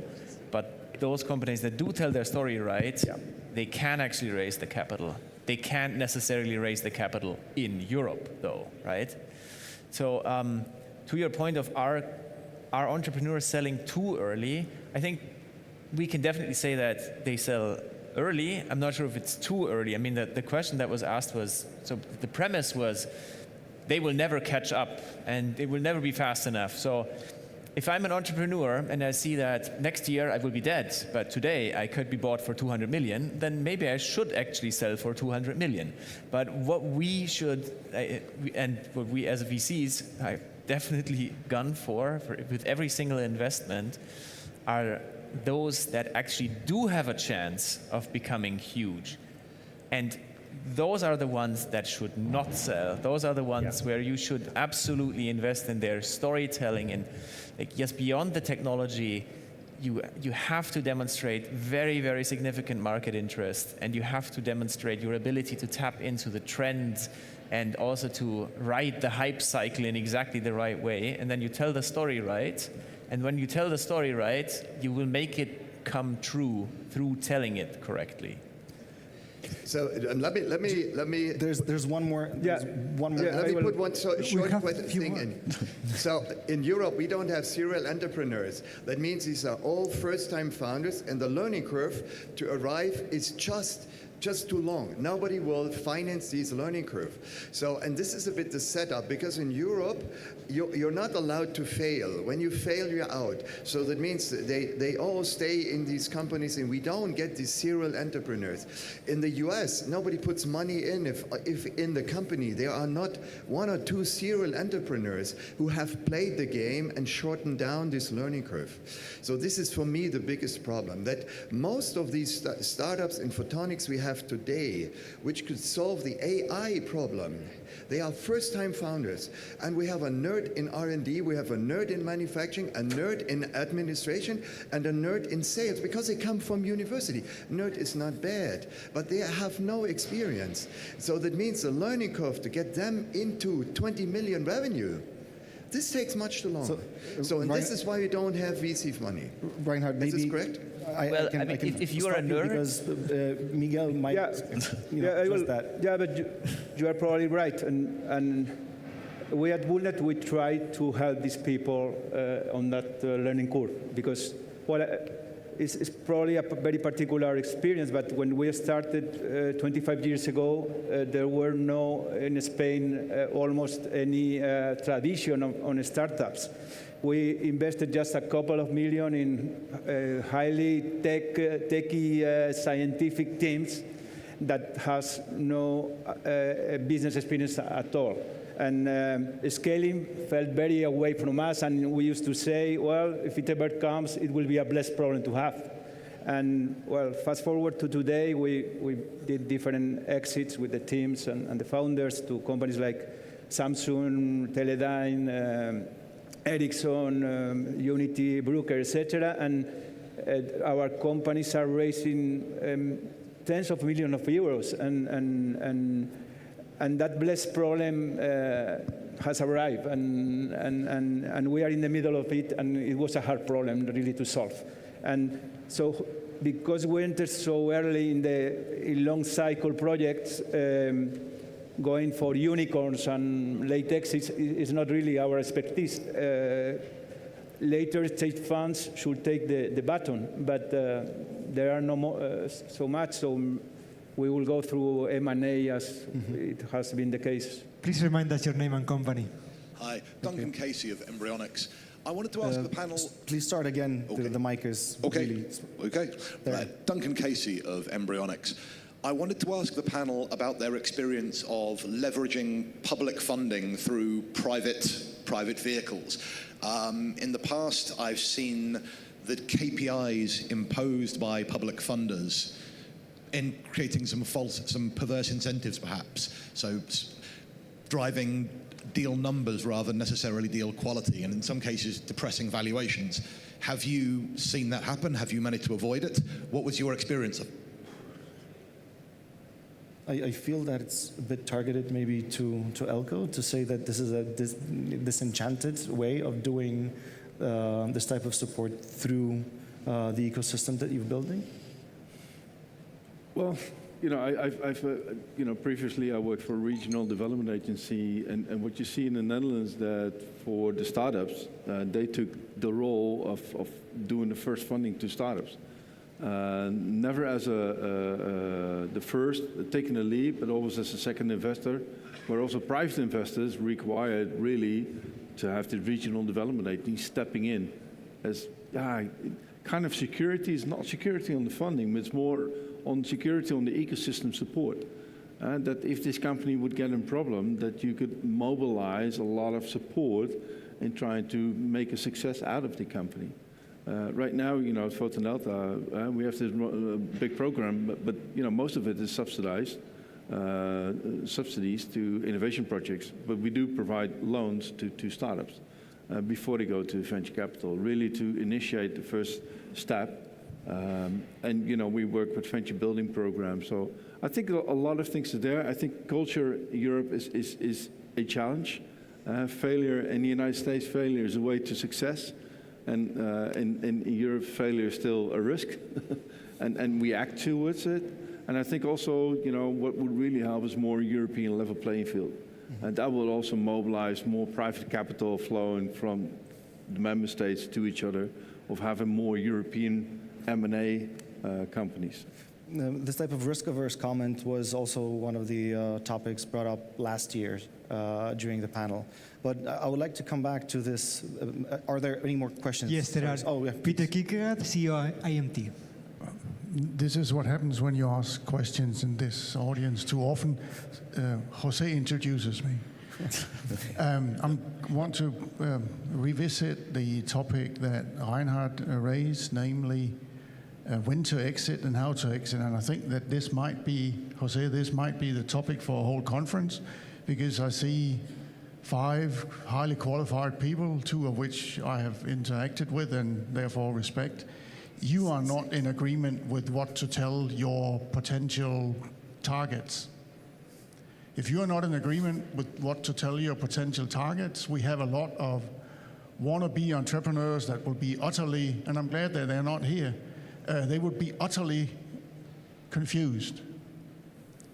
If we, and this is the European point of view, if we want to create a landscape where you are encouraged to take risks and where we have the serial entrepreneurship that Reinhard rightfully pointed out is completely missing, then we need to start working. We need to start doing our homework. Otherwise, the big money will be spent in the US. You already gave us the statistics. So we need to find a way that the SMEs in Europe and the hopefully serial entrepreneurs can be encouraged to do their magic. And their magic is not the financial side of things. Their magic is the technical side of things. And challenging the fund managers, you have in many aspects different interests than the founders of these companies. And this is the last question, this is the question. How do you ensure that you actually advise them now is the best time to exit? Because for you have already sunk money into it, and it might be better if they just stay on for another 3 years or another 6 years or until they file the next round of patents.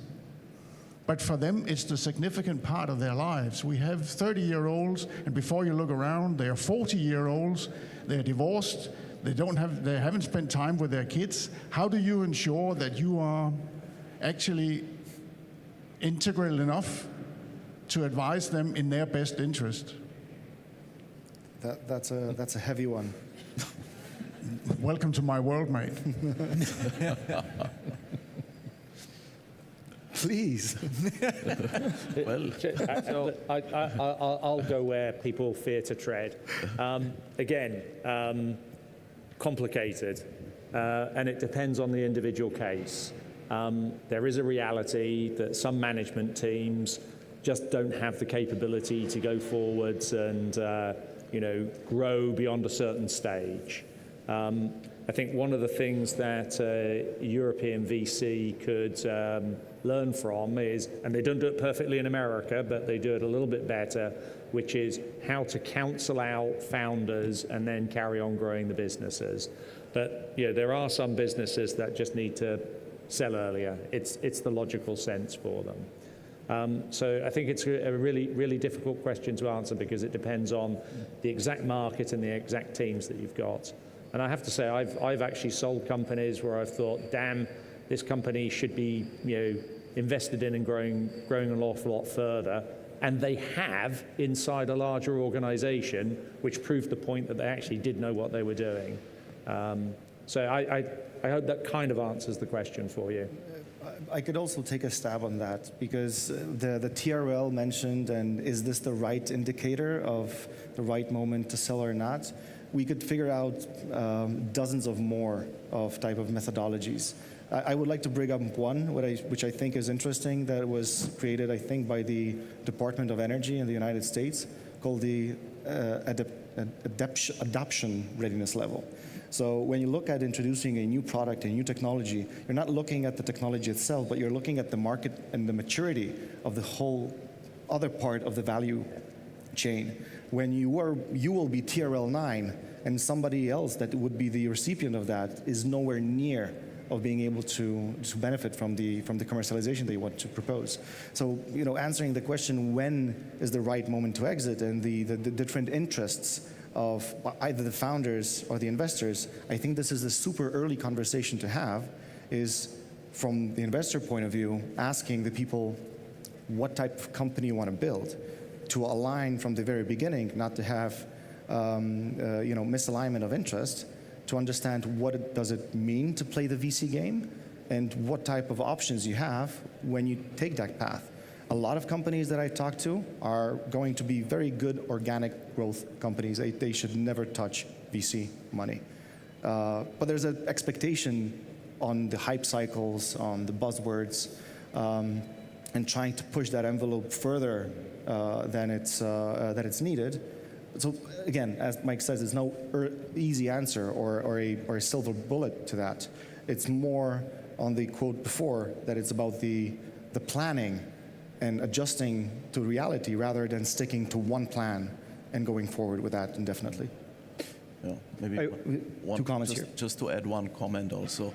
I think any company has several exit windows throughout its life. There's when the tech is ready, there's when you have landed a huge customer, etc., etc.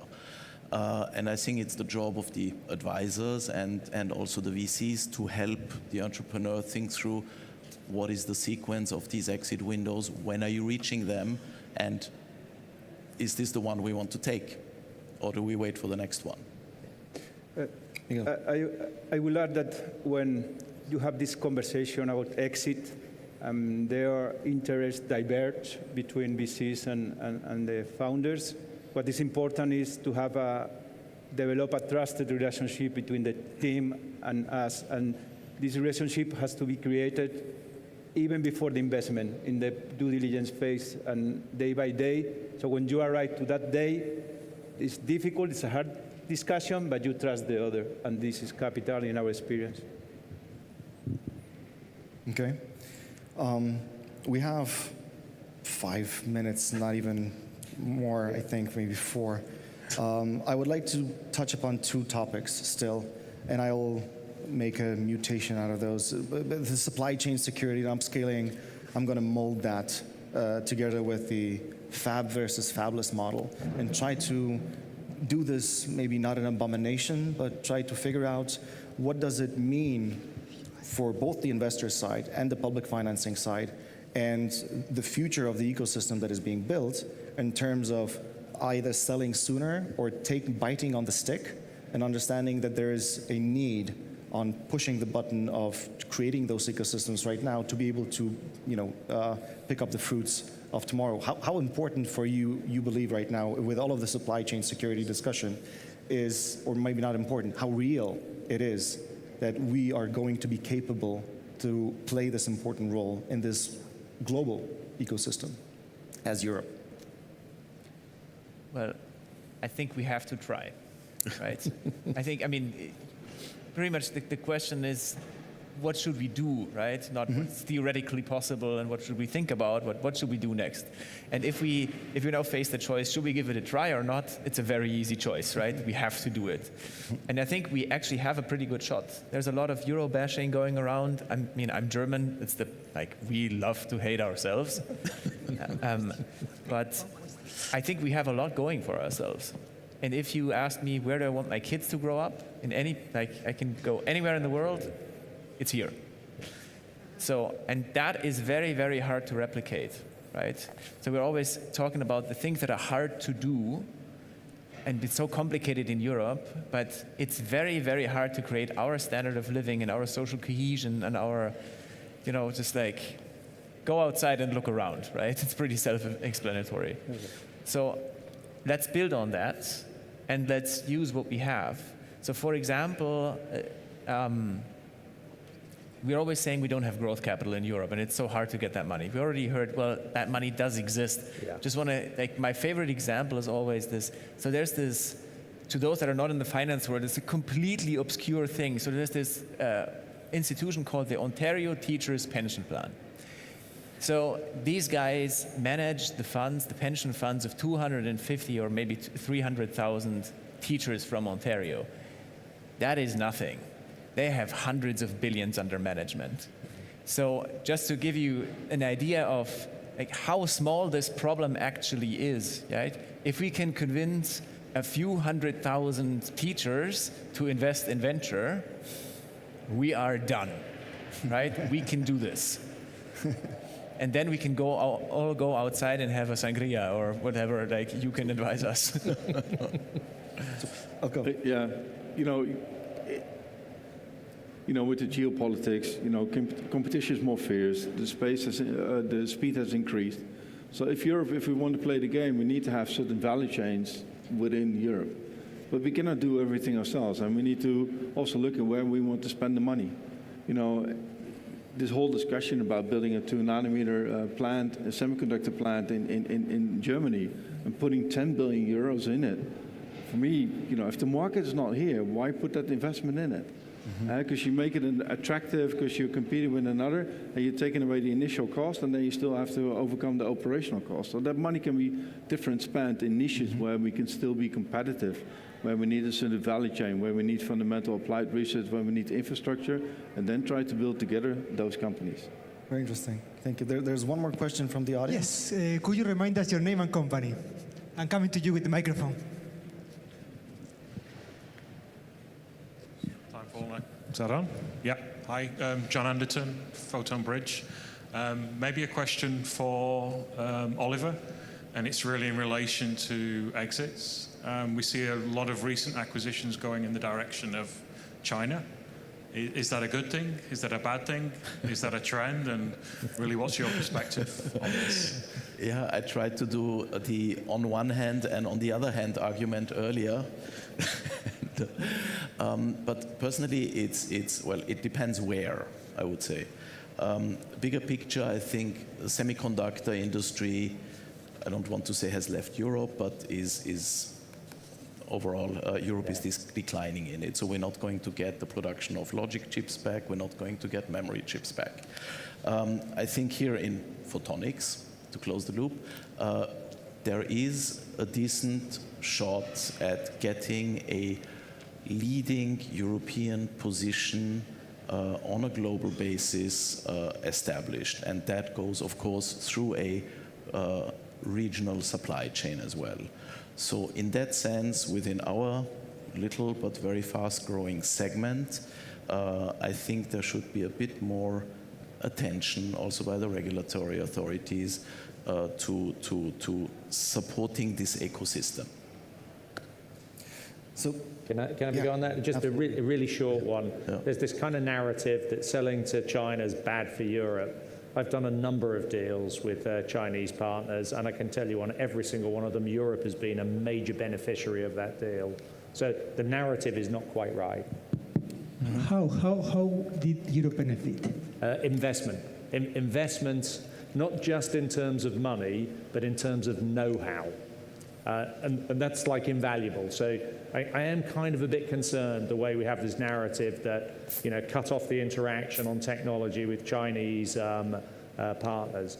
I mean, China is incredibly innovative. It's got fabulous knowledge on scale-up of production. I think Europe cutting itself off from that is kind of a mistake. Yeah, and I think we did run out of time, but I'm going to push it a little bit further. The final outlook, to finish it up on a bit of a positive side, and it's a bit of a cheeky question, and maybe a cheesy one as well. But the biggest opportunity from your observations, trends, and practical experiences for the European landscape, photonics landscape, what we should expect in the next 5 years, 10 years, to be expected as the trends, the potential, and the happenings that will attract both talent and investment towards Europe. We can start off with you, Miguel. Yeah. We see the biggest opportunity in communications. I think Europe have to and can regain leadership and competitiveness there. From mix the electrical and optical chip-to-chip interconnection to rack-to-rack switching, in-car communications, communication between drones and satellites and Earth stations. So improving energy efficiency per bit, throughput, form factor, and cost, and guaranteeing security is essential. And some of our portfolio companies are striving to lead that field. Thank you. I think from my side, we can, photonic chip technology, I think we can still play a role in datacom. But I think if I look to 5-10 years ahead, I think the sensing part is where Europe's still leading on fundamental applied research and also the first startup creation. I see in Taiwan, everything is focused on volume. Same in Japan, it's on data telecom. United States, datacom. Singapore a little bit also on the sensing part, but I think in sensing we can definitely take a lead. Brilliant, thank you. Yeah, and I mean, obviously these are the main segments, but I also see a lot of very relevant innovation coming along in the space and defense segments, which then again are linked to communications, of course. But these obviously, they see more innovation given, again, geopolitical events right now. And they also see a lot of capital coming in. You may have seen an announcement last week by the German Minister of Defense putting in 35 billion into a German space program. Space communications program, actually. I expect photonics to play a big part in that. Yeah. Brilliant. Mike? You might think I mistreat my children, but early when they were younger, I used to play Spot the Semiconductor with them, or just around the house and in the community. It got too easy, so now we did play Spot the Photonics, and that's now too easy. So now we're playing Spot the PIC, and I suspect that in 5 years' time, Spot the PIC will be too easy. Yeah, so I think all of the opportunities have been mentioned already, so I'm actually going to sort of hijack the question. I'm going to say, these opportunities are going to be created by nerds.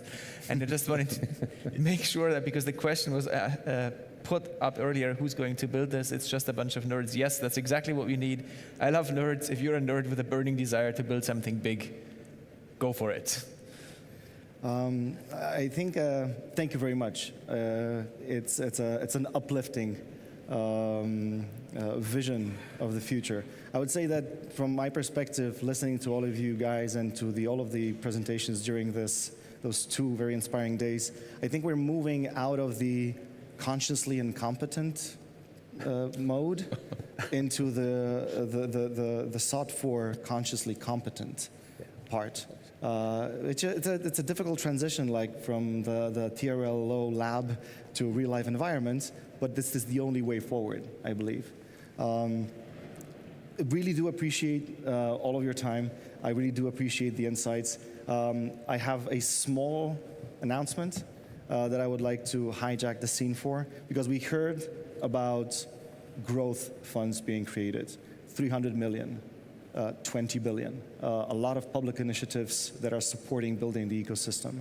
And from our perspective, being in this photonics core ecosystem for the past 8 years and in the startup ecosystem even longer, we've learned to observe what might be the both key success factors and the make or break for the companies that are supposed to grow. And there will be no effective growth funding without effective and smart early stage companies. And within that work that we've been doing, building global portfolio of companies and helping them succeed along the way, we decided that this is the right moment in time to funnel a lot of this knowledge from and pardon the expression, the scarred entrepreneurs, C-level managers, people that been there, done that, and that we appreciate really much from the perspective of having these people engaged in the early stage companies, that we decided to create a place for these people to channel both the possible angel investments or contributing their time as the investment. So to learn more about this initiative of, for now, the Photonics Network, photonics.network, that you can visit. It might change. It's for the purpose of this early, super lean communication. But please reach out to us. I believe that this is at most importance, that we can leverage the knowledge and expertise of the people that can tell you what not to do, and rather not what to do, to cut corners and to really create value products that will be not only astonishing and life-saving, but also game-changing, and will tell, not only sell, but also tell a beautiful story. So please reach out to us afterwards in our booth and go to photonics.network. Thank you very much.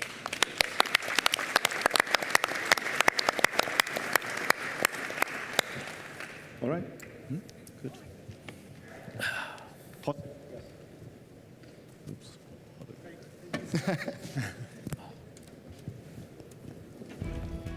Ladies and gentlemen, it's time for a 45-minute coffee break. Please return here when you hear the countdown from the screens outside. Now there's plenty of time to explore the 35 exhibitor booths. With fresh coffee or tea to stimulate meaningful conversations. Here's a reminder of the organizations supporting this year's Global Photonics Economic Forum. See you back here soon.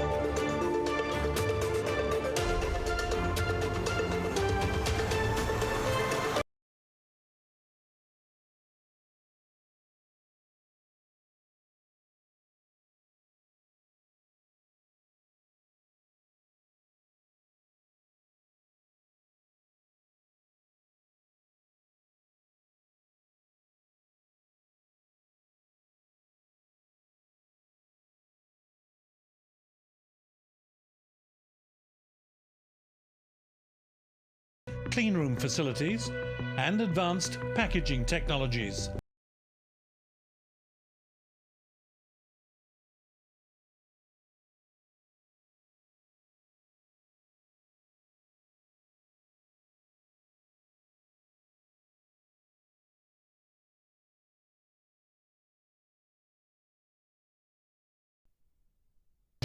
Accelerate progress.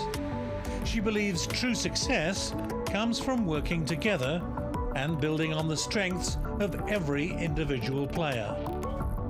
At SAL, this vision is already in action, from investments in European pilot production for photonic technologies to pioneering quantum innovations to drive new economic growth. Christina will share why strong pilot production capabilities are essential for the next phase of the CHIPS Act and for securing Europe's global competitiveness. Please welcome Christina Hirschl. A warm welcome from my side. Happy to have you here back from coffee, only with a short coffee break. It's not easy to talk after so many great speakers in a forum like this, after 2 exciting days. So let me try to bring something new into this community, something that is more driven from the side of a research organization. So I would like to share with you our perspective on research innovation as a comparable small RTO in Europe. Let us discuss what are the main challenges. We are in a situation where technology changes, geopolitical tensions, and economic uncertainty is our reality. But for sure, what can be the solution? The solution we all heard is collaboration, innovation, and market implementation. In the last years, there have been CHIPS Act, China Plan, and other initiatives all around the globe. Many things have been done. Is the impact big enough? So what can we do to really increase production facility also again in Europe? When we look to 2010, we had about 13% production capability in Europe. In the moment, I would say between 7 and 9, especially in semiconductor business. And the Court of Auditor told us some months ago, 20, that was the idea of the CHIPS Act. This will get very difficult. But to be honest, how should this happen? If today there are projects announced in Pillar 2, but nobody has started yet. So I think we need to discuss how to survive. Hopefully many of you know Douglas Adams and the Hitchhiker's Guide to the Galaxy. So let's discuss the answer, how to survive. To survive, the Hitchhiker's Guide to the Galaxy says you need a towel to be prepared. For sure, you need the guide, how to do it. You need a sense of humor, this we all need. Adaptability, and a bit of luck. And the most important things, do not panic. So this is a way Douglas Adams sees the world.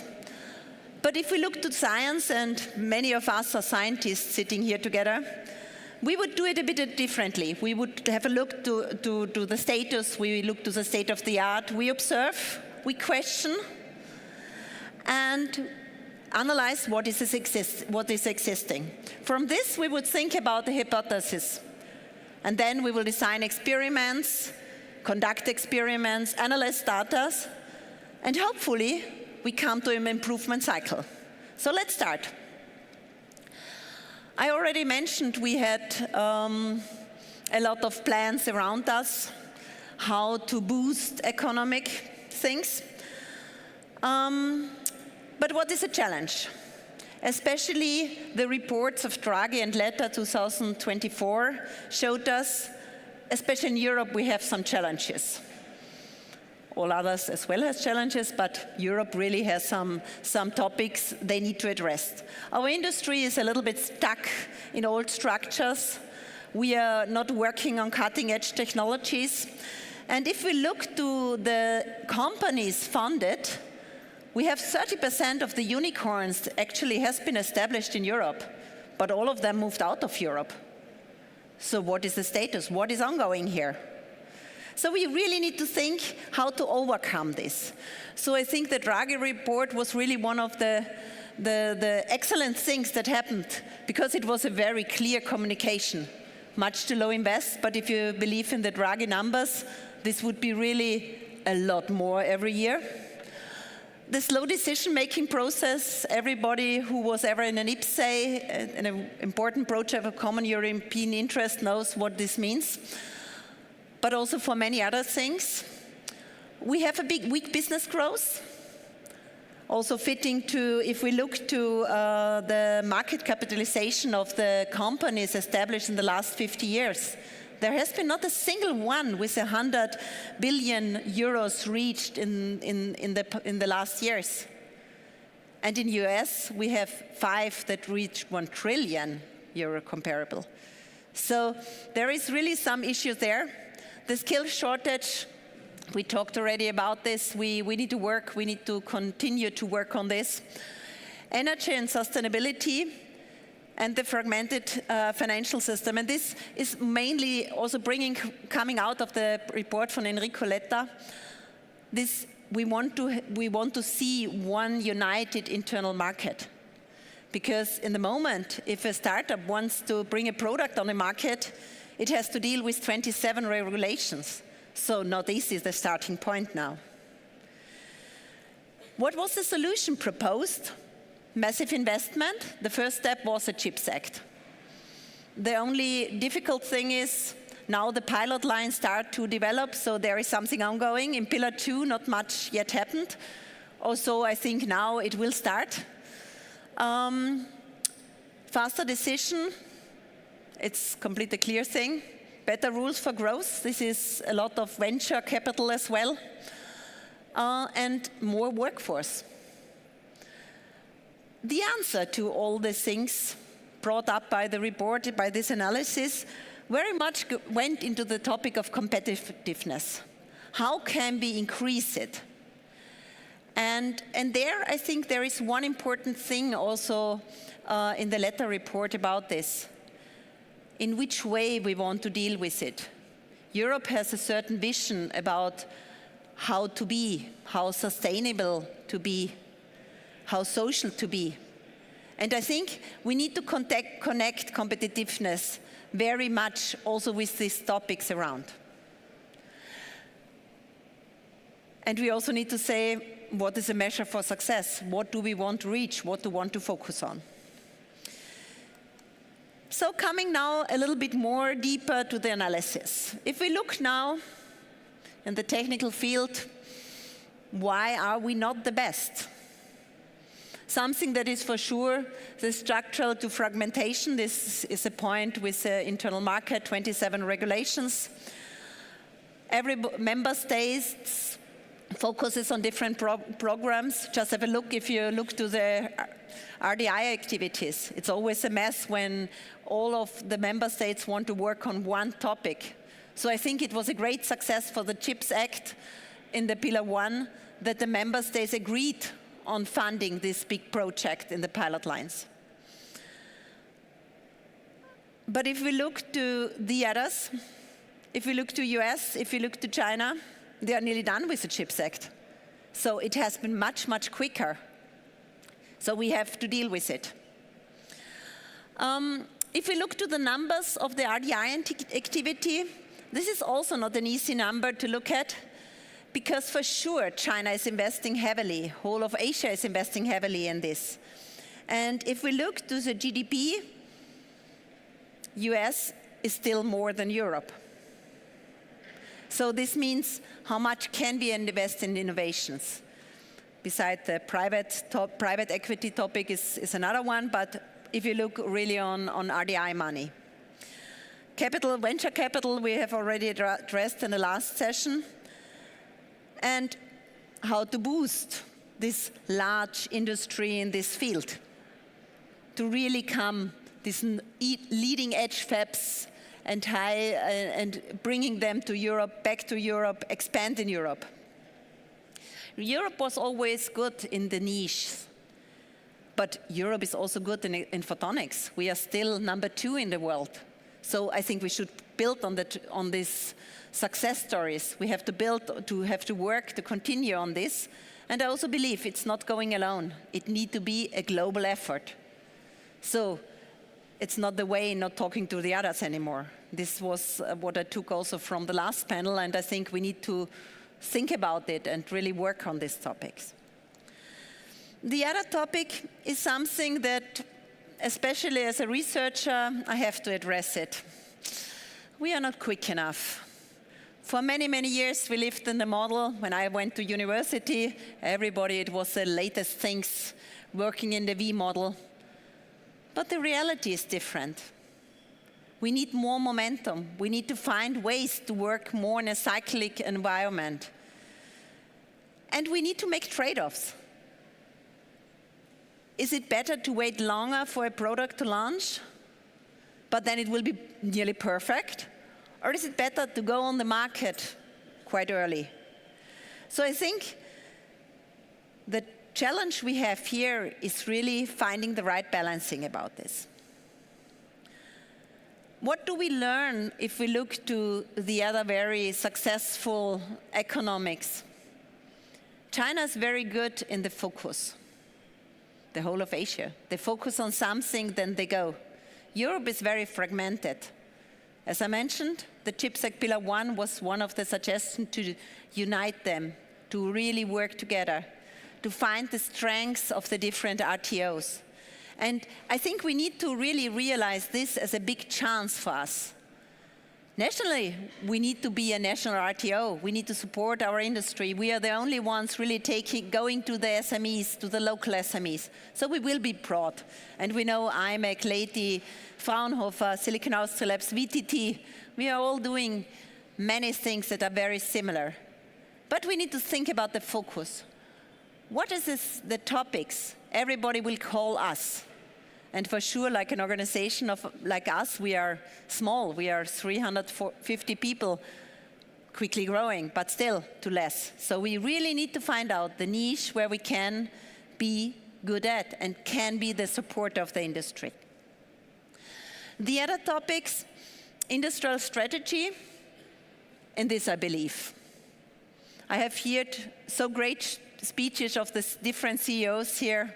They have a strategy. They know where to head. So I think on this point we can trust.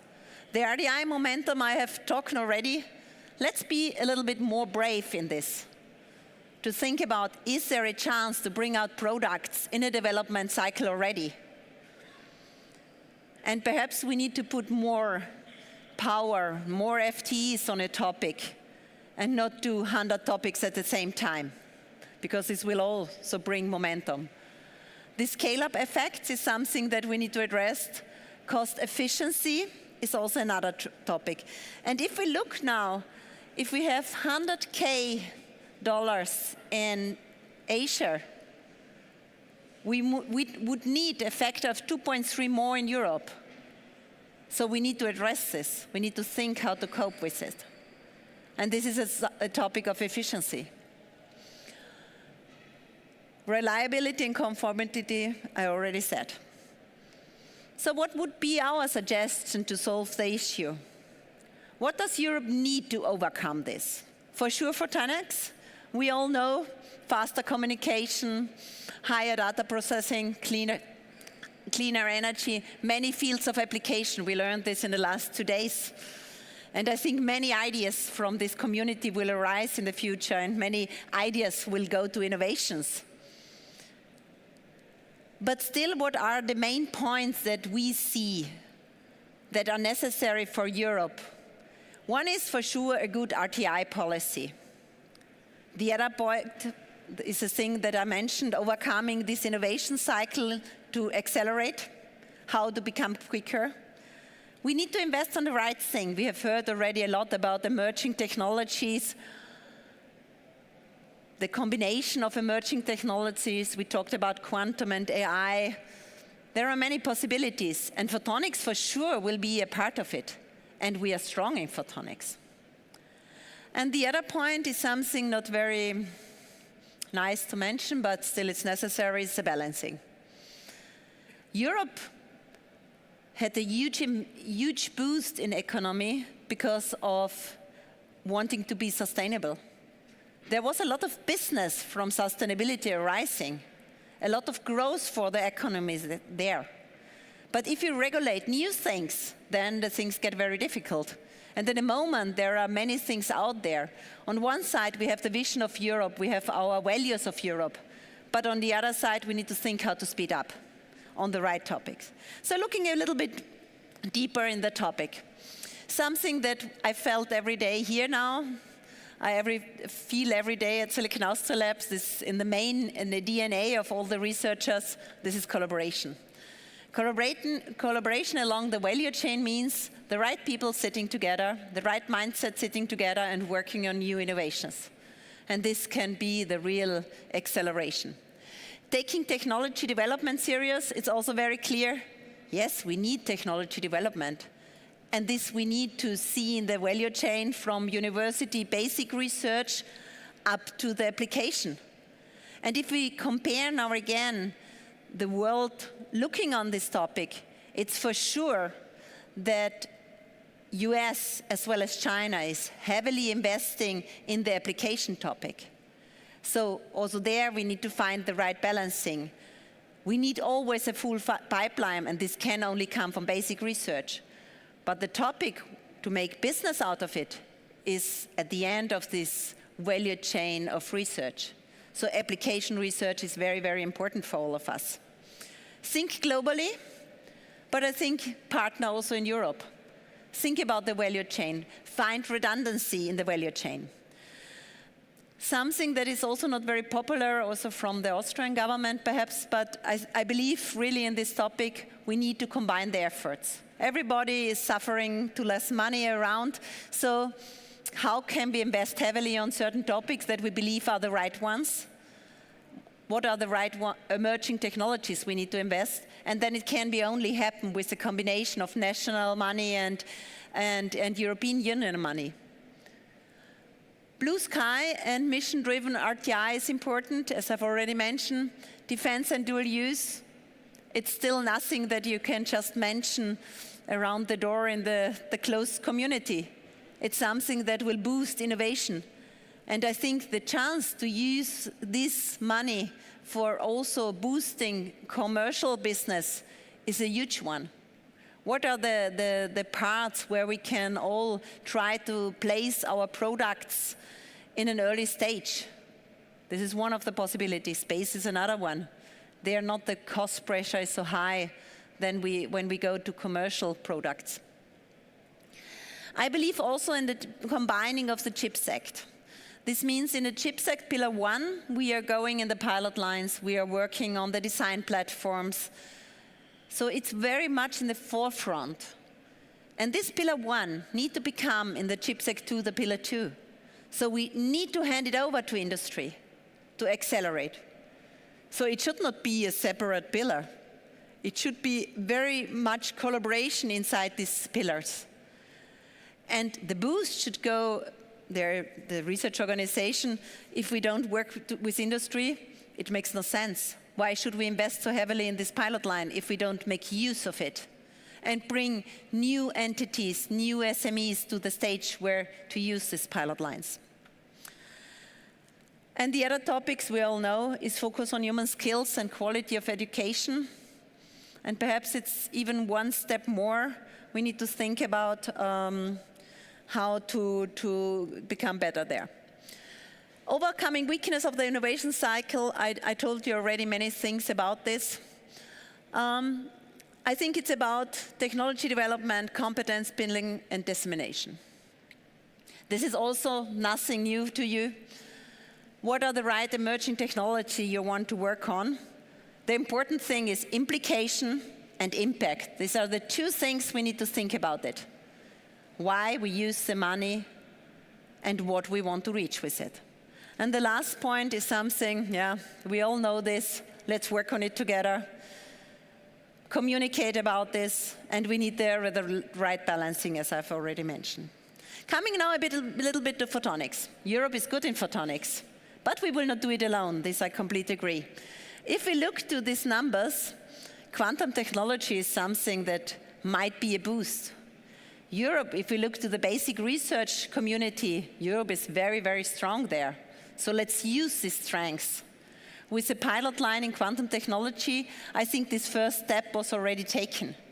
So let's make use of this huge amount of money to accelerate there. If you look to the market, China has a big advantage. It's a big market. There are many entities working. They are accelerating quickly. So we need to address it. And perhaps it might be also a chance for our entities here to go into this market. Now I want to switch a bit, coming more to the research side. Also a bit, quantum technology is something we already mentioned in the last 2 days. Quantum computer and simulation, quantum sensing and metrology, quantum communication. There is a huge market about it. There is a huge market. If we look to 2035, there is a multi-billion-dollar market in all of these. So how can we succeed in finding a share in these topics and really finding a way to be in the game? Also, we from Silicon Austria Labs, we thought about this. What are the right topics? If we are looking to the strengths, we saw we are good at photonics.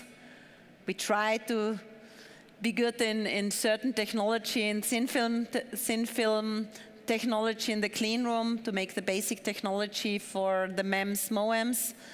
And we are good at integration technology. And this was a starting point some years ago to develop further.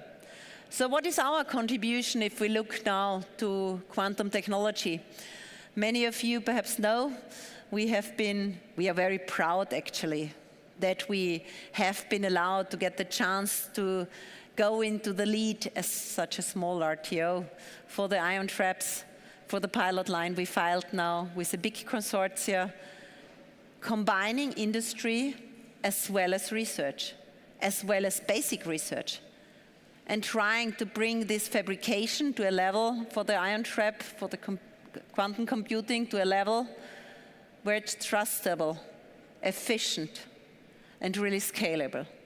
And this is the goal of the quantum pilot lines.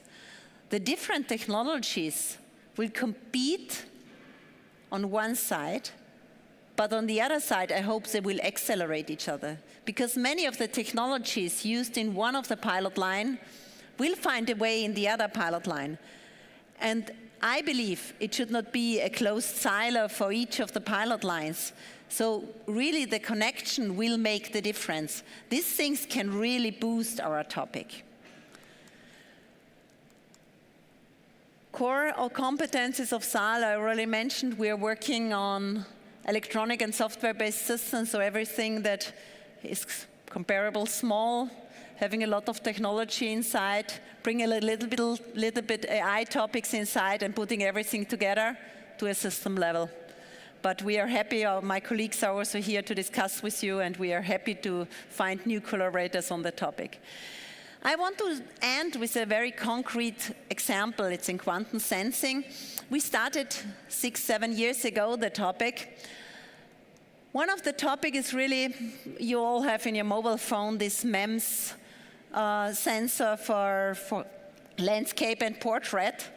If we look now to finding the way in the underground, on the street, or in a shopping mall, we all know this will not work. You will end up terribly wrong in the end. If we go now to gyroscopes, light-based gyroscope, it will be much better, but the things are quite not handy, too big. This is a precision is perfect, but for sure too big for a car, for a mobile phone. Don't even think about this. And so the goal of our program was really to bring this quantum gyroscope. It's based on NV centers, so diamond-based quantum sensing, to a way small. This is a lab thing, so not too small yet. But really bring it down and keep the accuracy. And this is one of the topics we are working on in the moment. And then I have a last slide for you. They gave it to me last minute, so a little bit a strange slide. This is only to really make no advertisement in the talk. I think I've heard the topics many times now. If you look on the thin film lithium niobate wafers, I said this link is a click and collect link. So talk to Lisa, my colleague Lisa, about it. Yeah, it works. We tested it, it worked, and we are very proud of. So please feel free to exchange with us, and let's collaborate to make something more for Europe out of it. Thank you very much, and let's try to come from friction to reality. Thank you. Thank you very much, Christina. Christina Hirschel, great presentation. Thank you so much for coming all the way to Malaga. We have a lot of questions to ask you, but most important is, how can we help you? Because you are really successful collaborating with some of the top companies in Austria and Europe. How can we help you get even better than you already are? I think the best thing about this, you really can help us with events like this, because there are plenty of possibility to collaborate, plenty of possibility to interact, to work together, and to find new partners along the value chain. I think this is the most important thing for us. We have questions in the public. So I have a simple question. I guess when you came here, you did not know many people. How many connections did you make, and how many of these connections are valuable for you? I think I made many connections. I even have not counted. Don't ask me about the numbers of the business card. So will you come back? I will come back, sure. Wonderful. Christina, we talked a lot about PIX Europe, but you are really a user. You are really one person that is there to increase their business for the pilot line. Would you call it, what should happen in the next 4 years for you to call it successful? What is a success of PIX for Europe? And Valerio Pruneri is not here. I couldn't find him, so speak your mind. I think we are successful. One thing is a functional pilot line where the wafers can fly around and all this. But I think we are even much more successful when out of PIX Europe are in all sides new SMEs working with PIX Europe together. And we really grow business here around us. This is the real success, I believe. Who in the room is partner of PIX Europe? I just would like to see, have Johan Fenstra. Can I come to you with the microphone? Johan Fenstra, CEO of Smart Photonics. I want to ask you the same question. What should happen in the next 4 years for us as a community called PIX Europe successful?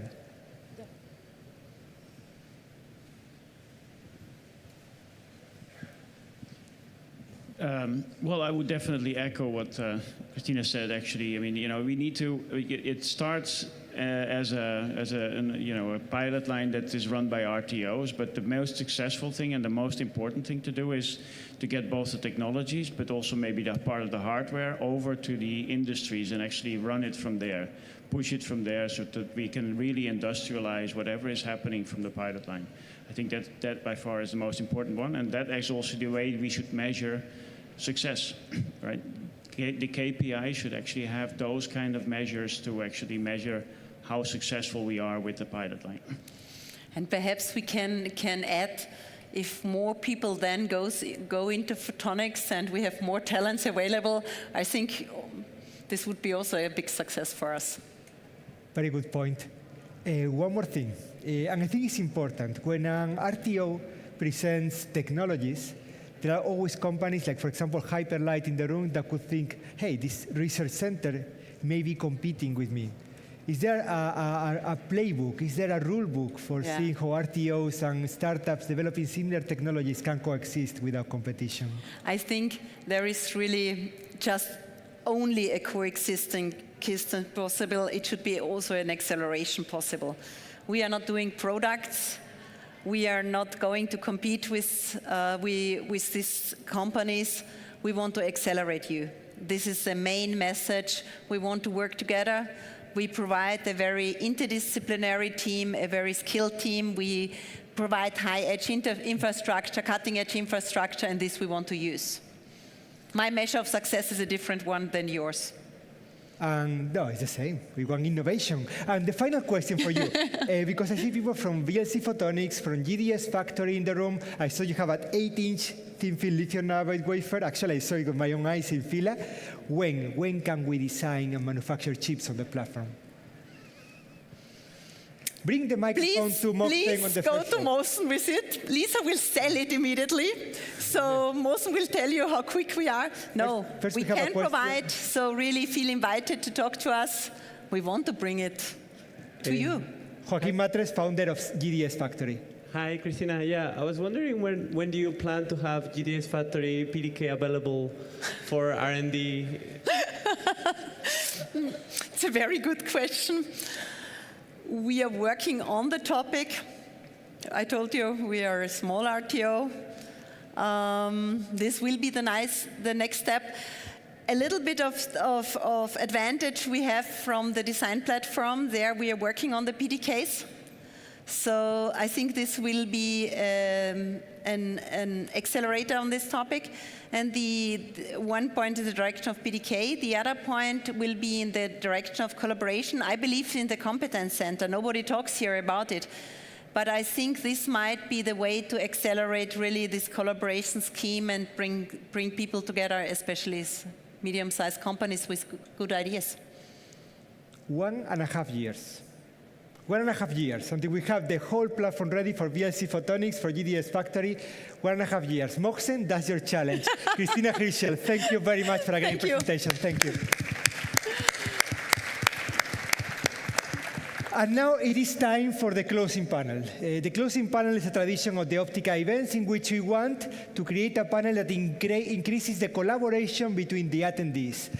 To tweak that interest, we thought about a few companies who are either developing or funding technologies for the future, and to see what we can do together in this room to accelerate this for the next 12 to 18 months, 1 to 1.5 years, like I just said to Christina Hirschel. Louis-Philippe Plot, co-founder and CEO of Lumiere Lasers. Robert Harrison, IP Counsel. Claudio Mazzali, winner of the Optica i4 Corporate Award and VP Global Research of Corning.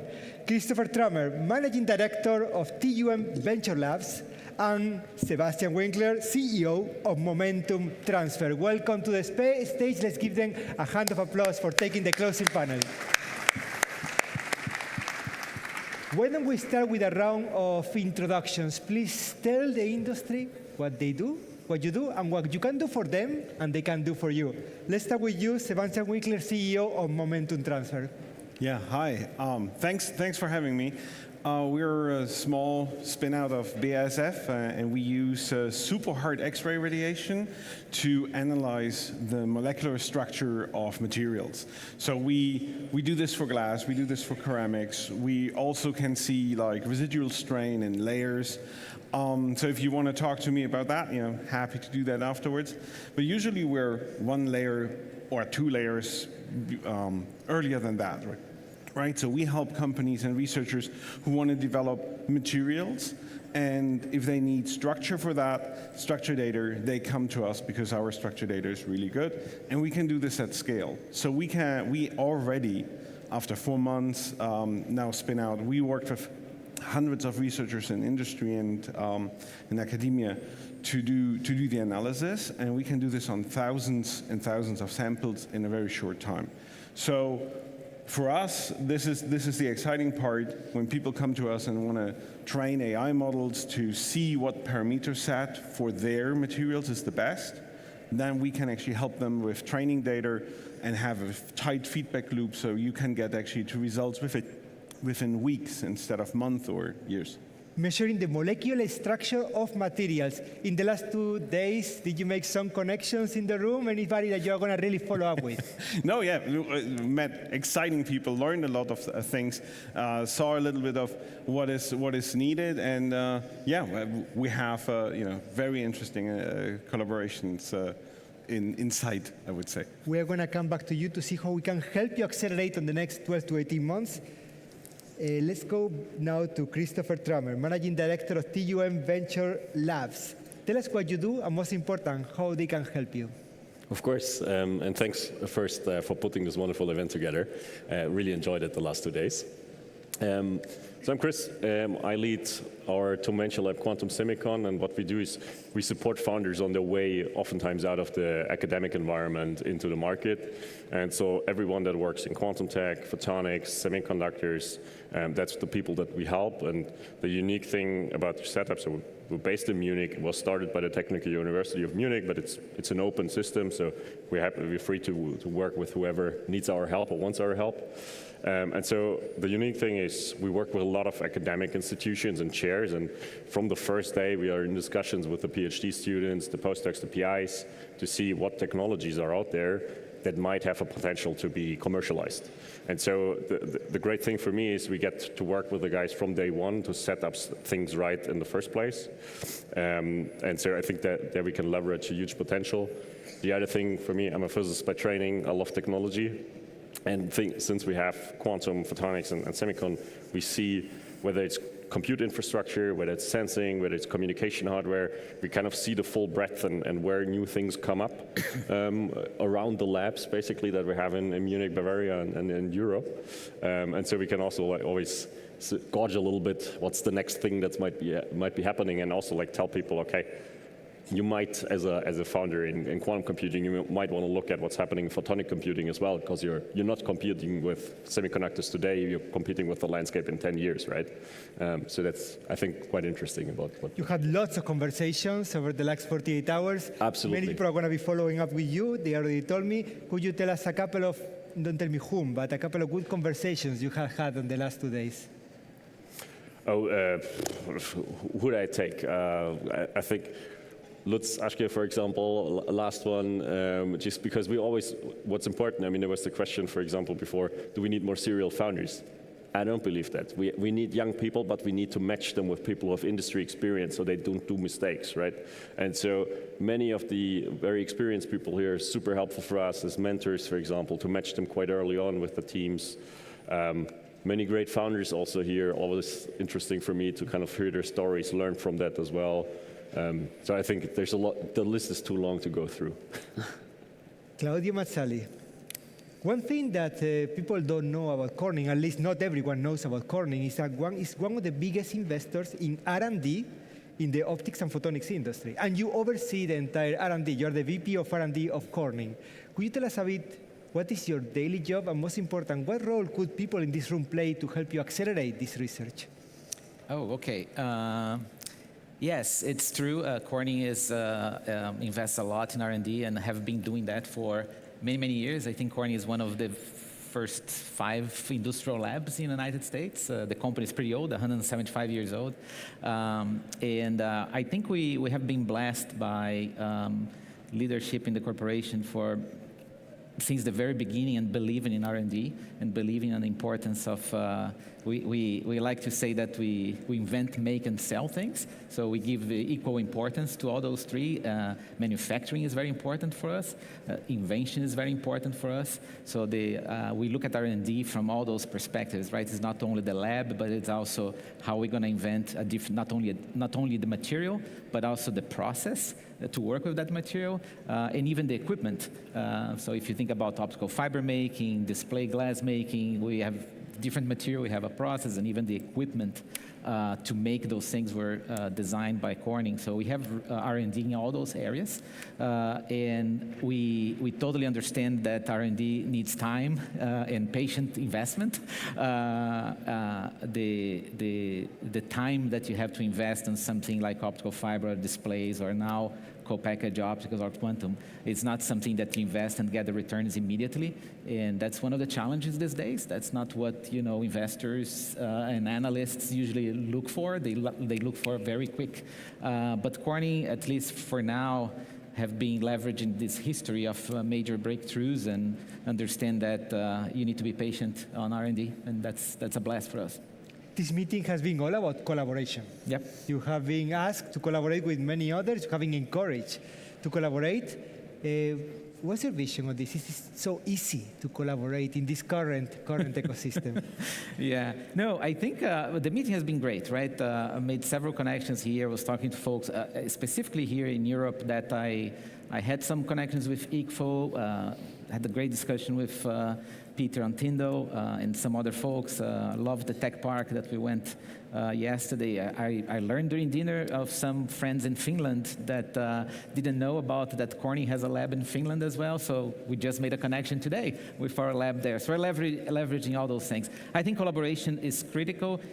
Maybe we may address that more later in the panel, but I think that we need to saying that we have to collaborate is the easy piece, right? So that is, I don't think anybody will say, no, we should not collaborate. Everybody says, oh, let's collaborate. I think we need to go one step further and think about what are the actual barriers for collaboration, right? Is it IP? Is it what it is, right? Why we're not collaborating? Is it because people were just jumping with solutions instead of thinking about the problems? Is it because we don't do a good job in prioritizing where we need to work on? So I think we have to think more about how to make collaboration a little bit easier instead of just saying that we have to collaborate more. Are you going to collaborate out of this meeting? Yes. Anyway. So it's easy, but it's maybe not easy, but definitely possible. Yeah. Lumir Laser has been a company very engaged with Optica from almost the very beginning. Louis-Philippe, can you tell us a bit more of what you do, and most important, how we can help you? Sure. So yeah, my name is Louis-Philippe Plot. I'm the co-founder and CEO of Lumir Lasers. We're in Quebec City, a young company that builds, to our knowledge, the first powerful scalable fiber lasers above 2.9 micron. It used to be that you could not get a fiber laser in that wavelength band.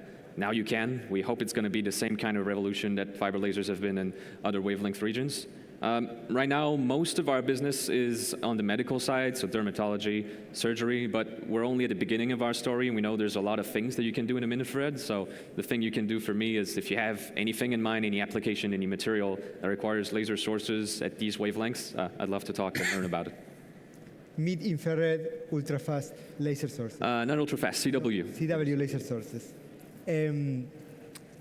You had 2 days of collaboration here. Did any new application, any new idea, any new project come to mind?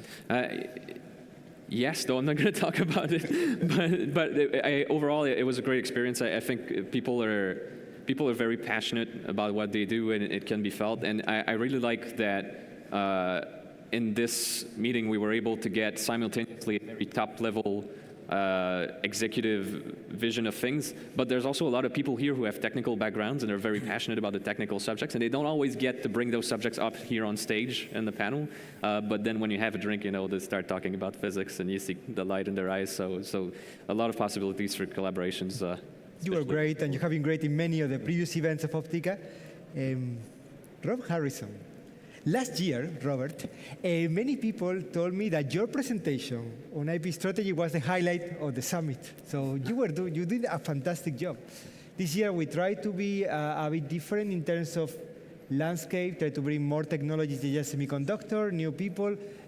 What ideas came to your mind from the IP perspective, IP lawyer that you are? Yeah, so I think what was very interesting is just everyone's talking about collaboration, cooperation with each other, and yet you highlighted that intellectual property is often the problem that is put into place. And I think, traditional lawyers will say, oh, we don't want to see joint IP, we don't want to see this, it's always a problem. And yet I think increasingly we need to actually understand, and we need to educate lawyers, that joint intellectual property is actually going to be the order of the day in future. And what we need to do is we need to work out how we are going to manage this in the future. We need to create clear guidelines about guardrails about where this intellectual property can be used, and we need to educate our lawyers, the external lawyers that are working out there. Look, don't just block joint intellectual property. Sit down, work out with your partners, with your clients, what you want to do, set out the guidelines, set out, I don't know if Stephen Tan's in the audience, he was talking to me about the possibility of having a commission that would actually then organize, well, not organize, but would actually help advise you on unclear sort of aspects of it. The other thing I really wanted to, if I can sort of say on it, I really wanted to highlight what Johan said just a moment ago about this, because one of the things I am seeing in my engagement, I've been in a couple of EU projects, Photon Hub, some of you may have seen outside, is also the fact that some RTOs, Christine seems to be the exception, have a challenge with actually exporting their intellectual property into the commercial field. They simply do not realize that that is the end game. The end game is not to have the RTO do great research. The end game is to create products for the industry, for the consumer, and for society. And that requires strong intellectual property position, requires readiness to negotiate, readiness to provide your intellectual property out to a commercial environment, and readiness not to take too much funds out of it. This panel is, of course, about future technologies. How is it happening today? How are RTOs exporting that knowledge? Is it a commercial agreement? Well, I mean, I go into, I know some of them are doing it extremely well. Some have had months-long negotiations with universities. And some, quite frankly, have said, we're not even going to start negotiating with the research institute. We'll just hire the PhD students, the postdocs, out of that research institute and set up our own pilot lines. If anybody wants to share their experience negotiating IP with an RTO or university, please raise a hand now or at any point during the panel. We'll be happy to hear more stories. And we're happy to hear more stories from you. Let me come back to you. Because what I would like to do now, allow me to switch gears, is you said what you do, but I would like to know a little bit more about the impact of what you do. Why should they care? And why should the world care? And how we can build a story that people can talk about molecular composition of materials or mid-infrared CW lasers and see that what's in it for them. I guess, Seb, that you've been asked that question a lot. So what? You know what, Seb? My mother keeps asking me, what do you do for a living? And I cannot explain it to her.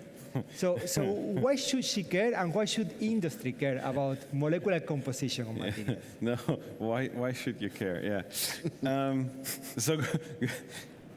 Going back to the materials development, right? If you wanna do something new, right? And we have big challenges as a society, right? You have like the green revolution.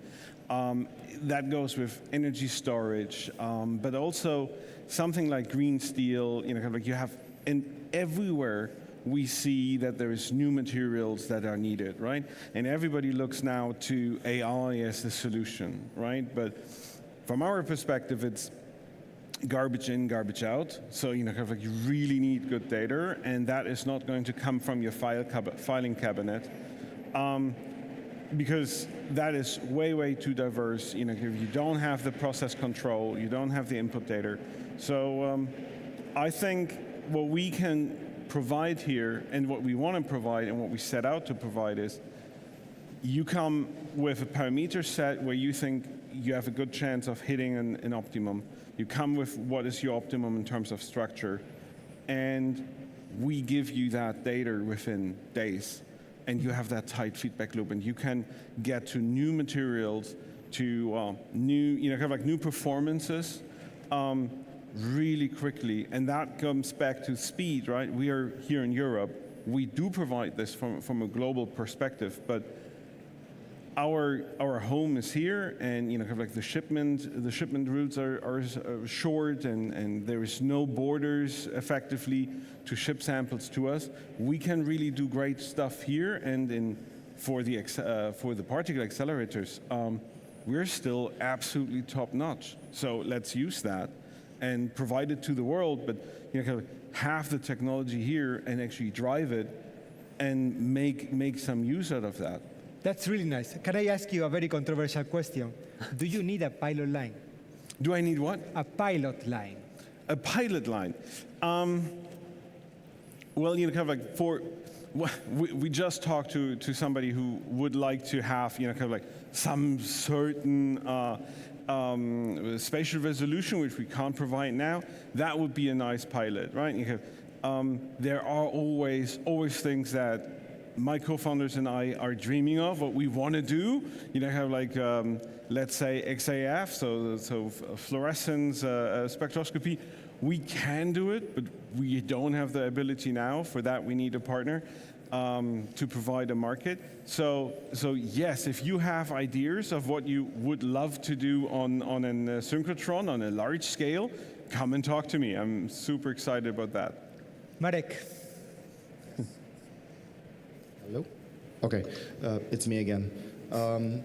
Coming back to why it matters and how to convey that message, I remember that whilst visiting GTC and all of the craziness of agentic AI and physical AI layer, I observed that you could decipher a cycle that a smart AI trains better with photonics. Photonics brings better quality data of this trash in, trash out approach to fight with that. And when photonics delivers the better data, AI gets smarter, and then you repeat. So you could call this the photonics intelligence cycle, how to tell the story. Just wanted to comment on that. Thank you.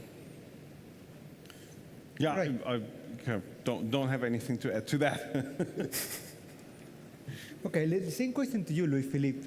To what extent could you explain to the industry, to the audience, to your investors, to the people in the street, the impact of Lumire lasers? Yeah, so right now, as I said, we're mostly in the medical sector, and what we've essentially done with the fiber laser is we've created a new innovation space for medical device companies because they have access to the beam quality, the flexible delivery, all these good things that make a fiber laser, and a lot of them have been using the same, erbium YAG, CO2 lasers since the 70s, so they're really happy to have a new toy to play with, and the result has been quite shocking, actually. They're inventing all sorts of new treatments, they're treating new conditions, they're treating conditions that could be treated before, but with much less secondary effects. They have much better clinical outcomes. So, every month we get a roster of pictures of people getting their skin treated, for example, or sometimes it's veterans, burn victims, cancer excisions, all sorts of things that show that the technology is really working, and it's been really motivating for our team and everyone who works with us. I'm not sure I understood from the people in the street. What is really the impact? How are you going to change the world? Well, you make medical lasers, yeah, right? So how those lasers are going to improve people's lives? Well, I'll give you an example. One of the biggest markets for us right now is dermatology. So the way that the laser is used in dermatology is there's different segments. So by far, the biggest market segment is aesthetics because there's a lot of recurrence in aesthetics. So what they'll be able to do in that segment is they'll be able to treat types of skin that could not be treated before because there were side effects with our lasers. For example, CO2 lasers had less absorption in tissue, there was more thermal damage that would lead to more effect on the tissue afterwards, more secondary effects. So this is the kind of things that we're seeing in the market. We're seeing medical devices being able to be brought to a larger market of people. People with darker skin, for example, usually have more side effects when they get treated in dermatology. But we're also seeing all sorts of new conditions that could not be treated before, and I don't want to get too technical. But essentially, there's a host of new treatment that can be done, and that's just in the aesthetics. In the surgical, it's a long-winded thing. When we discuss with many, and I have a question at the back, I will come back to you in a second. When we discuss with many of companies that are going into the medical market, it does happen that the investors tell them that there is a long way ahead, that the burning rate is very high, that the value of death in medical is really a value of that. Do you have a similar experience? Do you have different experience? Yeah, I can speak to this for sure. The first notion that's really important is that we position ourselves as a laser provider, as a component to a medical device. So we don't have the same regulatory burden as the actual medical device company. That's the first thing.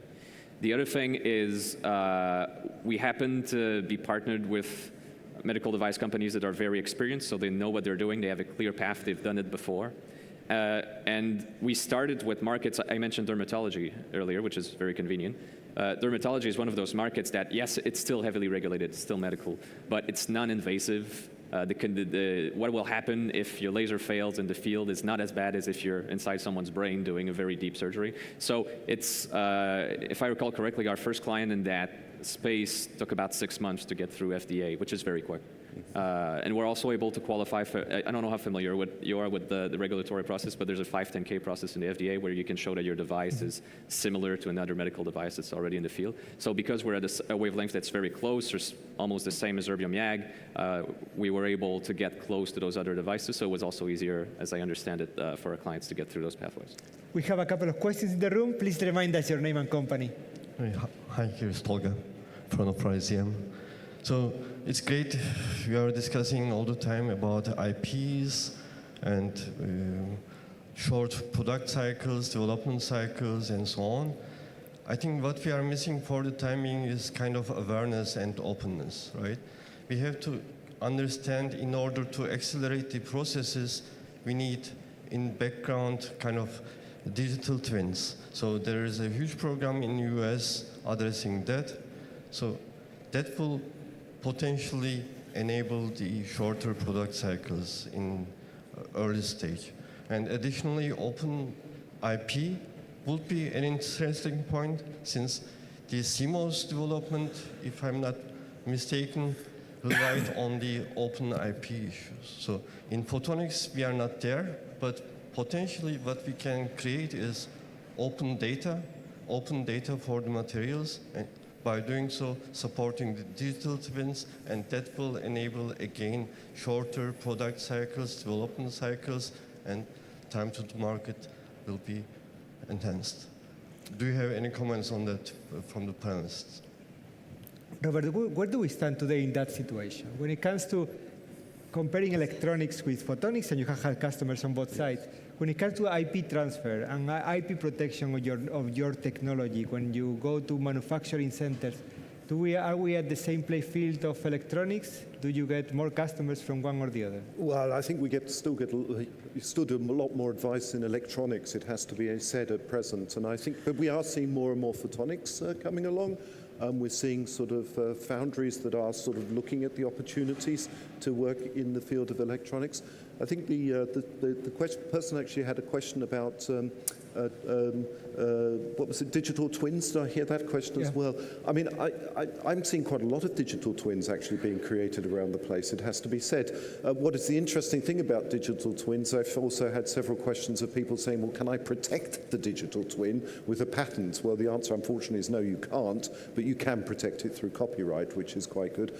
I also think that the interesting thing about open data is becoming increasingly important field. The European Commission is really pushing for open data. It has to be said, of course, that other geopolitical blocs, US, China, tends not to have such a push on open data. So there is a little bit of a question of reciprocity that we need to be sort of thinking about on that. And that is, also an IP question in that respect. So I don't know if that's answered some of the questions that you actually had. I think just one quick comment on the digital twins specifically. We were talking about collaboration, right? The digital twin is a platform for collaboration. Yes. It's a place where you can actually engage with customers and partners using the digital twin and have a more effective collaboration. We have used that not only in our internal process and manufacturing, but even directly with customers.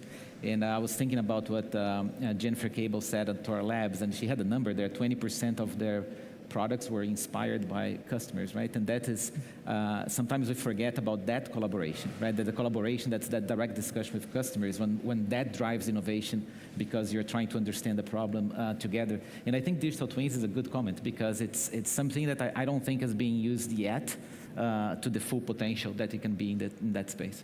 But that's a really interesting thing. It reminds me of a case that I've got exactly this, where we had this long discussion about do we open up the digital twin to our potential customers, to our potential partners. What happens if you create joint intellectual property out of that digital twin? I mean, I can't go into entirely details, but it's a very, very good point because, this does allow you to do experiments in silico, which would cost thousands, if not tens of thousands, if you actually had to produce, do a chip run or something like that. Which, back to the point of the pilot line, right? You ask about pilot line, and sometimes I think about pilot line as, okay, what I'm going to get out of the pilot line, right, the product. But I think there is one other very important point on pilot lines, is the changing mindset. When you're developing something and you're doing something in a lab, you have one mindset. You're trying to think about performance. You're trying to, and that's, you're a little bit too narrow on that. When you go to a pilot line, you start to think about that triangle of performance, cost, time to market, right? And not one of those corners is ideal. You need to find the right balance between performance, cost, time to market. I think a pilot line brings that change or shift in mindset that is critical to anybody. So just allow me to come back later about the digital twins, but let's continue on the impact side. Sebastian, after you said about the impact of your technology, let's talk to Christopher Trammer now. Chris, you are helping many companies. You are helping them build the story. Some of them are in quantum technologies, some of them are in new technologies. How do you help them communicate the impact, the real impact of what they do?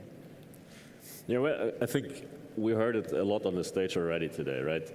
One of the major impact that we try to reach is we're great in Europe in research, in innovation, in RTOs and so on, but we really lack the commercialization. And so my thing is, like, most of our startups fail in Europe because nobody starts them, right? Yeah. We have all these technologies lying around in the research labs. And so we try to be there and we talk to the people and try to get them out. And so I think that's the main impact we try to reach. If you want to have more successful startups, our job is to create more people who try to found them, right? And for me, this always feels easier to I don't know, multiply that by a factor of 10 than multiplying the success rate, which is much harder to do. So that's really what we try. I think in terms of the work we do directly with the founders, we also really try from day one to set them up so they don't fail down the road, right? So I think the digital twin comment, for example, extremely valuable. We try to force our founders nearly, right, to use as much simulation tools, as much digital twin AI processes in creating their startups, such as just faster, more capital efficient, and have better chances actually to come into the market. And the second point on the digital twin is also, it forces you a bit, especially if you're an academic founder, a spin-off, it forces you to switch a bit to like that system level view. And if you talk about semiconductors, photonics, and quantum, these are all things that go into very complex industrial value chains, right? And so I think a lot of the problems that we see, like, let's say, still earlier stage startups, they come from like little proof of concepts, and then you go milestone by milestone, but you never really take that full broad view of the system that you need to integrate at some point into the industrial value chain. And so that's what we, from day one, try to integrate into the teams and send them out into the markets, hopefully fully prepared, yeah. I wonder if I can put you on the spot. Could you pick like one of the companies from your portfolio that has a good story, a good impactful story, and maybe share that story with us? Yeah, I'd love to. I think also in that context, I picked one company, it's called Quantum Diamonds. Quantum Diamonds. Quantum Diamonds, so it's quantum sensing technology, but it's a quantum sensing technology which is now applied to the semiconductor industry. But the team started really as an academic spin-off. The CTO started it kind of after his PhD. And what we did is we matched actually one of my former colleagues into the team, Kevin, who's now the CEO, who's an ex-McKinsey guy. And so they basically had an NV center quantum sensor, right, which can sense magnetic fields. That's the basic functionality of the thing. And so they went out, and that's one of the big advantages, I think, of our ecosystem that we have in Munich. They went out and said, okay, the first idea was, let's sell this quantum sensor. And then they talked to a couple of companies that are in the sensing market, and everybody said, like, this is nice, but at the stage you need to integrate much further because we can't take it, because otherwise we have to do all the work, right? And so they set out, okay, and said, we need to integrate further as a solution, really. And they interviewed tons of people in the biomedical field, in battery sensing, in, I don't know, like whatnot, and also the semiconductor industry. And from all these discussions that they had with all the potential verticals you could go into, they felt like, okay, the guys in the semiconductor industry with backside power delivery, with chiplets, so there's a lot of 3D integration. They really need a new technology to scan through the chip to look for failures. Mm-hmm. And that's where they stuck, right? And today, I mean, they just raised their Series A. They work with basically every big semiconductor firm on the planet to help them develop their chips. which is kind of a nice story because it goes really into like search for the right vertical and then build there. One thing is, of course, the impact of what we do, and then the manufacturability of that impact. And I would like to move now to that part. And time flies when you have fun. We only have 10 minutes left. I don't know what happened with the time. But I would like to go to you. So,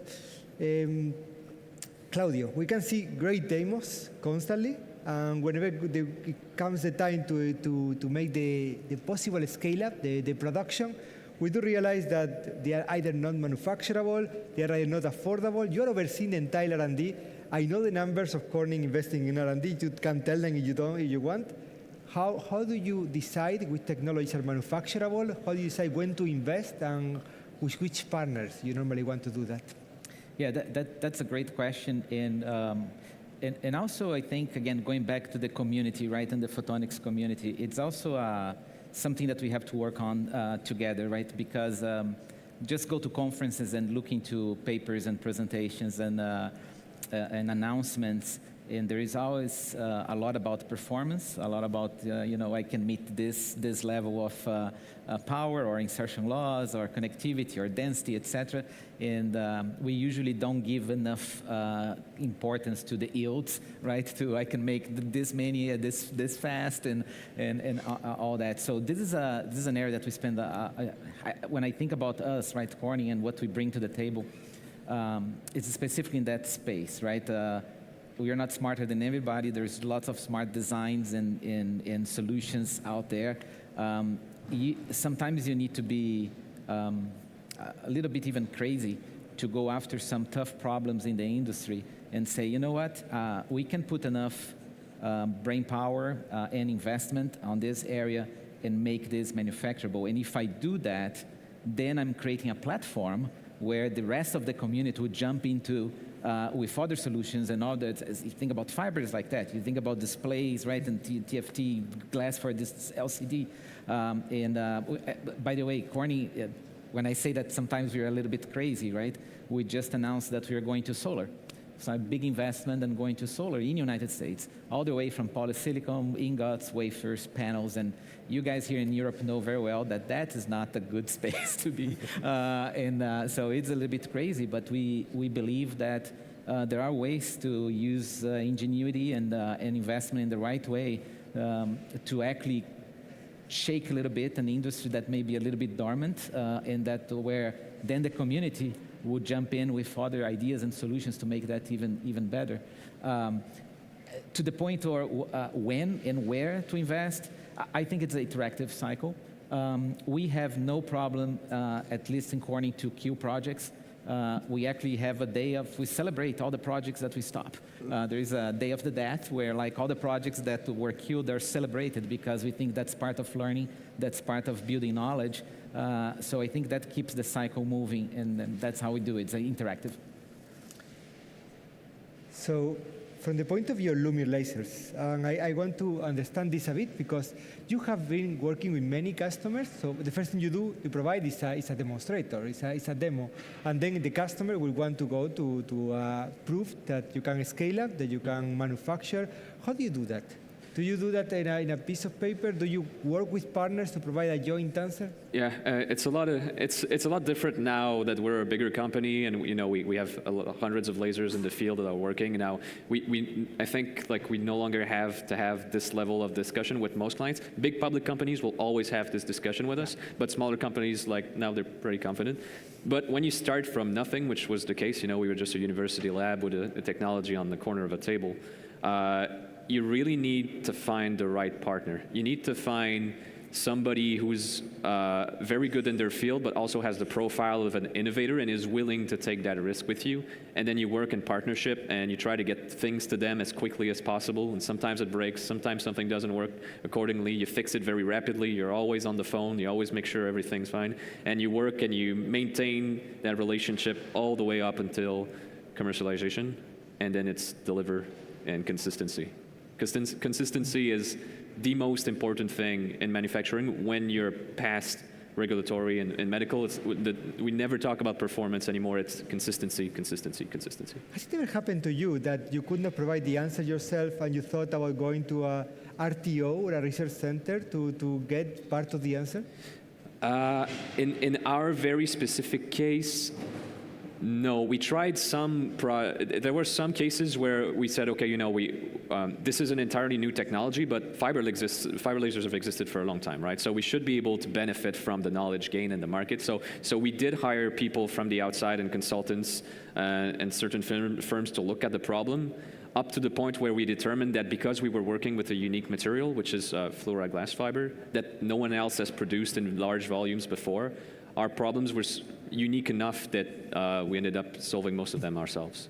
You know what, I think they have been quiet. So one topic that I think is very important out of this panel, I believe RTOs should play a role, a much stronger role in helping companies like the two of you on innovate. And I can see Rob nodding along, so apparently I'm saying something that makes sense. I have in the room two very highly represented RTOs, one then from Switzerland and the other one from Czech Republic. So allow me to ask these two people that I'm mentioning to raise their hand. One there. Yeah. All the way from Czech Republic highlights what is the connection with the companies and how you negotiate IP, and most important, how do you help them solve their challenges when a big customer comes to them and they cannot provide the entire answer? Yeah, well, depends. If what the company wants, is it something already publicly funded? We are limited legally. It cannot be exclusively licensed. Or if the company comes and basically fund the whole research and we do all the work for them, then by the European laws, company has rights to keep the IP under its ownership. So it really depends from case to case.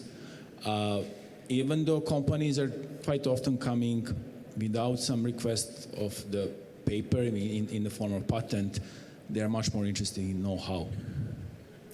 Could you give us just a quick sample, without telling us the company name if you don't want to, but a quick example on how you could call it a successful discussion? Can you just, once again? A quick example, without telling us the name of the company, and if you can, a quick example of a collaboration with companies that was successful. One laser producer, one of the major laser producers in Europe.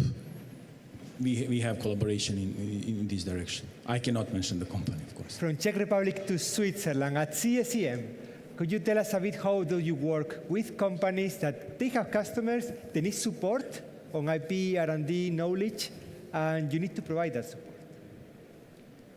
Thank you very much, Jose, for putting me on the spot here. Always. Yes, Andreas from CSEM in Switzerland, also representing Seacraft, a recent spin-out from CSEM. I must say, selling IP is our business. So, first of all, we have to make it attractive for our customers, that they feel confident to come to us and say, okay, IP is not going to be an issue with CSEM. So that's our reputation on the line. And it's very much, as Marek said, so if you pay for it, you get all the IP. If it's a joint development through a European project or publicly funded, then it would be shared. So there will be an exclusive or non-exclusive license for which you have to pay. But that's, yeah. Let's put it like this, it doesn't take too much time in our customer relationships. We spend much more time on making the projects go.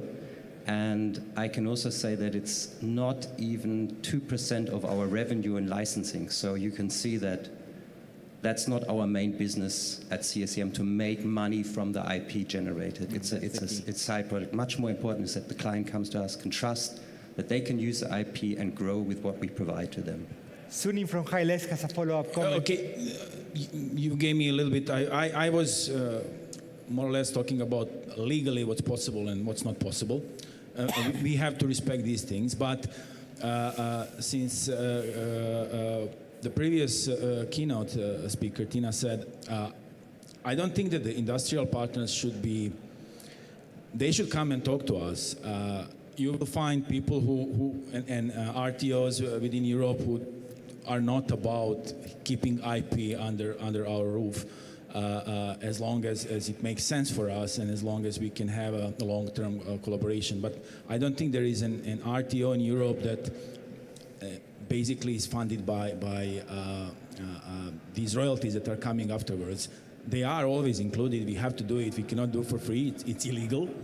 But it's never going to be a problem to work with RTO. Majority of RTOs, like TNO in the Netherlands, I believe, they're also around. So I would encourage industrial partners to come and talk to us when they have problems, because actually we can help them to scale. Sometimes just they don't have capacity to do it. We can do that instead of them, for them. We can make a deal. That's not a problem usually. Let's look at the US side. David Hagan, Dean of Creole. How does Creole cooperate with industry? Could you raise a hand? The microphone is coming to you. David Hagan? Yes, the microphone is coming to him. Here you go. Sorry, what was the question? How does Creole collaborate with industry? Well, we have a number of different ways. We have an industrial affiliates program where some of our affiliate members stay in tune with us regularly, find out what our latest IP is, talk to our faculty, talk to our students. But often the connections are the other way. They rather than coming to Creole, they go directly to our faculty and talk to our faculty about technologies that are being developed. I've had a lot of good conversations this week, just letting people know the good work that's going on, and a lot of people are interested. So there's no one size fits all. We try every way we can. IP is always a problem. I wish we could just give the IP away. We're a state university, but they tell us we're not allowed to do that. And so that often gets in the way of making good agreements with companies. Thank you very much, David, for being here. Yep. Seb. I wanted to bring maybe a different perspective to this. So we're working with a publicly funded institution, the ESRF in Grenoble, and we're measuring there, right? So in a sense, they work as an RTO sometimes, but for us, they're a supplier, right? And kind of like we go there, we use their time, and it's a fantastic partnership in terms of sometimes they have requests from industry and they say like, hey, this is much better suited for momentum transfer. And sometimes we have requests that we can't fulfill because they're technically too complex or too long term. And then we make the introduction to the ESRF. And so far, this has been absolutely fantastic. But as far as I know, we're the only ones who have established this model of collaboration, which I find a shame, and people should look into that. All right, so when you talk like this and you enjoy yourself, time grows really fast, and it went really fast for me. We are 2 minutes out of time, so we're going to have a very fast question. The question is very clear. Let's play the crystal ball game 18 months from now. With all the tools, with the RTO knowledge, with the IP protection, with everything that's going in the industry, with AI, how would you see yourself and your business in 18 months? And let's start with you, Seb. Well, 18 months. All right. So if everything goes well, kind of like in all of you guys, kind of like sending me samples and everybody here on stage working with us. So I would think, kind of like much more interaction with the synchrotrons, and ideally, if I can dream, I would be building my own synchrotron, and maybe we do that in Malaga because I really like the city. A synchrotron in Malaga, Felipe Romera. Yes. Maybe one of the main KPIs that we track is how much funding the teams that we supported bring in, and so far the 30 teams that we support have brought in 150 million. Maybe in 18 months, double that to 300 million would be a good goal. 300 million sounds great. Claudio. I think that we are in that transition point for co-packaged optics right now. I think that it's becoming real for this entire community. And we are moving from, is this thing going to work, to when we're going to have this at scale by multiple companies, by multiple customers. They're still going to look slightly different. And I think we're going to start a transition to a convergence where we need to have some convergence. We need to have some alignment so we don't spread ourselves too thin. So I think that's going to be critical in 18 months. It's hard to know the roadmap for CPO. We discussed a lot about that. I don't know very well how it looks like. What I do know is that glass is going to be part of it. So the future is very, very bright on this. Louis-Philippe, 18 months from today. Yeah, well, as you know, the company's been growing very, very fast, so I hope we'll keep growing fast. I hope we'll be two, three times our current size in 18 months, and hopefully we'll have tackled and discovered all sorts of new and interesting applications for our lasers. Congratulations on what you're achieving and proving that you can really grow a business without an M&A to the point of being growing every year. Yeah, we had there was this topic earlier on the previous panel, but we have no VC funding, so we bootstrapped the whole growth, and we managed to grow very fast despite that. Rob, 18 months from today. So what I hope in 18 months is that we have a much smoother path towards cooperation, collaboration, that we solve a lot of the IP problems, that people actually understand that joint IP, that we need to get the guidelines, the guardrails in place, and that becomes an industry standard model. 18 months from today is a long time, but in 12 months we'll come back to Malaga. Let's give a round of applause for our panelists today. Thank you. Thank you.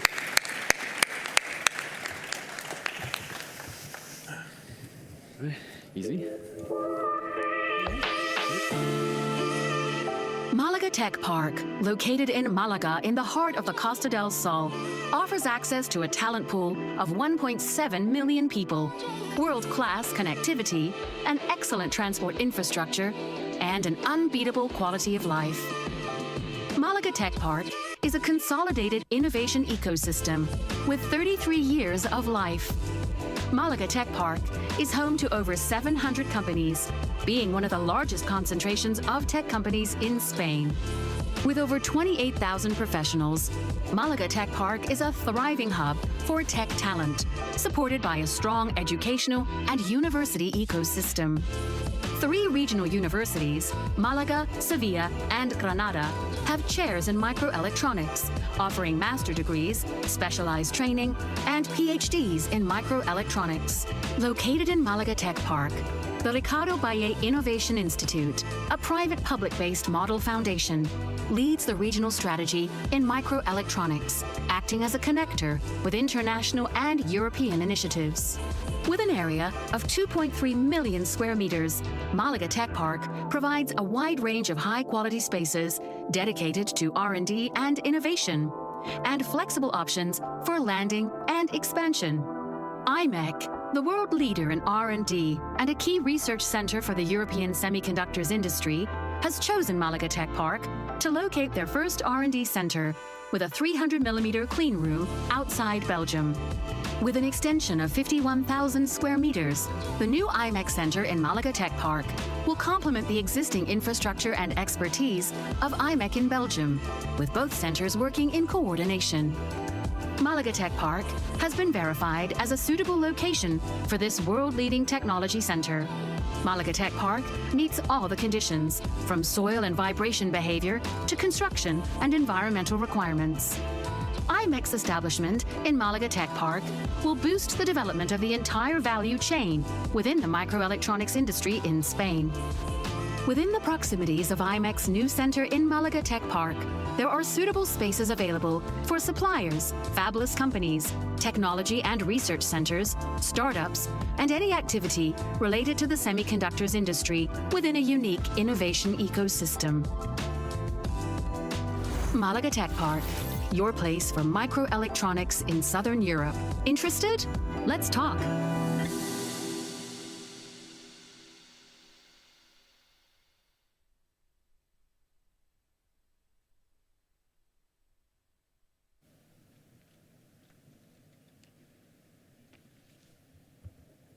Okay. Hi, everybody. My name is Felipe Romera. I want to thank to Optica and especially to Jose Pozo for inviting me once again to close this forum as Director General of Malaga Tech Park. We are so happy that Global Photonics Economic Forum has taken place in Malaga for its second edition. It has been great to meet you here to talk about photonics. When Malaga Tech Park started 30 years ago, many thought it was impossible to create an innovation ecosystem here. But as you have seen, Malaga is not only sun, beaches, and golf. Today, as you have seen in the video, is home to more than 700 companies and more than 28,000 professionals. And also the most important thing is the impact of contribution to the Malaga city GDP is around 35%. We are building the regional ecosystem in microelectronics and photonics aligned with European and national policies, the European Chip Act and PERTE Chip. And Andalusia is launching the regional strategy for microelectronics and semiconductors. We are also working hand by hand with Malaga City Council, University of Malaga, and Institute Ricardo Valle to make Malaga Tech Park your place for microelectronics in Southern Europe. Last year, we were doing the final touch-up for the location of IMEC in Malaga Tech Park. This year, we are so proud to incorporate IMEC. Its landing in Malaga Tech Park will foster a strong ecosystem with a global reach, boosting Malaga's position as a top-class innovation hub. I'm convinced that this forum is the best space for exchanging ideas and building collaboration. We hope to welcome you again next year in Global Photonics Economic Forum 2026. Thank you very much.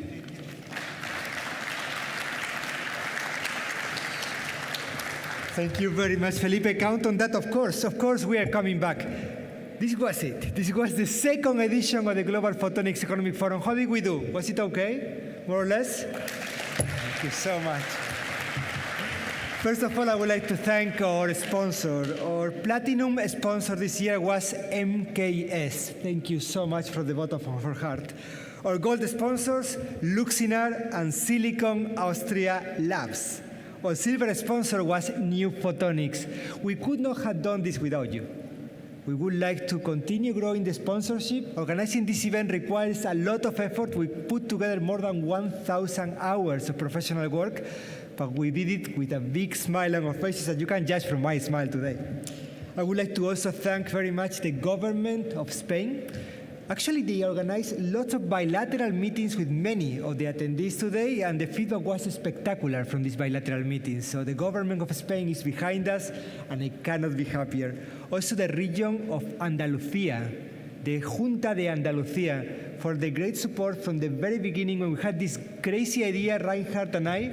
From the very beginning, they wanted to be behind us. And of course, the city of Malaga, La Ciudad de Málaga, for bringing us here again and give us, I think, the best possible context to have a meaningful discussion. Thank you very much for that. I also would like to thank the 35 exhibiting companies outside. Most of them, they already told us that they want to exhibit again next year. So thank you very much for that, and many of you that will come again for another exhibition to showcase the technology. And last, but definitely not least, I would like to thank the Optica staff. Helena Diaz, John Pugh, Olga Ras, Carmen Paños, and everyone else behind the whole work that is done behind here. The IT technicians, the people that put together this impressive event. Thank you very much for your very hard work.